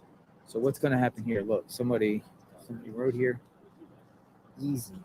His wife was a believer in this. Somebody wrote easy here. Don't know if this is related or not. Don't They think got so. candles out here. Media about to do their reports out here. If you decide you want to go back, I We're did cover it analyzing- earlier. So here's the goal here. They're still looking for this guy in the dark. They're out there.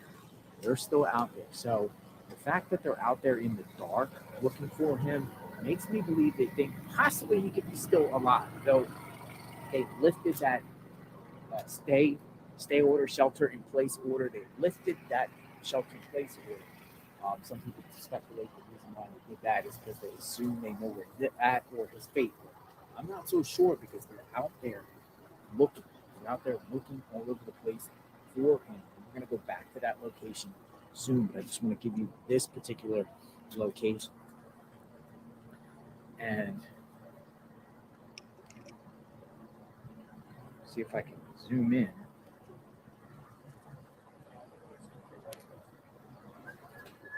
So you can see like fire, or you can see ambulances down there in the distance.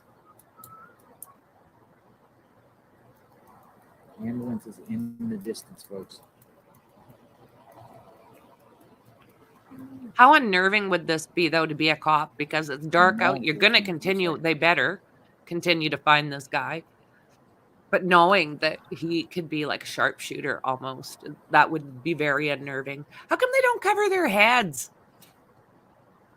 Like, protect your pumpkin. They have the entire road shut off.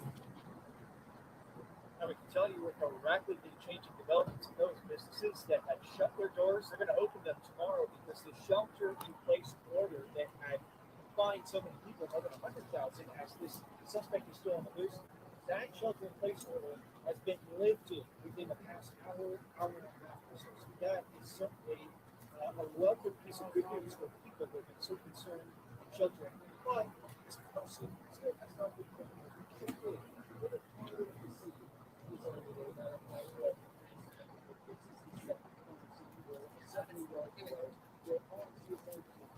Hey, Dave, how you doing, friend? A lot of media out here, folks.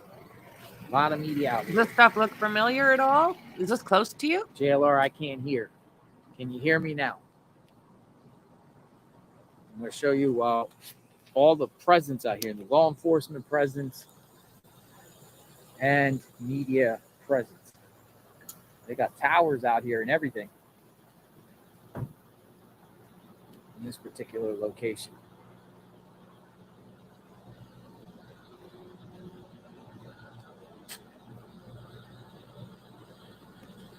How close is this to you, Dave?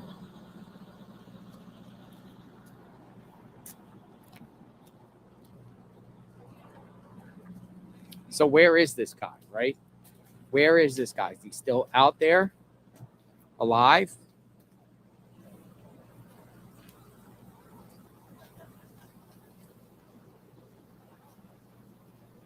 Night shift. Fair enough. Some people are saying he could pop out of anywhere. Like literally, we don't know. Though they lifted that Lincoln Street shelter, and River stay Road. order, shelter in place. We still don't know. Close to the dock. What more could have been done. Reporting is the past few minutes that the suspect, one, is high-powered rifle that was used to see this back. Not one, it's engaged, just engaged. I think he's going to go back to, I can't remember the name of the road, but it's by the subway and then Legends. They've got it blocked off there as well. Think about it. On a gun, here in Maine, 10 days later, ordered to undergo psychiatric evaluation. Timing and what could have been done. Come on. Sharp focus as it's Yes, that's exactly what they're doing. That's exactly, they said that he had a boat because they found his car there. So they're saying that he could possibly have left on a boat, but they're also saying there's a chance he took off on a motorcycle as well. He just left his car there.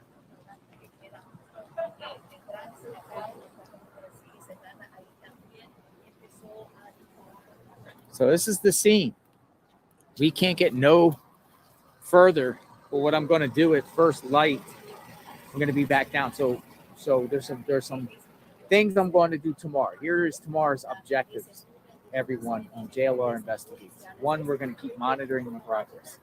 Number two, we're going to come back here and see if we can see what's going on here at this location itself with the bar. This is the bar. The bar is right there, right down there where those lights You're are. probably right, That is the Mel. bar. They have it all. You just zoomed it in. They got a bunch of Yep, they know it's his car. law He had his enforcement, insurance look and like ambulances, it registration. looks like crime scene vehicles there. So we'll come back in the daytime and see what's up there. We're gonna go So yeah, by all the of the suspect's information was there. home. We're gonna go to the suspect's home And tomorrow. The his neighborhood house, they went back in around, there again. They where he found is. like an We can talk to unaliving people. note Maybe somebody will want to come out and to his share son, some insight, allegedly, so we can understand right? who this guy is, why he did this. We're gonna go back to the location where the primary search I agree. for him, which is this area where the Subaru was left. The Subaru was there. They're so focused on that area. River is right there. Is he around that area? We still don't know. We still don't know. Authorities don't know. But do they have an idea?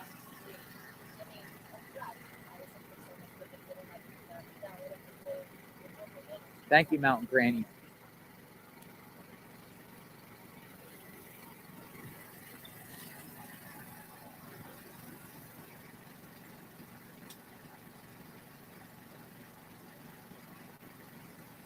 He wouldn't answer on the boat today at the press conference.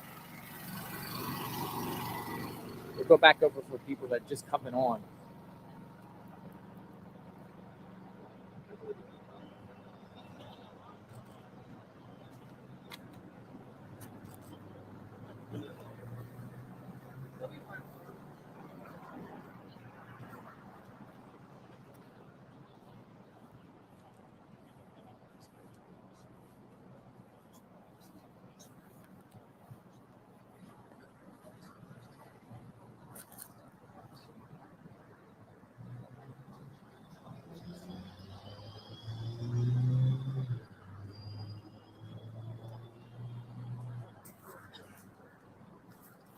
Oh, you're okay.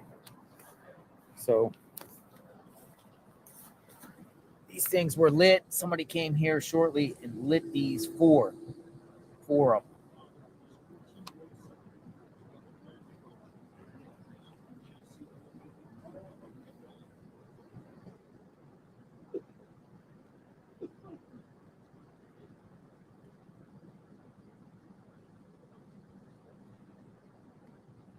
So this might be the beginning of a spot where people come and pay respect to the victims.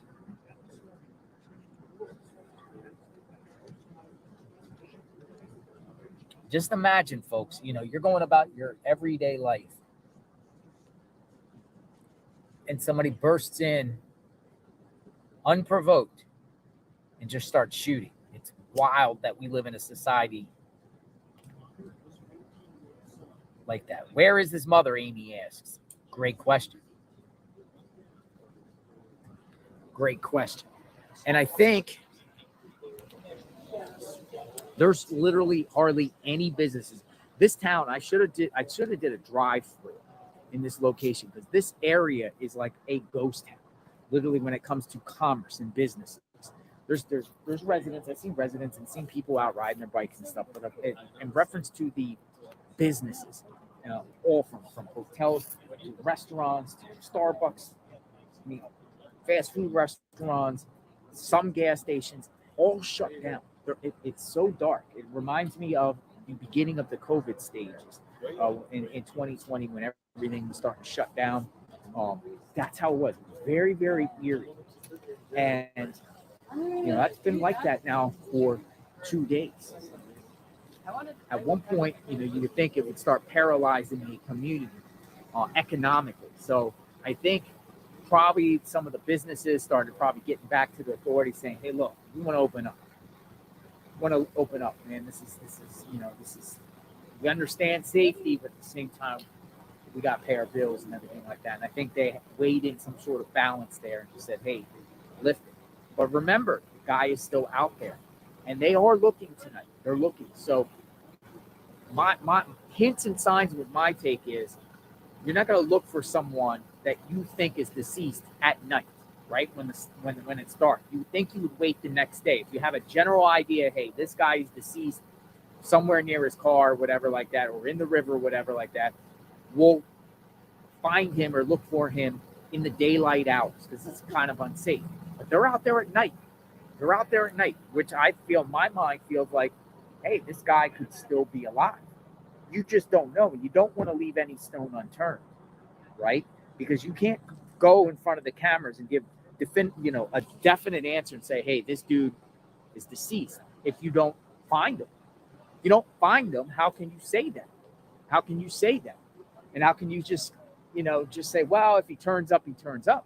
Well, no, he could be like the guy, was in the military. The guy could have planned this, prepared this, and we don't know the extent of this letter. The mystery letter. It's a mystery letter. We don't know what's going on with the letter. So they're out there at night looking. I'm going to take you back to the location. Once I leave here, I'm going to go back to the location where they're out searching, show you what the world is looking. We got law enforcement coming by. Yep, FBI. That's FBI. He had FBI on his jacket. Guy had FBI on his jacket. That's an FBI agent right there. So FBI's here. That wasn't, he clearly had FBI on his jacket, I see. So, the FBI. Now, another thing is the feds, he's charged in a state case with counts of murder, right? Will the feds pick up the entire case and take over this case? I think so. I think that's what they're doing, is building a Fed case. But if you're bringing in search teams like dogs, the dogs were out there today, are you trying to find someone that's deceased, or are you trying to find someone that's hiding that's alive and hunkering down? The letter was written for his son, yes, according to authorities. According to authorities. But we're just trying to gather as much information as possible on this case at this stage, and I want to share it all with you.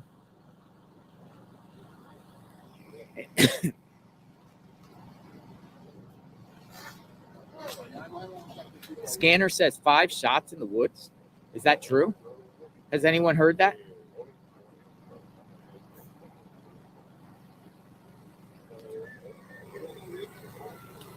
Any of you guys hear Has anyone that? heard that? Yes. People are saying yes. Oh. So why don't I go back to the scene? 4:44 and 17. Pretty soon it'll be 4:44 and 44 seconds. So it means something. If you got 5 shots, then you think that's a hunter? Or do you think there's something of something?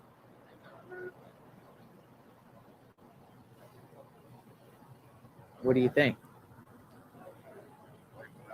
Border Patrol was there? I did not see Border Patrol. 44444. So what I'm going to do now is I'm going to head over to that other location, but I wanted to give you an idea of what this location looks like at night. This guy did this. Okay, so he'll be signing off again for a few minutes.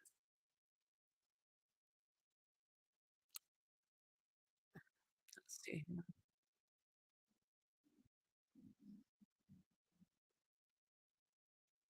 Let's see what else we got. Well, yeah, that's what he was saying.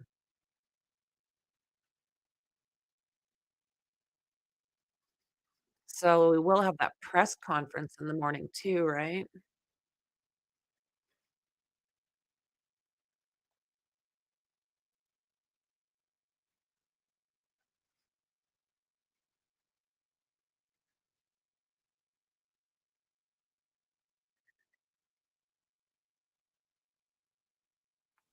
Okay, so he's just finishing up. So let's take a look at this. Who is Robert Card?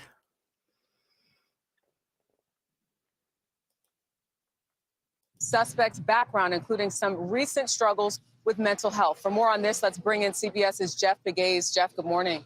Good morning, Sharika. Law enforcement sources tell us that for months, Robert Card had been threatening to kill people. He was also seen to be behaving erratically at a military facility. And then on top of that, he was sent to a mental health facility, but he was only there for 2 weeks before he was released. So if that's the case and he was released too early, will that go back on the facility, or would he have just let himself out on his own? How does that work, do you think? Mass shooting suspect Robert Card enlisted in the Army as a reservist in 2002, but was never trained as a firearms instructor. The U.S. Army said his unit went to West Point in July for training, but Card never participated. One U.S. official says that's because he started acting erratically the first. So if they know he was acting erratically, why did he have those guns? Like, you're not going to convince me that this was okay. Day. Card was taken to an Army hospital. He was allegedly hearing voices and threatened to shoot up a base. He was then reportedly committed to a mental health facility, but was released after 2 weeks. It remains unclear how or when Card obtained the firearm allegedly used in the shooting. But Tom Chittum, But it's sounding like not only did he have that one, but it's almost sounding like he had many more. former associate deputy director of the ATF, says despite the mental health evaluation, federal law would not permit Card from having a firearm. Simply being diagnosed with a mental health disorder is not disqualifying, and neither is a commitment when it is voluntary or a brief commitment. But how does that work? So does that just mean you just let them out to do this? Because this is wrong. For observation. But federal law does prohibit people from possessing guns if they've been formally committed to a mental health facility. But the details surrounding his mental health check aren't fully known, so it's unclear if he was flagged to a federal database. Maine's yellow flag law does allow law enforcement to detain someone they suspect is mentally ill and poses a threat to themselves or others. If in fact the suspect was hospitalized for 2 weeks for mental illness, that should have triggered the yellow flag law, and he should have been separated from his weapons. One more note on the laws, the gun laws on the books here in Maine. In this state, you do not need to have a background check before purchasing a weapon from an unlicensed or a private seller, for example. What we don't know at this time, Tarika, is how he purchased the gun or guns used in this attack. Yeah, a lot of people have questions about how you are not able to connect the dots so that a gun. Yeah, how were they not able to connect the dots? Like, it makes no sense that this guy was in there and he was basically, by the sounds of things, told to get evaluated or looked at. Even if he wasn't, he was being kept inside, so something's sideways. Something sideways, somebody not wanting to take responsibility. Look at this, look at that. Maine shooter Robert Card sets off alerts at the Canadian border. His online history shows conspiracy theories against Joe Biden. The search for the suspected Maine mass shooter, Robert Card, has spread to Canada, with authorities issuing an alert for the armed and dangerous trained shooter after it was revealed that his online search history contained conspiracy theories, including about Joe Biden. Well, check out our numbnuts. Come on. The Canadian Border Services Agency said it issued the alert to officials along the U.S.-Canadian border. It is to ensure the safety of Canadians and protect Canada's borders against the threat or any attempt of illegal entry. This comes 2 days after 18 people were deleted and more than a dozen more injured in a shooting Wednesday night at 2 locations. The mayor of one of the border towns in Canada also said he was aware of U.S. authorities at the border checking people leaving the country, and they said the Canadian police are doing the same thing, according to Global News. So just now, police provide update on the mass shooting in Lewiston. They cannot find the dudes. Seems well planned, especially in the amount of resources being thrown at this. Let's see what this is. Press conference has started. Let's listen live. Trying time. I extend my deepest appreciation for all of our law enforcement partners who have responded from literally around this nation. What? Press conference has started. Let's listen live. Trying time. Oh, it's only 12 seconds long? Well, what the hell is that? Alrighty then. Alrighty then. See, look at guys, like it's just one day ago, 22 hours ago. We've looked at these ones. 23 hours. Okay, an hour ago, the Daily Mail.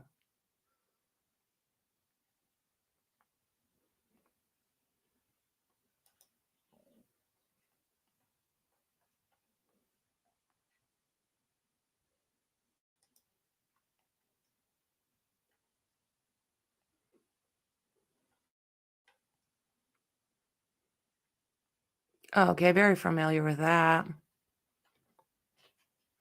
Colonel William G. Ross, chief of the Maine State Police, bows his head in a moment of silence on Friday evening for the victims of Robert Card, USOB.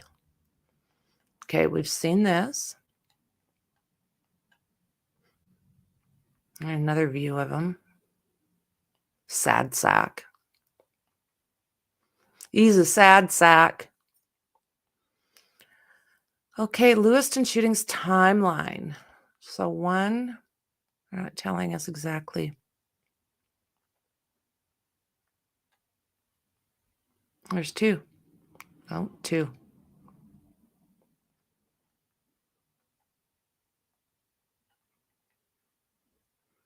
$7 p.m., 2 shootings reported in Lewiston, Maine, including a just-in-time bowling alley.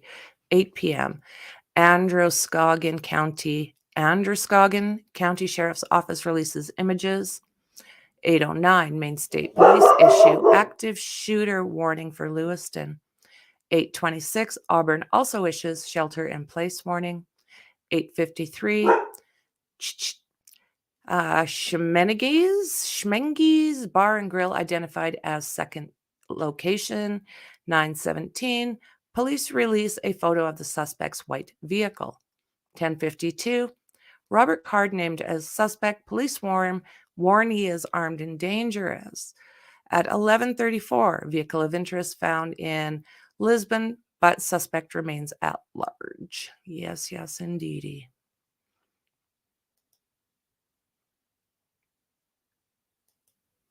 Okay, let's see. An hour ago, 7 hours ago.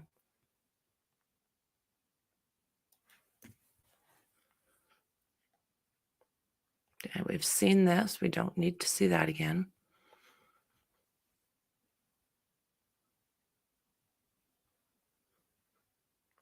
The latest. We don't want to see you right now, mister. A massive manhunt continued Friday for a gunman suspected of deleting 18 people and injuring 13 others in a bowling alley and a restaurant in Lewiston, Maine. Police identify Robert C. Card, 40 years old, an Army reservist who was recently committed to a mental health facility. The AP reported that law enforcement officials had found what they described as a S note from Card's addressed from his son. a shelter-in-place order that had been previously in effect since Wednesday, and the immediate search area was lifted Friday afternoon. What's going on now, you guys? Officials said Friday that the divers will continue to search the waters Saturday near the dock where the suspect's car was found. Wow.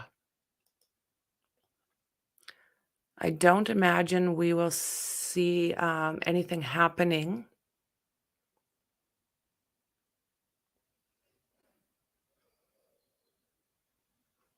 I'm just looking back to see if there's anything that we can be.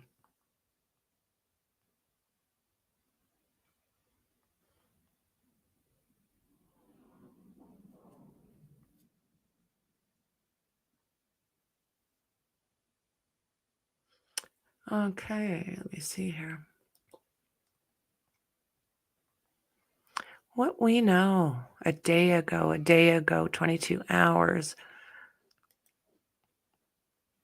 Possible note.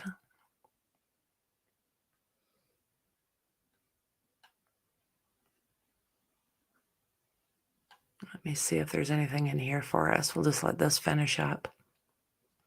Oh, Dave, thank you so much, friend. Thank you very, very much. It's much appreciated. Much appreciated.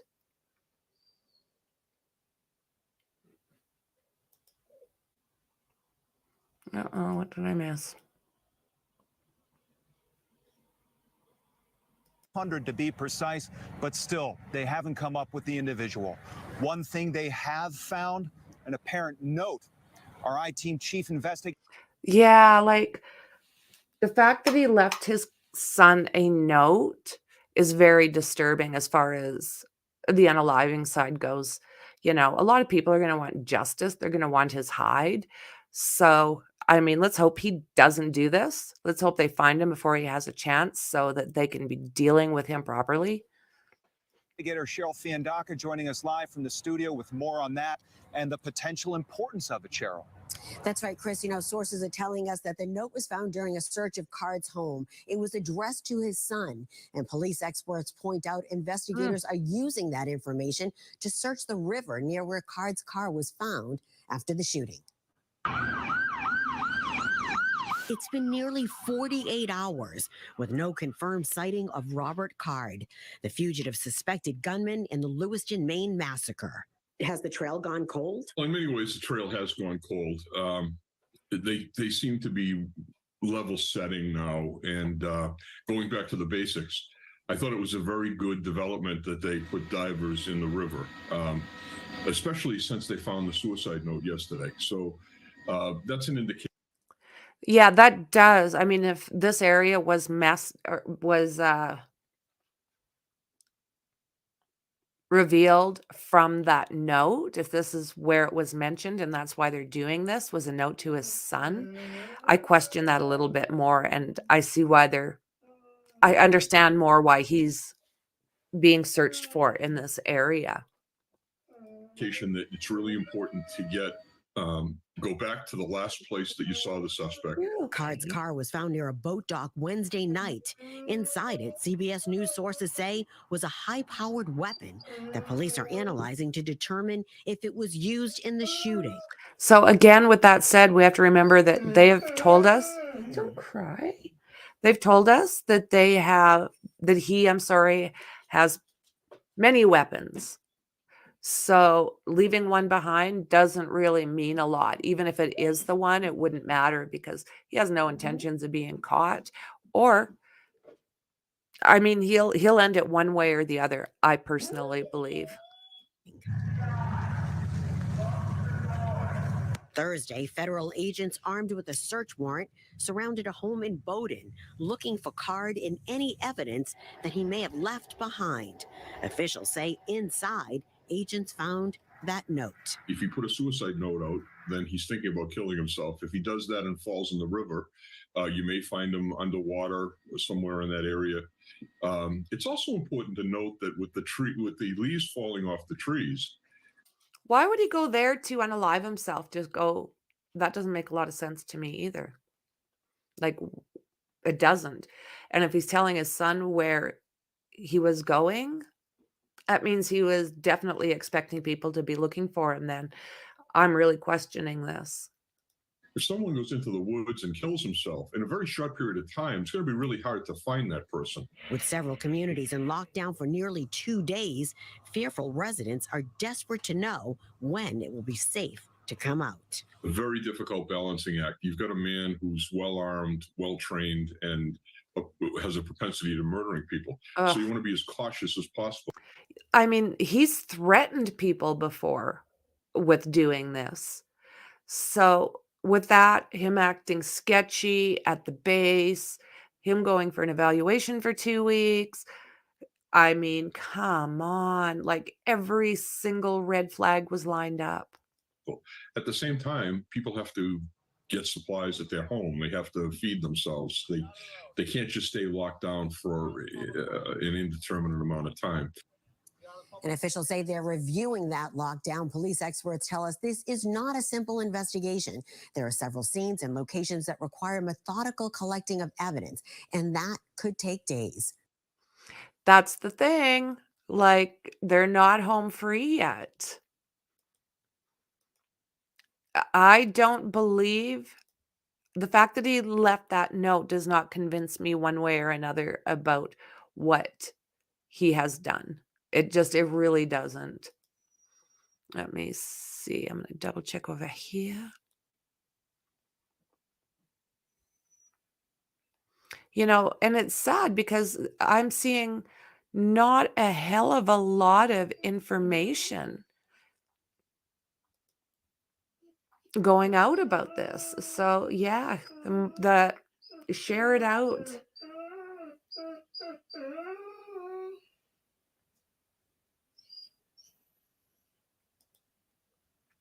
Yep. Well said. Yeah. If you don't feel safe, just be mindful and vigilant when you go out. Lock your doors. If you're a weapon carrier, carry it. Situation awareness is your friend.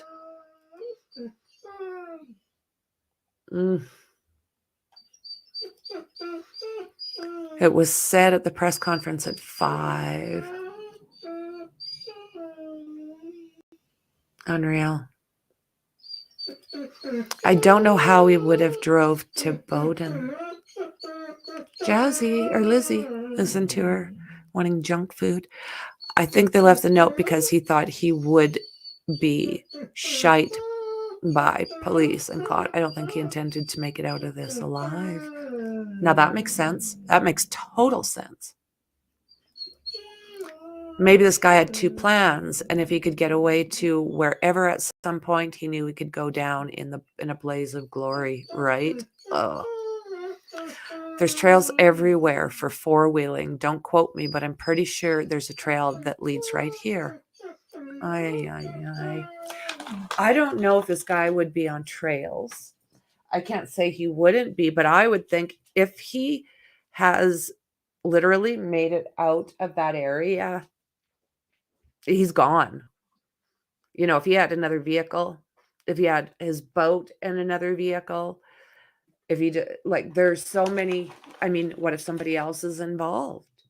There's so many angles. But I would think he would either unalive himself or he would be like gone. But I would absolutely, if you don't need to go out, don't keep your house locked up. Take care of you the best way you know how. You know, there's going to be some people that, you know, they do need to see the doctor, or they do need to, oh, isn't she something? Isn't she something? She wants these they're almost the size of like a kitty cat, little small little bite. And she'll sit here and make that sound for like hours. After she gets one, that's still not enough. So within a couple minutes, it starts all over again. Let's see.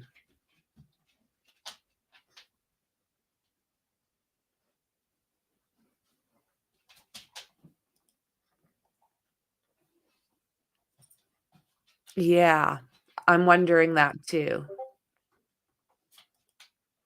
I'm assuming the leaves are off the trees up there. I'm also assuming they are using heat drones like they did in Pennsylvania on the DC manhunt. I think you're right. Yeah, Jazzy and Lizzie, my girls. He had a 2-hour head start before they found his car. He could have made it anywhere. Yeah, absolutely. That's kind of where I'm going, is I really think he would have bolted right the hell out of the area. You know, Cavalcanti didn't have access to, or the mind, I guess, to plan something like this and get the hell out of the area. It's okay. Oh, yeah. Absolutely. Are they flying around right now? I should see if I can get it. Let me look.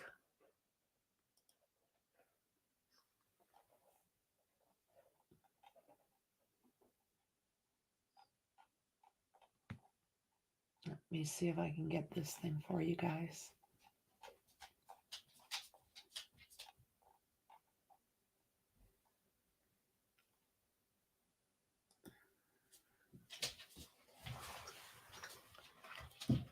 So where do we want to go here? We want to go.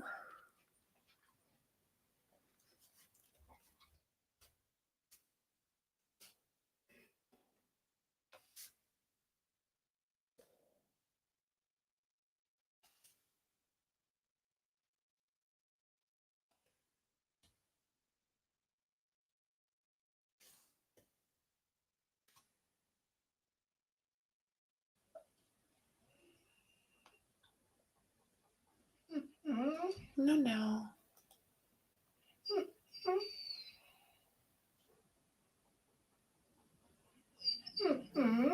You're okay.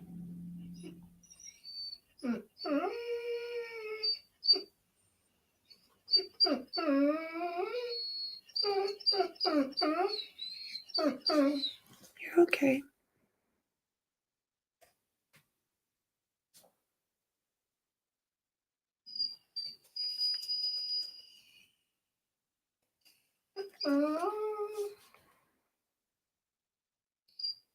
No, please. No, no. Shh. I'm working on this.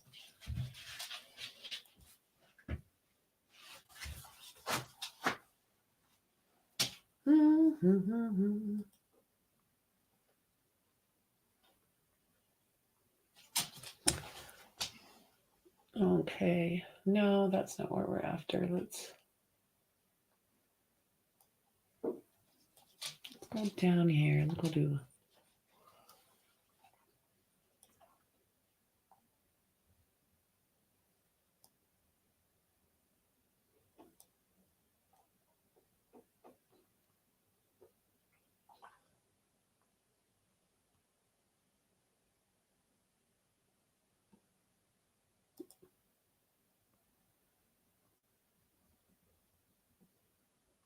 Oh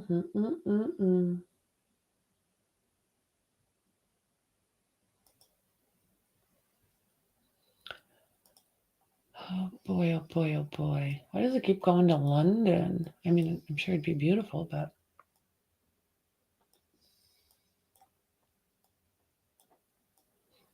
Over the pond.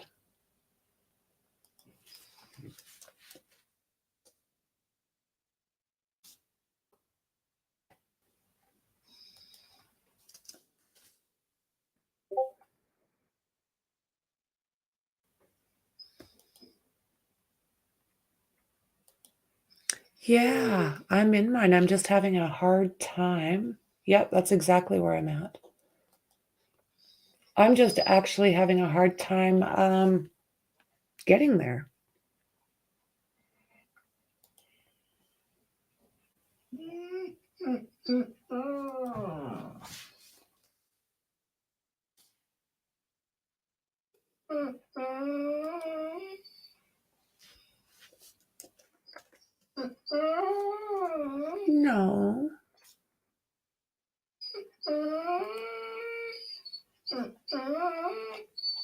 is he?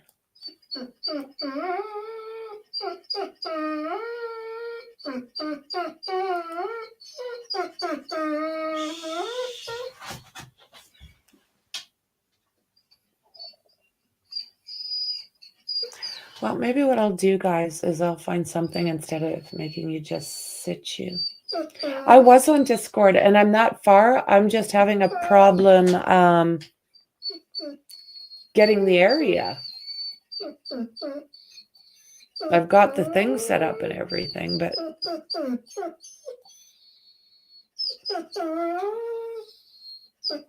no.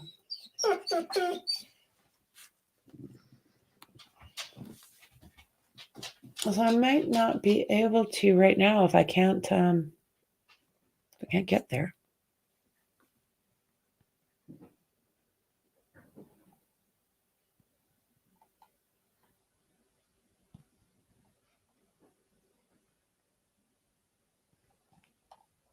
Sorry, guys. I am just not getting there right now.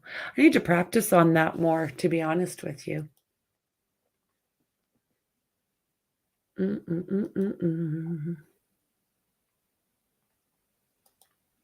Let's now try again. And yet it doesn't. But it will. Oh, I gotcha. I gotcha.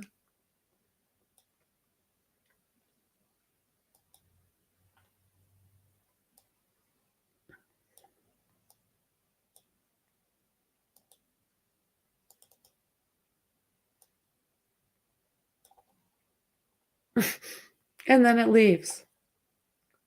Okay. And try that again.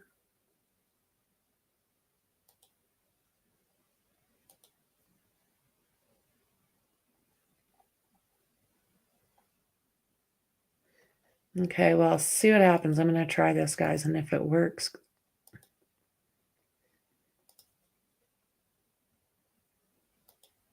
Okay.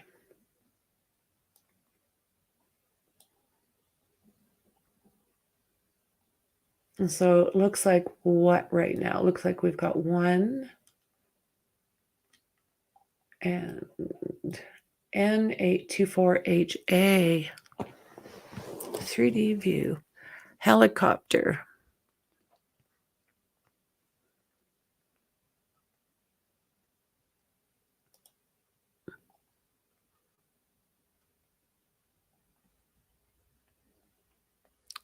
Okay.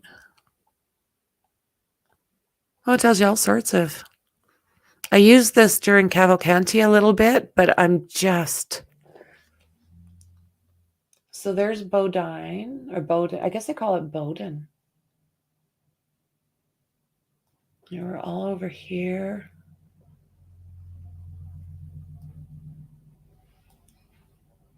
What are they doing now? They're just all over the place, guys. Like this guy, he's searching. That's another waterway. Wide berth.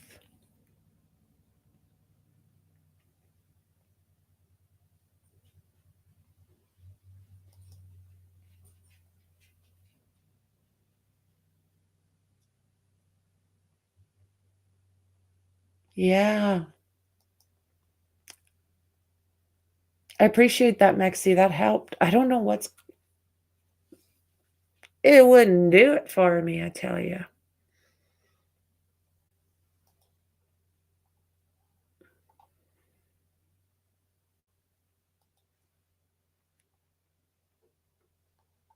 Aren't you guys shocked that this just is not everywhere?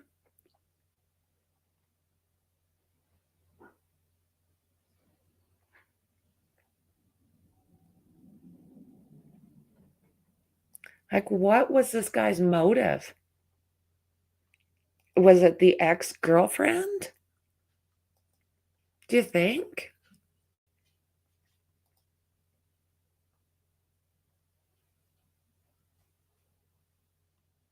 Oh, the Auburn airport. Okay.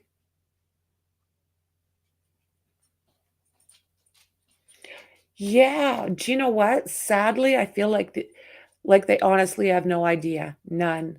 They said in the presser, no police have had no signs of him. Yeah. I don't think they've got a freaking clue. I really don't. And I don't think he would have stuck around there. I can't see it. He had more than enough time to up and go. And if he planned this to any kind of degree. Hey. Oh, okay. Yeah, you're good. Good girl. You can take it. I thought that was my shoe. It's okay.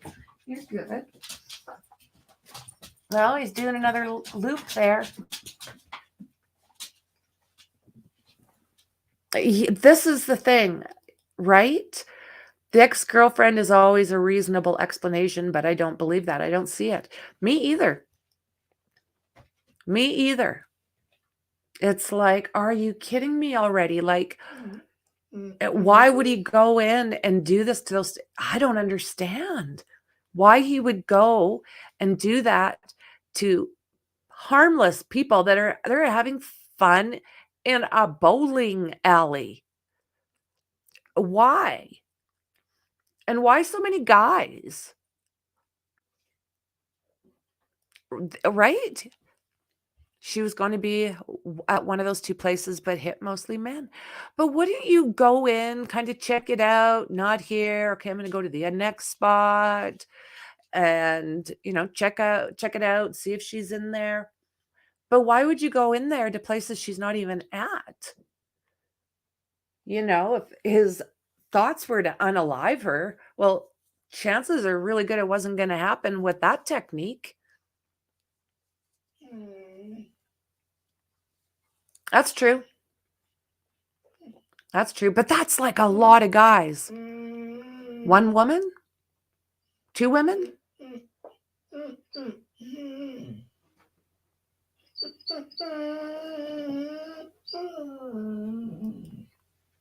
Developing mental health condition that got out of control fast. Do you know what? I think that explains it better than the ex-girlfriend. I can't see, but what? He got like all mentally ill and thought, I've got to eliminate anyone who goes into like bowling alleys. That is my new mission. Bowling alleys, be damned. I'm going to get you. Like, what the hell? And what did the note say?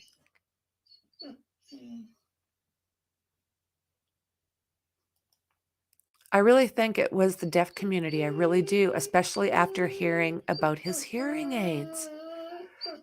Do you know what? Yeah. Most of the guys were probably trying to defend themselves. Yeah. Can you imagine? And do you know what, loves? That is making sense to me.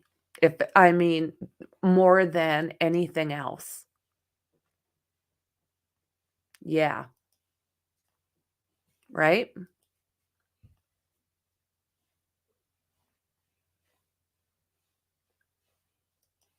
I don't know. Was there a bowler, like a pool team of hearing impaired? Just the weirdest combination. That helicopter is sure interested down there, isn't it?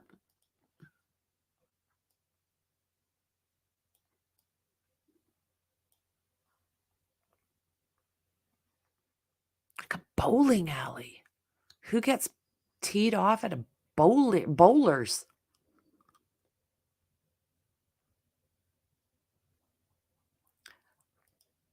Yeah. It was advertised event, cornhole. I can't put it at both locations. I had to yeah, that's just not a good word. It gives me bad visuals.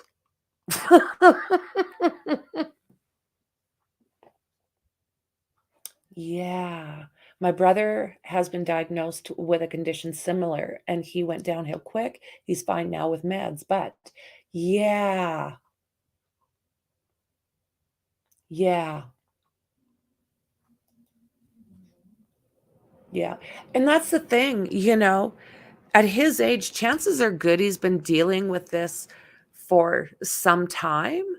So it's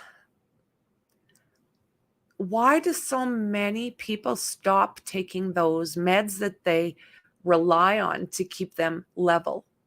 I don't understand that. Like when you're starting to feel like you should, but a lot of them do it. Yeah, like, if you start to pay attention to your body, I think you can figure this stuff out before you go like unaliving a bunch of bowlers or unaliving a bunch of deaf people. Yeah. He was admitted for 2 weeks. He threatened to up the Saco base. They should have kept him, should have kept their eyes on him. I do see that as a failure for Maine.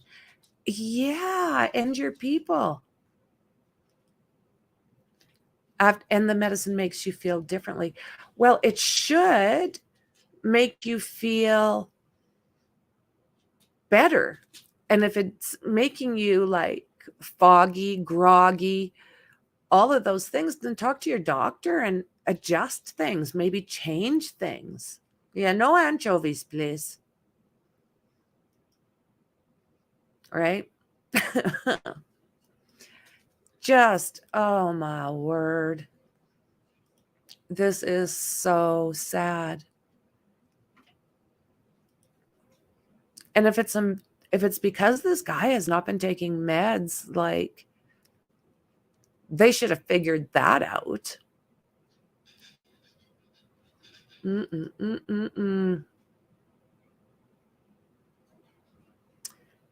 Like there's a lot of questions. Let's see if I can find anything else that's an update here, friends.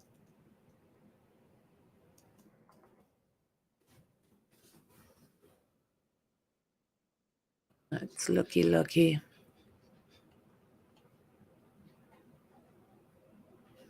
Small town of Lewiston was turned upside down when 18 residents, locals, family members, and friends were gunned down in America's largest major mass shooting. The gunman, identified as suspect Robert Card, first targeted the popular just-in-time recreation bowling alley just before 7 p.m., unaliving 7 people. Suspect then went to Shemengi's Bar and Grill restaurant and opened fire there minutes later, according to authorities. 7 males were unalived inside the restaurant, and 1 male was unalived outside. Like, what is that? 3 other victims died after they were taken to the local hospital, while 3 others were wounded in the attacks. Mr. Card, 40-year-old Army reservist, disappeared, plunging a grief-stricken community into deeper fear of what he could do next. Almost 48 hours on, many questions still remain. The suspect is still at large. The motive is still unknown. And whether it could have been prevented is now the focus of debate. Where is suspect Robert Card? Maine's Public Safety Commissioner Michael Saschuk confirmed on Friday morning that almost 36 hours on from the shootings, law enforcement still do not know where the accused is. We're working 24/7 to try and bring this individual to justice, he said. There is no doubt in my mind that we will bring this individual into justice one way or another, he insisted. Mr. Card has not been seen since he allegedly opened fire at the bar in Lewiston on Wednesday night. Investigators traced his vehicle to a boat landing in Lisbon, about 8 miles from the crime scene, just hours later. He has not been seen or heard from since. Multiple law enforcement agencies have been combing through countries in Maine ever since to find him, and residents in Auburn, Lewiston, Lisbon, and Bowden are all told to shelter in place. Speculation mounted that police were closing in on a suspect on Thursday evening when a dramatic raid was executed on Mr. Card's home in Bowden. Maine police and FBI agents were heard shouting, "FBI, open the door," before entering the property. The dramatic scene, however, ended with no arrests and no sign of the U.S. Army reservist. On Friday, authorities announced that divers will now be joining the search. So they did. We know that. So let's see here. Mr. Saschuk said that the dive teams will be checking for evidence as well as potential bodies in the Androscoggin River, raising questions as to whether he entered the river that night.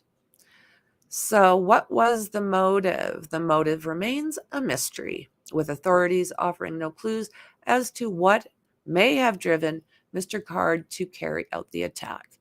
However, Saschuk confirmed at the press conference Friday that the suspect did leave behind a mystery note after allegedly going on this rampage.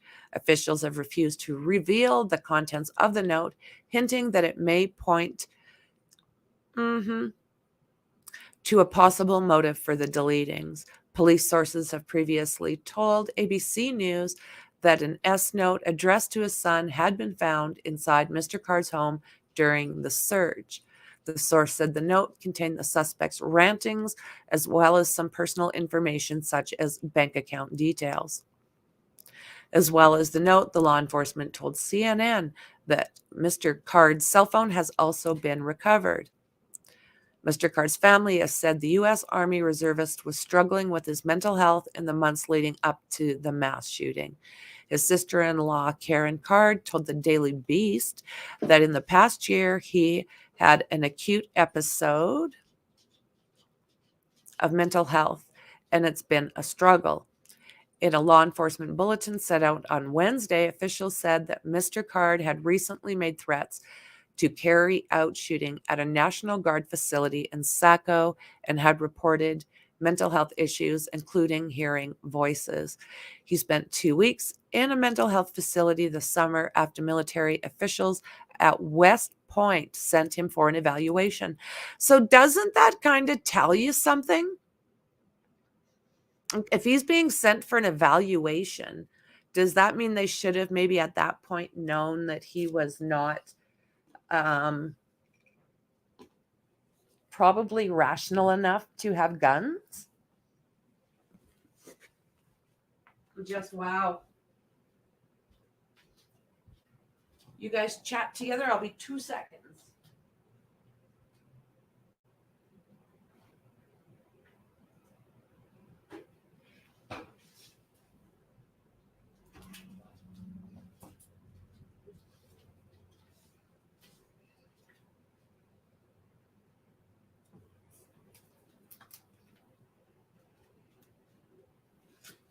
I had to get some more. I was so thirsty. My tongue was sticking to the top of my face again. Oh my word.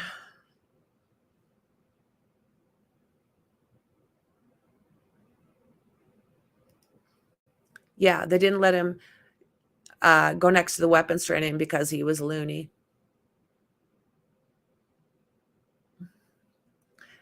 And yeah, someone definitely dropped the ball. So why is that helicopter concentrating on that area so much? Let's see how long he hangs out there because he's taking lots of rounds. Angela, good to see you, friend. Welcome, welcome.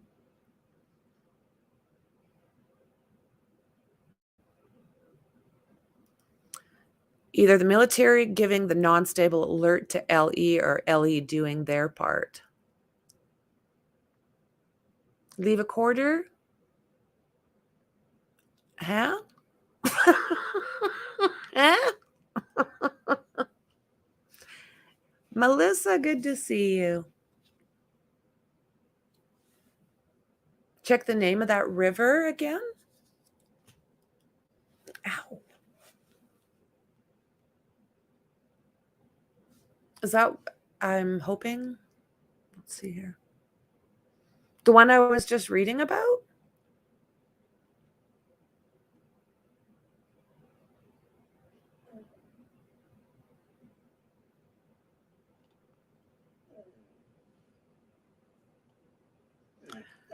Oh, my word.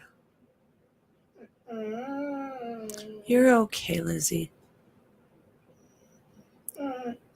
Which river, friend? Androscoggin? Is it? Did I say that right? Androscoggin? Thanks for your help, Dave. I appreciate that.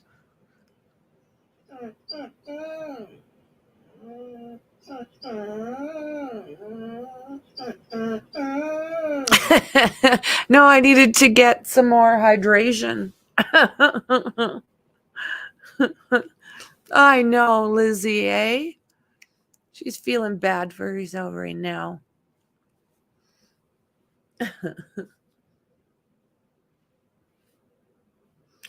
Yeah, you know, this is the thing. I don't think they know what to expect. Like, literally, they have not seen this guy since. He did his thing, caused all that harm, and he just basically drove to that river and went poof. Not a clue. Not a clue. So, I mean, I'm going to guess that there is got to be some kind of information in that letter to his son, that alleged letter to his son. So, yeah.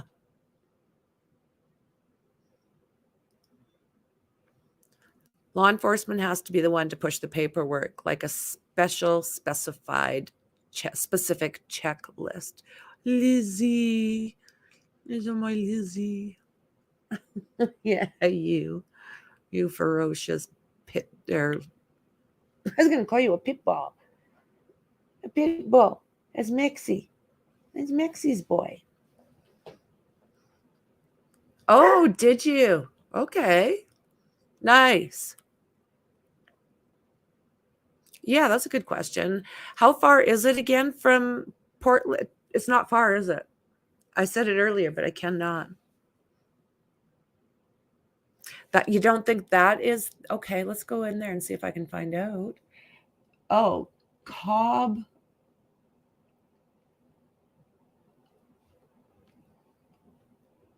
something. And he's piecing out. He's leaving. Or is he? I think so. It says it's a stream.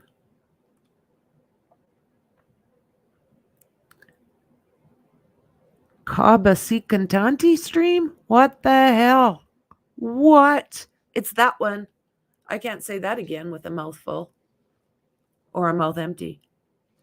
So yeah, a different one. Does that make sense to you guys?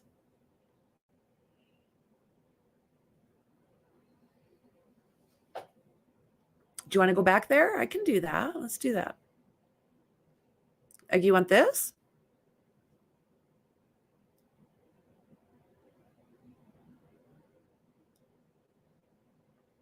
I don't mind doing that for you.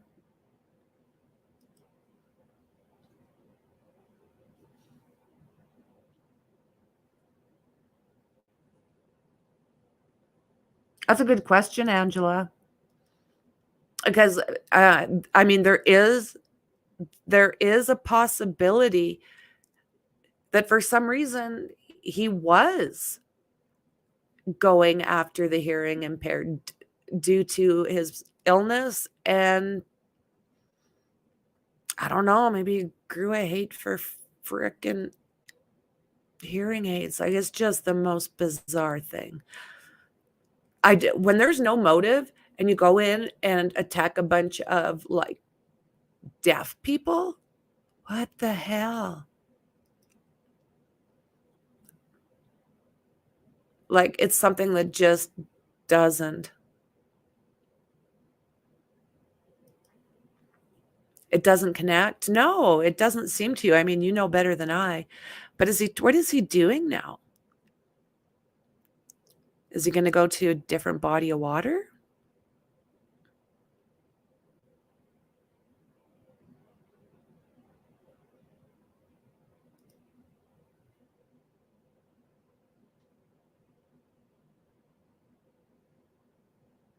Where are they going?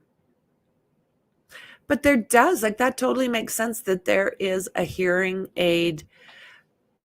I didn't think of that at all. I love the think tank. I mean, the best thinkers out there. So says I.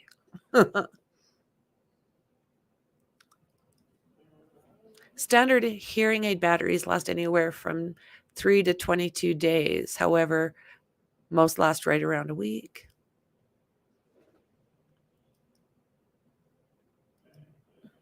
Lifespan of the battery depends on several factors, including the type of battery, type of hearing aid, how often the device is used, and how often you stream media. As of 2021. Okay.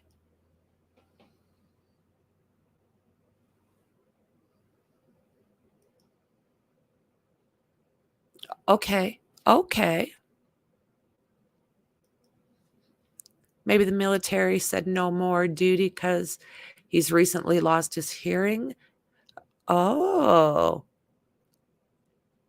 That's a good question too. So why was he so peeved off at that base? What was he so pissy about?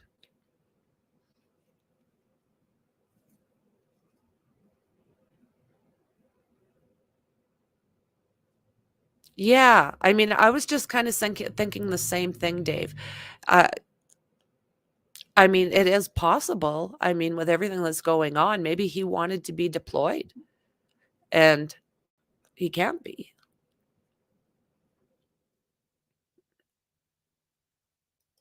Yeah, they sure can be.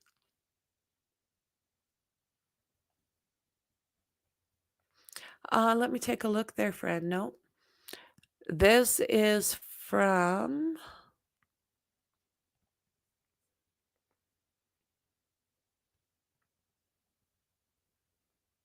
Auburn.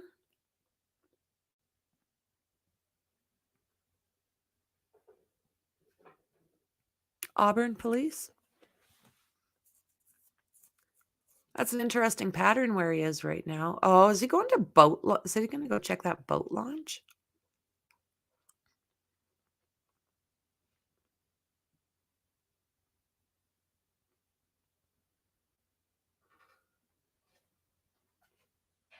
He is. He's gonna make a swing by that boat launch.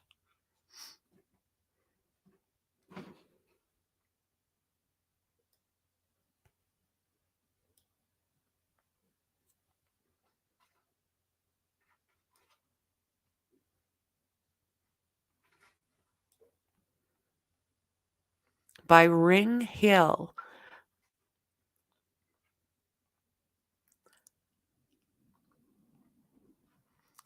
Pleasant Pond boat launch. Pleasant Pond boat launch.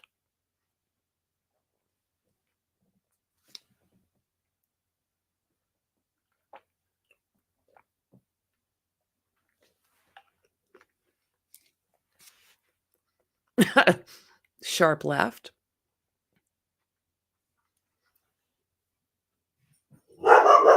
I knew she was going to go. Nope, it's okay, Jazzy.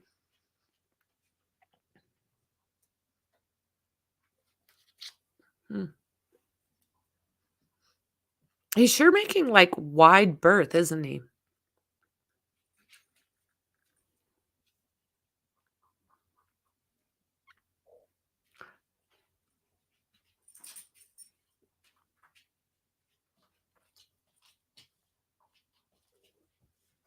Is he hitting up the little? What's he doing? I thought maybe he was going to look at that water, but maybe not. Sharp left.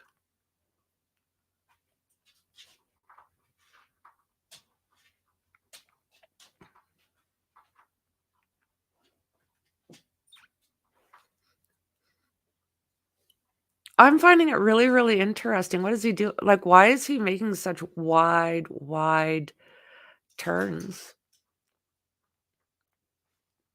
What do you guys think?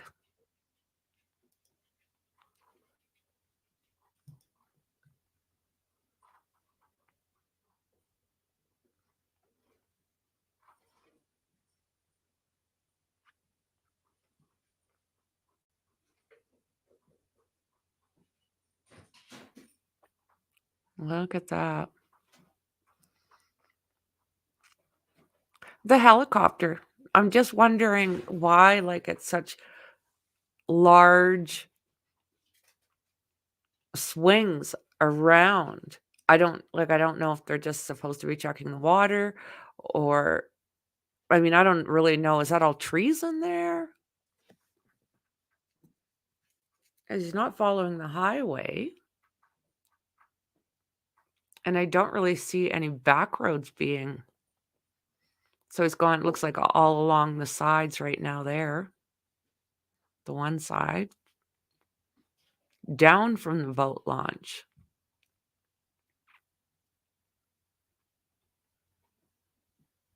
Oh, that could be. That could be.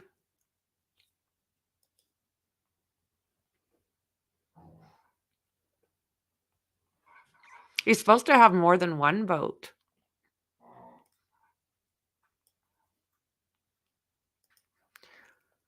Okay, I'll try it, but every time I do something, there we go. So I'll just, I was waiting because I was going to say every time I do something, but I'll connect again.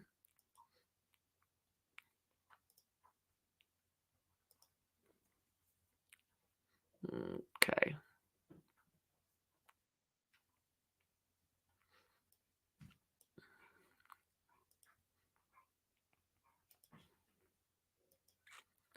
And we're back.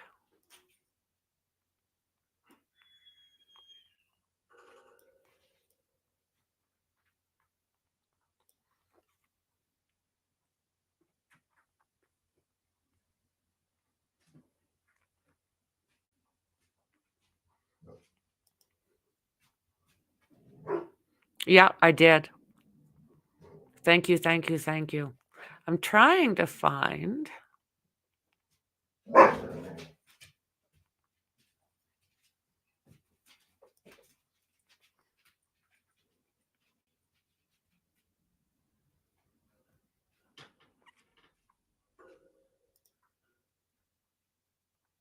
Oh, okay. It says no.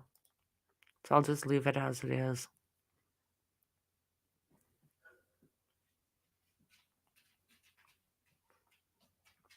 If I end up using this more, I will I'll get a subscription, but I very seldom need this. Cavalcanti was the last one. Okay, so this makes sense to me going along the edge of like the pond or whatever it is.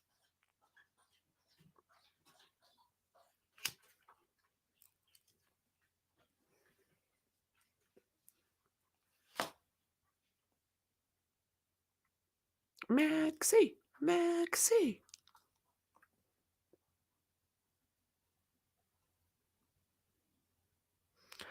Oh, Dave, that's the thing. He could be. Very easily. Oh, there you go. 26 feet.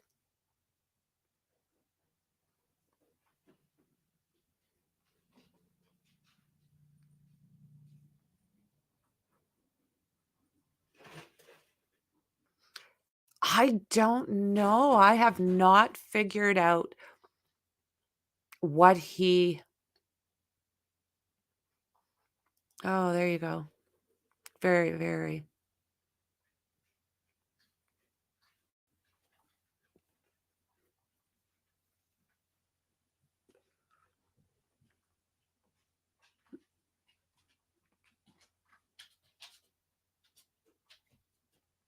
Good job. Good job.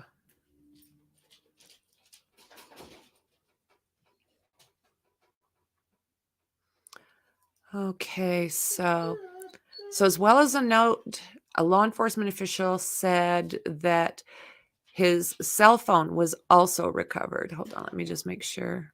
Yeah. Yay. Mr. Card's family members are said to be cooperating with the investigation and have suggested that he might have been looking for an ex-girlfriend at one of the locations. It's not clear who the former partner may be or if this did form a part of his motive for the shooting. Court records show that Mr. Card was divorced by his ex-wife in 2007. In 2013, court granted them both shared parental rights of their child, who primarily lives with his mother.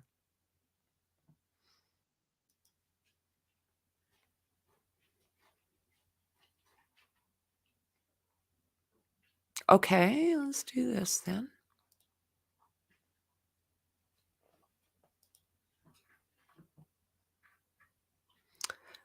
Oh, man. So, I mean, with this, it's even tricky because the person doesn't really even. I mean, why?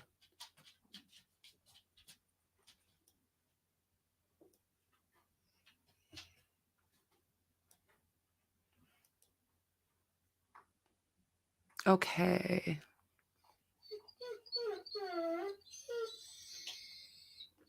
You're okay, my Libby.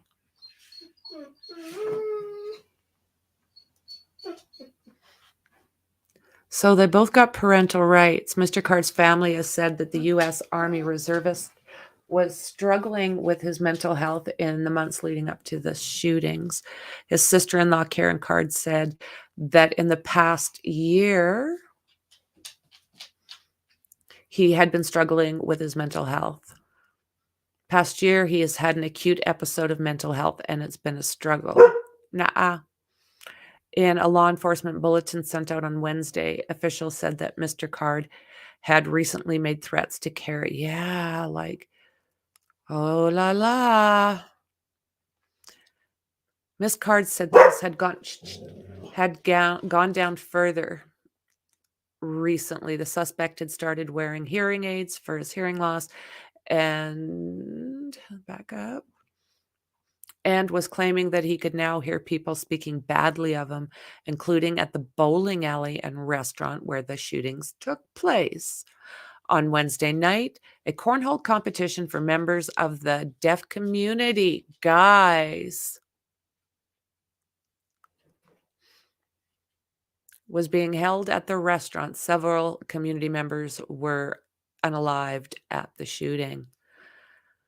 The warning sign appeared to be there with Mr. Card, with his threats against the National Guard base and serious mental health concerns. Now questions are being asked as to whether the mass shooter could have been prevented if steps had been taken to prevent him from having access to firearms. Maine is a very lax gun laws, and people don't need a permit or a background check to buy or carry concealed guns. Possession of semi-automatics is also legal in the state. The state also does not have a red flag law in place, a law used to prevent individuals from purchasing or possessing guns if they are feared to be a danger to themselves or others. What? However, it does have a yellow flag law that enables family members to contact law enforcement and seek a temporary order restricting a relative from accessing firearms if they appear to be suffering a mental health crisis. Under the law, the individual must first be taken into police custody for a medical evaluation, something that did happen to Mr. Card in the summer. On Thursday, Maine Senator Susan, I guess, Collins said the yellow flag law should have been used. I don't know whether there was a report to trigger the yellow flag law, she said in a briefing. It certainly seems that on the basis of the facts that we have, that the yellow flag should have been triggered.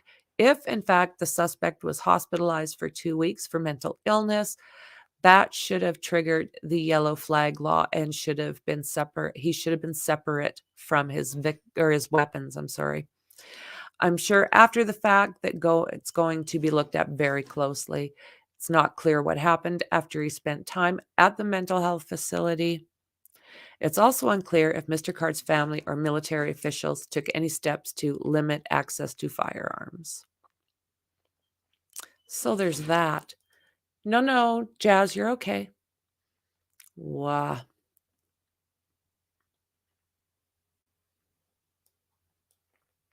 Unreal, guys. Gonna see what else is out here.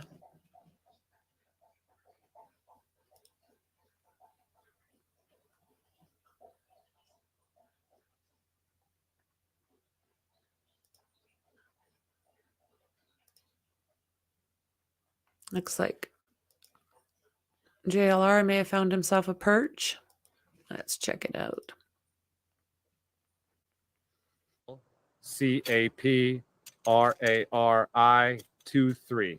That's Al Caprari 23. That's my first initials and part of my last name. I know it's a little difficult, but ALCAPRARI 23. Al Caprari. Awesome. Thank Appreciate you it, man. Thank you for taking the time to Yeah, speaking to me. you We got love it. you on our channel, and we're boots on the ground, and we're just trying to get answers and try to put the information out there. And everyone has takes and perspectives, and we can speculate on our channel. No, I know it's tough, but obviously, back to my original point, as much attention as possible because this community needs it. They need that support and the love. And obviously, this is not the first mass shooting, and it likely won't be the last. And so we, as a nation, need to, join together and support each other. The vigils, are they going to have some this weekend? I imagine so. I haven't heard anything about it, but now that the shelter-in-place order is done, that's typically what we see. People, and especially now that all 18 victims their names have been released, now is the time when people usually go and lift up each other and put a vigil of some sort. Do tell, friend. Flowers. There's a teenager that was killed as part of this mass shooting, and so there's a lot of people that are paying attention. So we expect some sort of vigil, I'm sure. So is News Nation going to be out here for days? News Nation's going to be here for as long as it takes. I'm heading to Austin, Texas next, though, to cover the Caitlin Armstrong trial. I was supposed to go there, too. So that's where you'll see me, but News Nation will be out there, and we'll be covering it every step of the way. Yeah, I planned out Caitlin also, and I I know. Came up here instead. It's tough. There's a lot of news out there. A lot of news. All right. Well, Thank if you want to watch me right now, tune into News Nation. We're going to go live with Chris Cuomo coming up here in about 7 minutes. Alex brings great work, and he's always No. around. And I say no. Thank you for your time. It's Alex. We like Alex. Yeah, where's Brian Anton?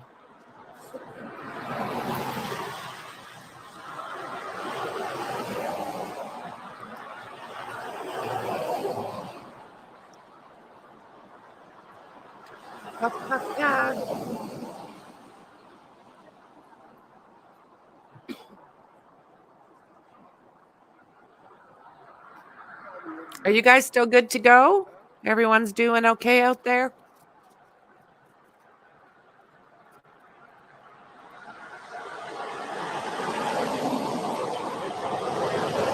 I'm going to zoom in a little bit too.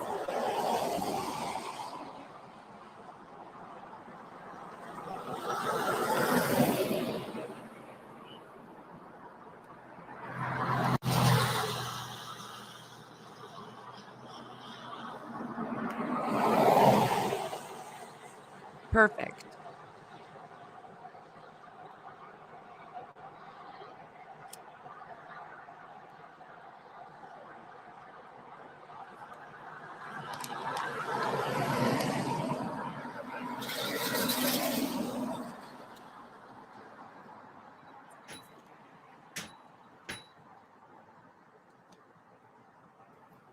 the scene out here. How much output do you want? 600.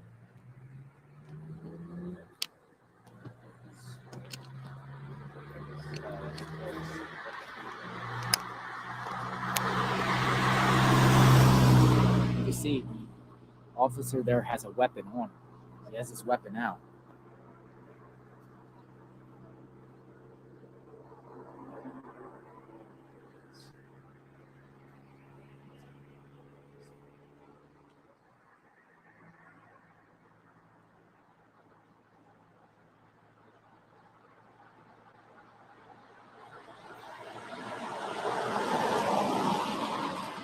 So will they find him? Will they find him tonight?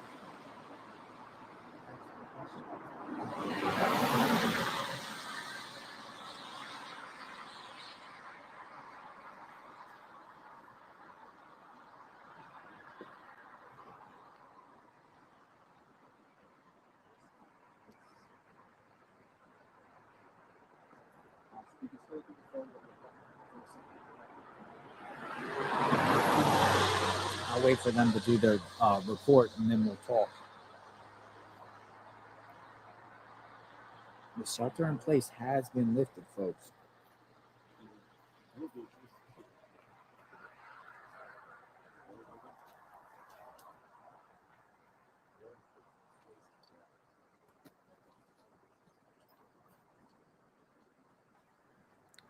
You betcha, Shauna. Thank you The for shelter in asking. place has been lifted.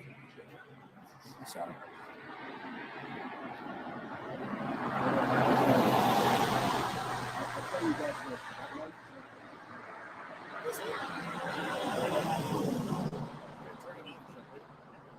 Let's say we're not. Just fed my chinchillas.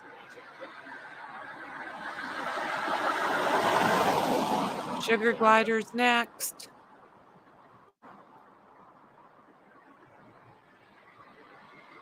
We've been streaming for 6 hours, guys. That's awesome that you guys are hanging in.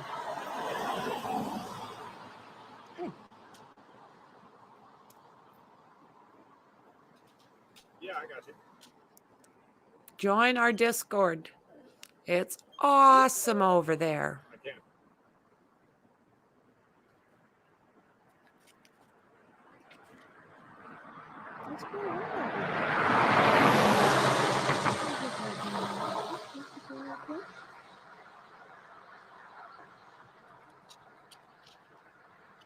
Yes, I can.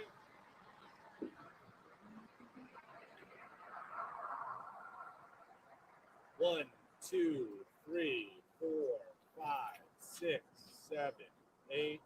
Who do we appreciate?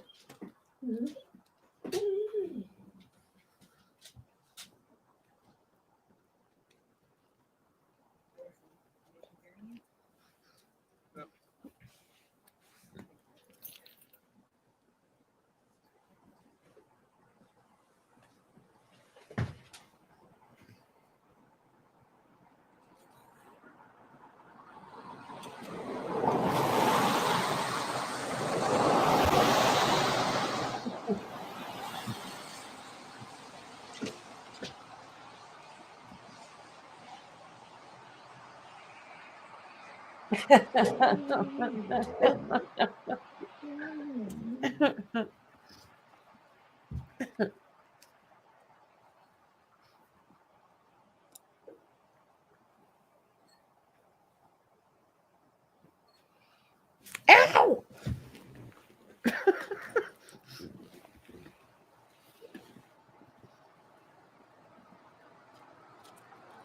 yeah, we're out here.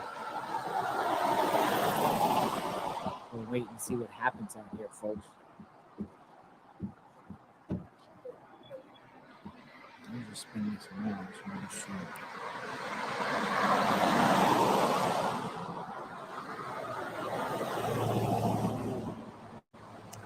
Thank you, Shauna. Thank you very much, friend.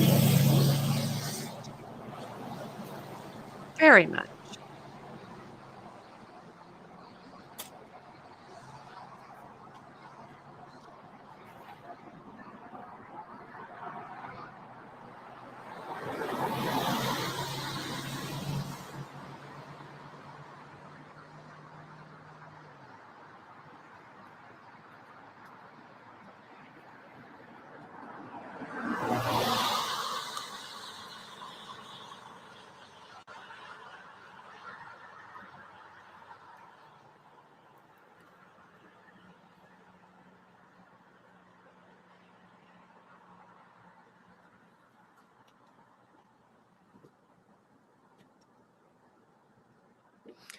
The connections in New York area that played key roles in his history of medical illness.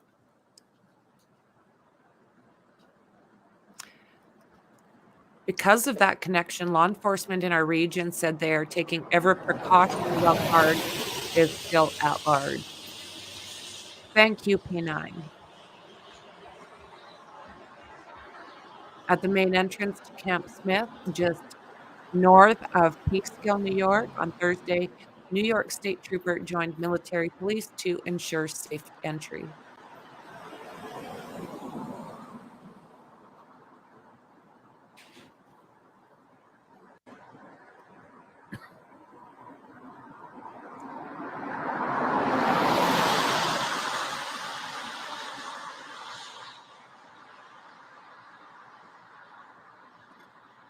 Back at you, friend. Back at you.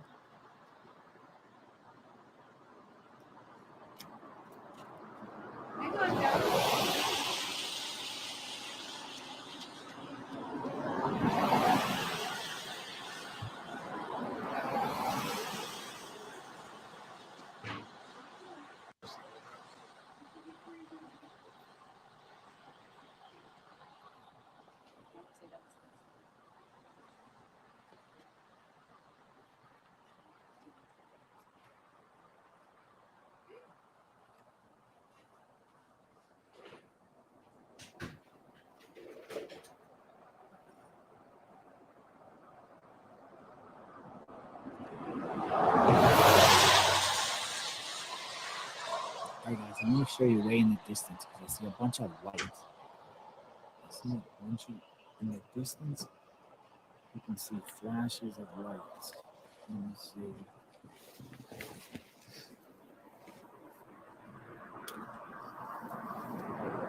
Yes, keep safe, P9.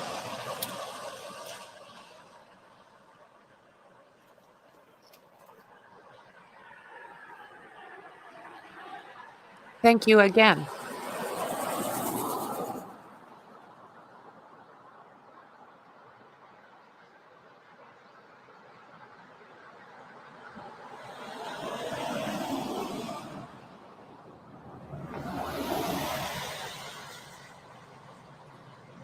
I know that's Alex. He's ready to go on with Chris Cuomo. Man suspected in Maine deleting says New York police on high alert. James Ford posted October 26, 2023, 6:31, and updated at 7:14.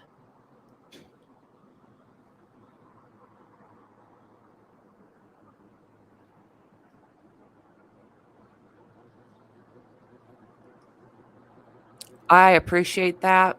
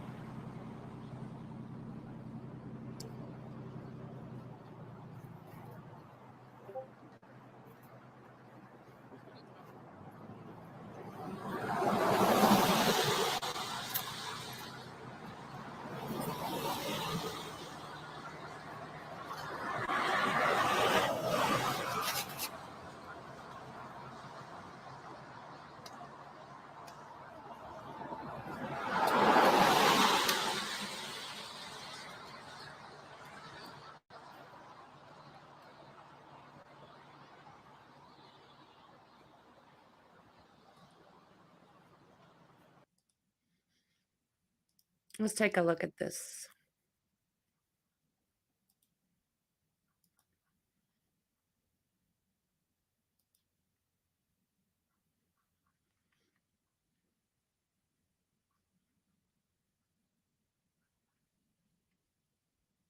Let's see if I can.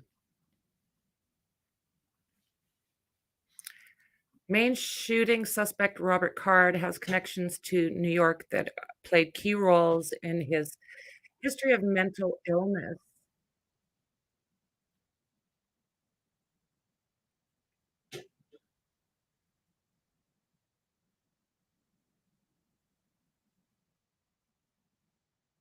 A sign posted on the gate that bolstered law enforcement officers' explanation of why card is dangerous. Live firing, it read, and echoing through the woods surrounded the gate was evidence that live firing was well underway. A loud automatic weapon fire reverberated outside of the facility, operated by the Army Reserve and National Guard. It was confirmed on Thursday morning that shooting suspect Robert Card had been at Camp Smith with his unit this past summer. On July 16th, 2023, began a statement released by the Army. Leaders of Card's battalion informed garrison staff that Army Reserve First Sergeant Class Robert Card was behaving erratically.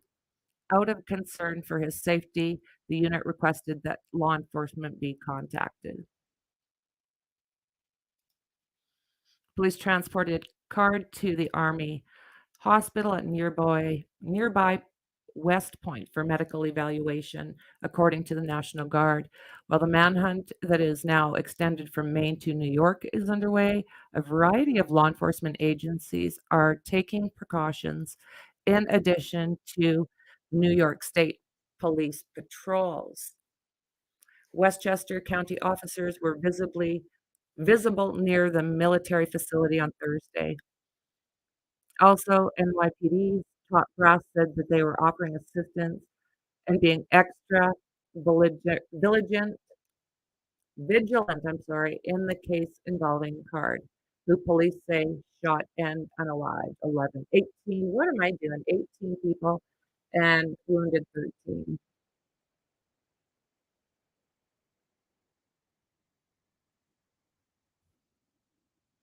We took the person's image and sent it out on alert to every smartphone in our department, said Caban. We also made the decision to dispatch investigators to Lewiston. We also had appropriate resources at the ready in case the suspect would end up here, Caban said. His deputy commissioner for intelligence and counterterrorism, Rebecca Ullman Weiner, said that NYPD's actions include increased security at places of entry to the city. Meanwhile, back in Westchester County near Camp Smith, most residents know people connected to the Army post. One business owner in Peekskill, New York, who is licensed to sell guns, called the situation involving the man who had trained at Camp Smith tragic. He added, though, that to him, it's about more than firearms. We need to do something in this country to help people with mental illness, said Greg Grimaldi, who owns a variety of businesses, including a firearms store, that ends up being the root cause of all these problems, he continued. That is where these mass shootings are coming from. The New York State Police indicated that they would continue having troopers deployed at Camp Smith to increase force protection until Card is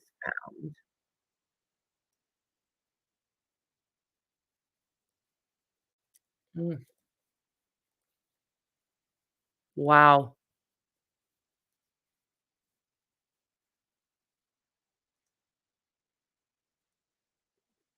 We need to make sure everyone knows that it's not just happening right here. Those boots on the ground manhunt is still going on all across this county. We heard about several search warrant executions that happened in townships beyond Lewiston. So there is still hundreds of law enforcement personnel that are actually going out here, making sure that they're doing whatever they can to either find the suspect himself or find his body.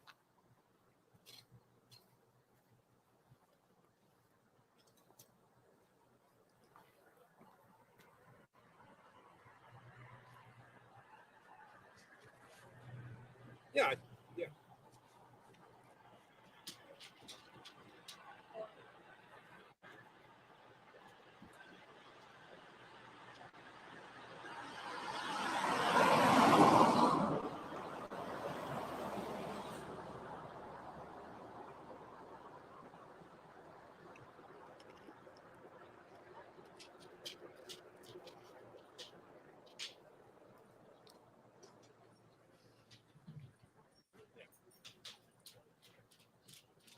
look, there's two trains of thought here. For the boots on the ground manhunt, where they're actually combing through the woods, that is a search for someone who's alive and who is armed and dangerous, as they've continued to tell us. Yes, the shelter in place has stopped, but they're still combing through this miles and miles, stretches of forest that really are hard to cover, but they're still doing that. But it's important for me to note that this water search is looking for a dead body. And I know that because of how this river system works, right? Because this boat launch this river does lead eventually to the Atlantic Ocean. However, there are massive dams that stand in the way. 100-foot dams, one's in Lisbon Falls.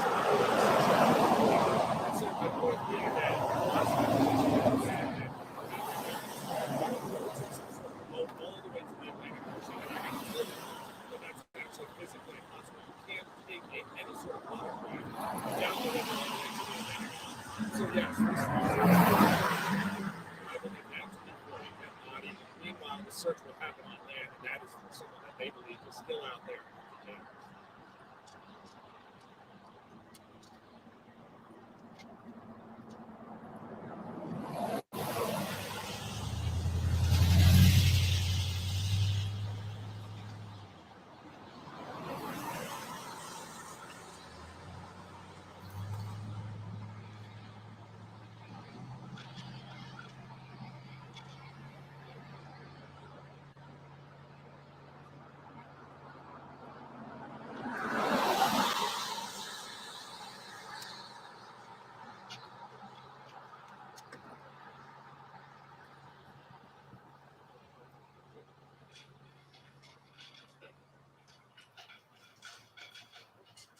You know I will, Chris. Thanks.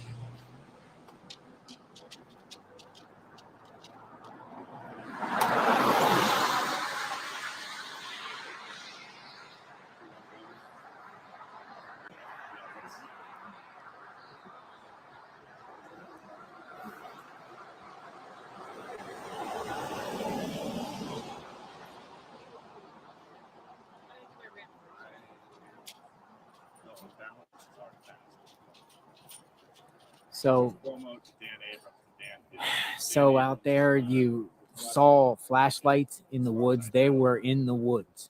This is water right here. They were in the woods. I saw numerous flashlights in the distance. On to the right, this is Frost Hill Road. Authorities have Frost Hill Road blocked off. They've been having this road in this area blocked off since this incident happened. And when they found this Subaru right there behind where this law enforcement vehicle is, right there is a boat launch, little parking area, and that's where it's Subaru was found. Now law enforcement are searching the water, and they're also searching the land. They're searching the land area. And I just saw a big media truck. There was lots of media around here. I just did a News Nation report. The medias are at different locations. One at the bar, some are at the bowling alley, some are in Lewiston, some are probably be back tomorrow. We don't know. The press conference will be tomorrow at 10 a.m. Definitely going to watch that. And share this video out. I am JLR Investigates. We go boots on the ground. We're just going to watch this process play out. What will happen? Will they take this guy alive? Will we hear gunshots? Will they find a body? Will this guy pop up and show up somewhere else and do more? It remains to be seen. They have their eyes focused on this area.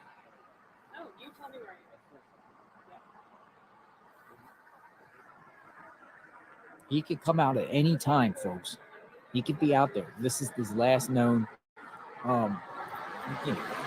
assuming that the car that, the Subaru he drove, it probably most likely, right? Perfect, love. But you never know. Perfect.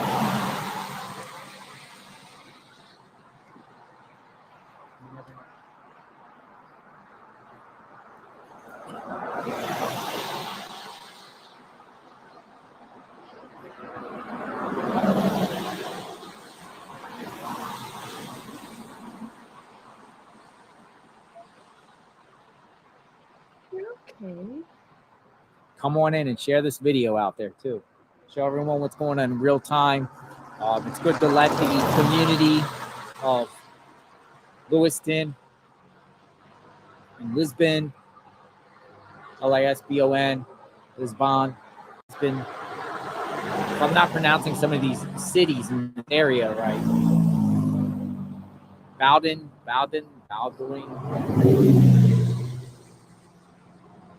Just in Portland, that's farther to the south. Brunswick, that's a little bit farther away. It's centered around this particular location. And it's good for the locals to know that might be sheltering in place still, even though it got lifted, that authorities are out here. Bowdoin. Thank you, JJ. Bowdoin, KC, thank you.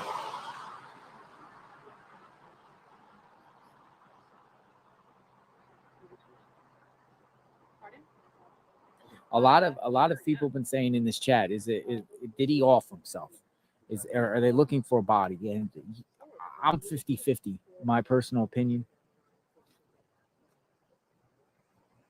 I'm fine with that. Yeah. If they want to do Nats first, I can do Nats first. Well, I'm 50-50 on this situation. What do you think? What's your thoughts?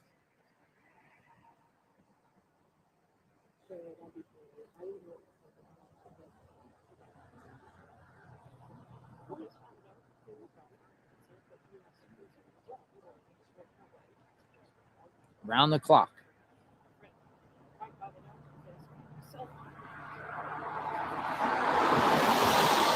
Now, Lewiston was a ghost town tonight. I actually made a video a little after 6 p.m. when it was dark, starting to get dark, and most of the businesses were closed. Pizza spots, Italian restaurants, McDonald's, Burger King, Starbucks, you name it.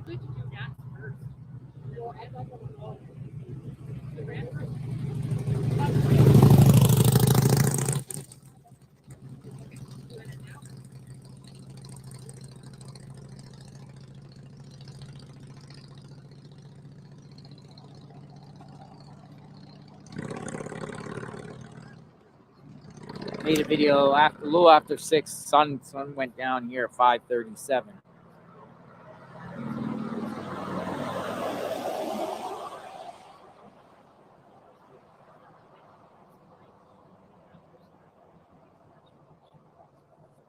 But I think starting tomorrow, the community will start coming out. I really do think they'll start venturing out a little bit. Will they have school? Halloween's coming up.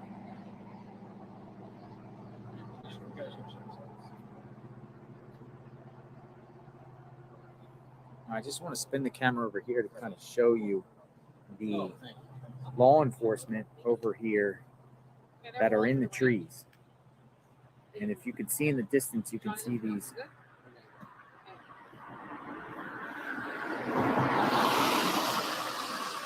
You can see flashes in the trees.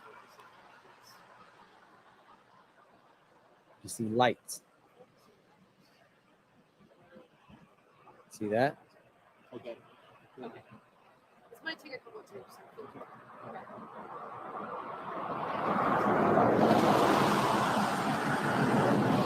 See how they're looking around in the trees? Dive teams in search are still focusing their efforts on the area of Robert Card's last known whereabouts. We're about a 25-minute drive outside of Lewiston, and just behind me is the boat ramp where the vehicle. Sorry. This might take a couple takes. I'm sorry. I'm sorry. 25 minutes or so years behind me is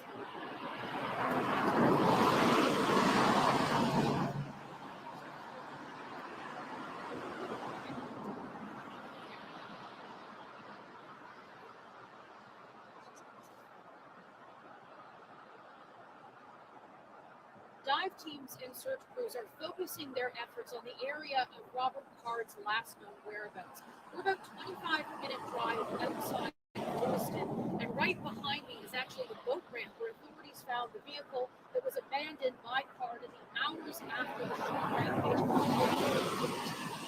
Now, Card is still considered So many people out there right now. as the search continues. However, authorities have decided to lift the shelter-in-place orders. Businesses can reopen. People can gather publicly again. We're expecting to start to see more public grieving because, of course, that shelter-in-place wasn't effective. People have to come together.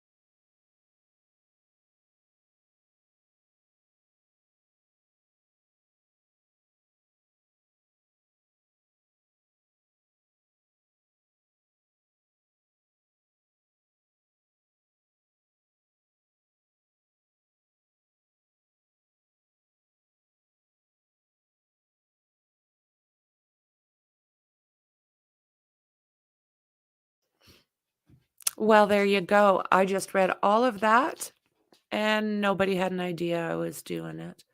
Go figure. So let's do this all over again. Oh, my word. Franky. So this comes from Loves to Lurk. Victims after pair were gunned down at the Lewiston Bowling Alley, where manager, who was also deleted, Bill Young, and his 14-year-old son, Aaron, were shot and unalived at the Just-in-Time Recreation Bowling Alley. Young joined Bob Voilette, 76, who was also deceased and unalived at the massacre, and that erupted, just inside Just-in-Time Recreation Bowling Alley, formerly known as Spare Time and Shemengi's Bar and Grill. Tricia Aslin, 53, who worked at the bowling alley, was also confirmed in the harrowing hours after this senseless massacre. Meanwhile, relatives confirmed Joseph Walker, 57, who was the bar manager at Shemengi's, and Joshua Seal, 36, a father of 4, who was also confirmed by his wife. Brian McFarland, 40, who was playing cornhole with his deaf friends. Arthur Stout, 41, and Ron Moran were also confirmed passed by family and friends. Peyton Brewer Ross, 40, and Steve Vozella, 45, were also confirmed. Ay, ay, ay. So pushed out to specific locations as per Maine. Public safety officials. Shelter-in-place ordered is rescinded, except hunting is prohibited in the towns of Lewiston, Lisbon, Bowden, and Monmouth, beginning Saturday, October 28th, 2023, until further notice.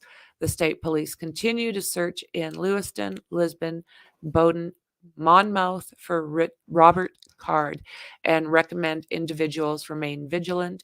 Businesses may choose to remain open to open or remain closed. So much appreciated, friend.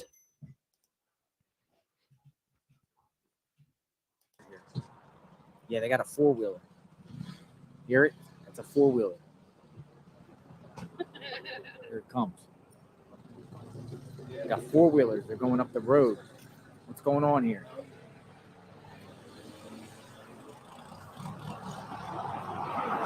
They're all shooting up into one area, folks.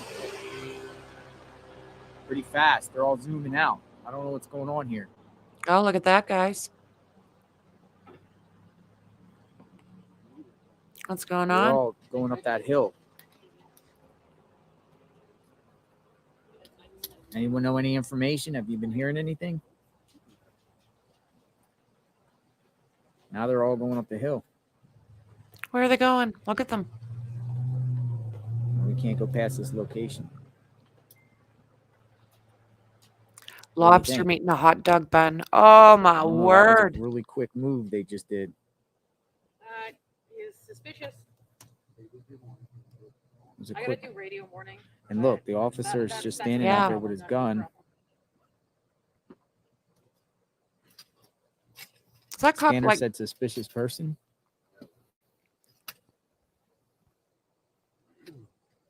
Yeah, something. I don't know what's going down. There could be some activity. They all were out in the woods with their lights, and then they all got in their vehicles. 2 people got into ATV type vehicles, and then they went up the hill around the corner. Can't see. So this is Forest Hill Road. So let me get the map here. And maybe I have an idea where they could have went.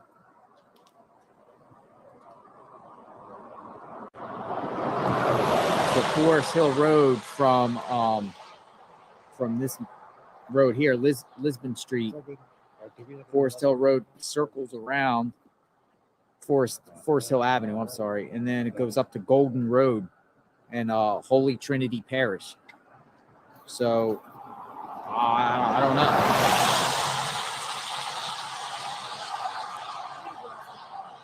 Something going on up there.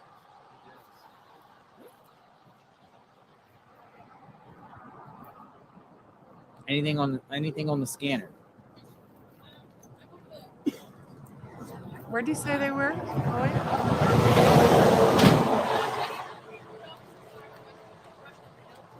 going on that we need to? I have no idea. No idea? Okay. I'm here to make sure the road's closed and make sure nobody gets money. Thank you so much.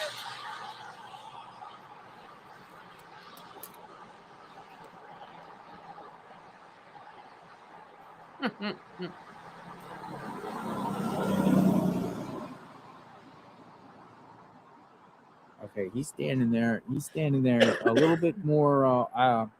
I don't know, something going on.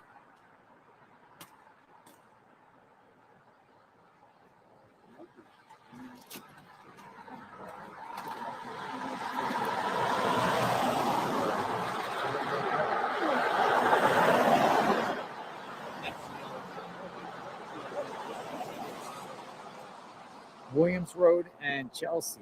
Yeah, yeah. Bridges. Chris Bridges. Yeah, yeah, yeah. No, because it's the big mic, right? I do. So the scanner has been going off. I'm hearing reports that scanner said a male in camo with a backpack seen walking down the road. Possible it's a suspect. I don't know. Chopper in the air at Brunswick Road and Fire Road 103 in Ring Hill area off of 201. There's no choppers around here. Mm-mm.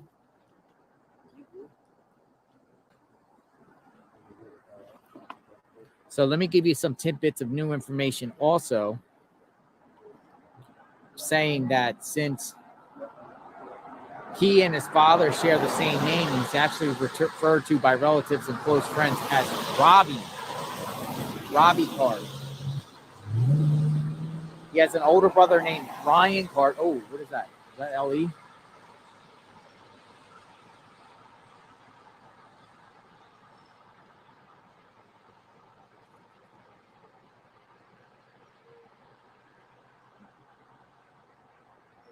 So he has an older brother named Ryan Card, 41. His younger sister, Nicole Lard, Lard, 39. She lives in Durham, Maine. And his mother's name is Jana.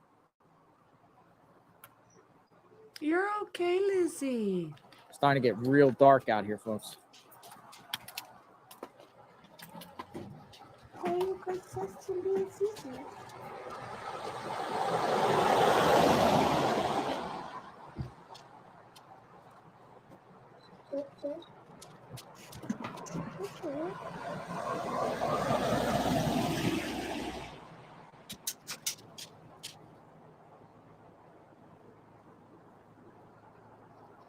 I can't see this being him.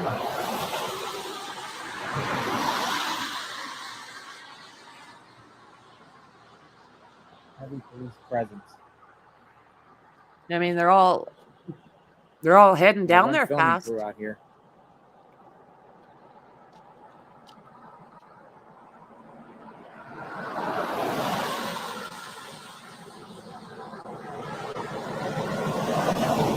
So everyone, I'm gonna sign off and get myself some food and monitor the situation. Keep me informed. If he's not found.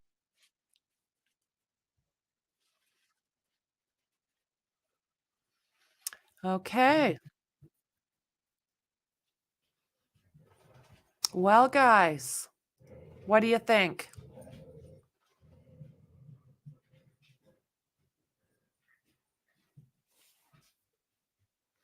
I'll check one more thing here.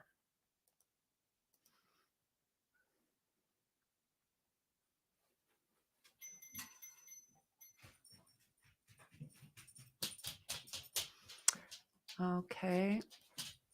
No.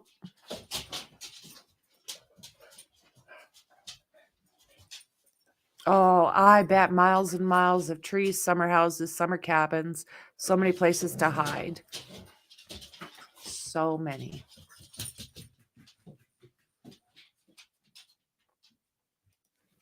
Ton of live people on live feed. You never know. He may be thinking he's being talked about. Oh my goodness. Yeah, it is. It is great insight. Much appreciated, loves to. Much appreciated. You know, it's not the same if it doesn't come from somebody who very much is familiar with the area. So, yeah, stay safe, buckle up, lock your doors. You know, I think if he's still alive, I do believe he's long gone. So I am going to do the same. I'm going to check out, but I will be keeping an eye on the situation. And if anything happens, I will be back. Absolutely. So, guys, thank you so much for being here. Let's just hope that they catch this guy sooner than later and let everybody get back on with life. So, once again, if you haven't yet, subscribe, like, and share. Thank you, everybody, for joining me, new members. Thank you for the super chats. And I much appreciate every single one of you. And I'll see you guys in the next one. Bye.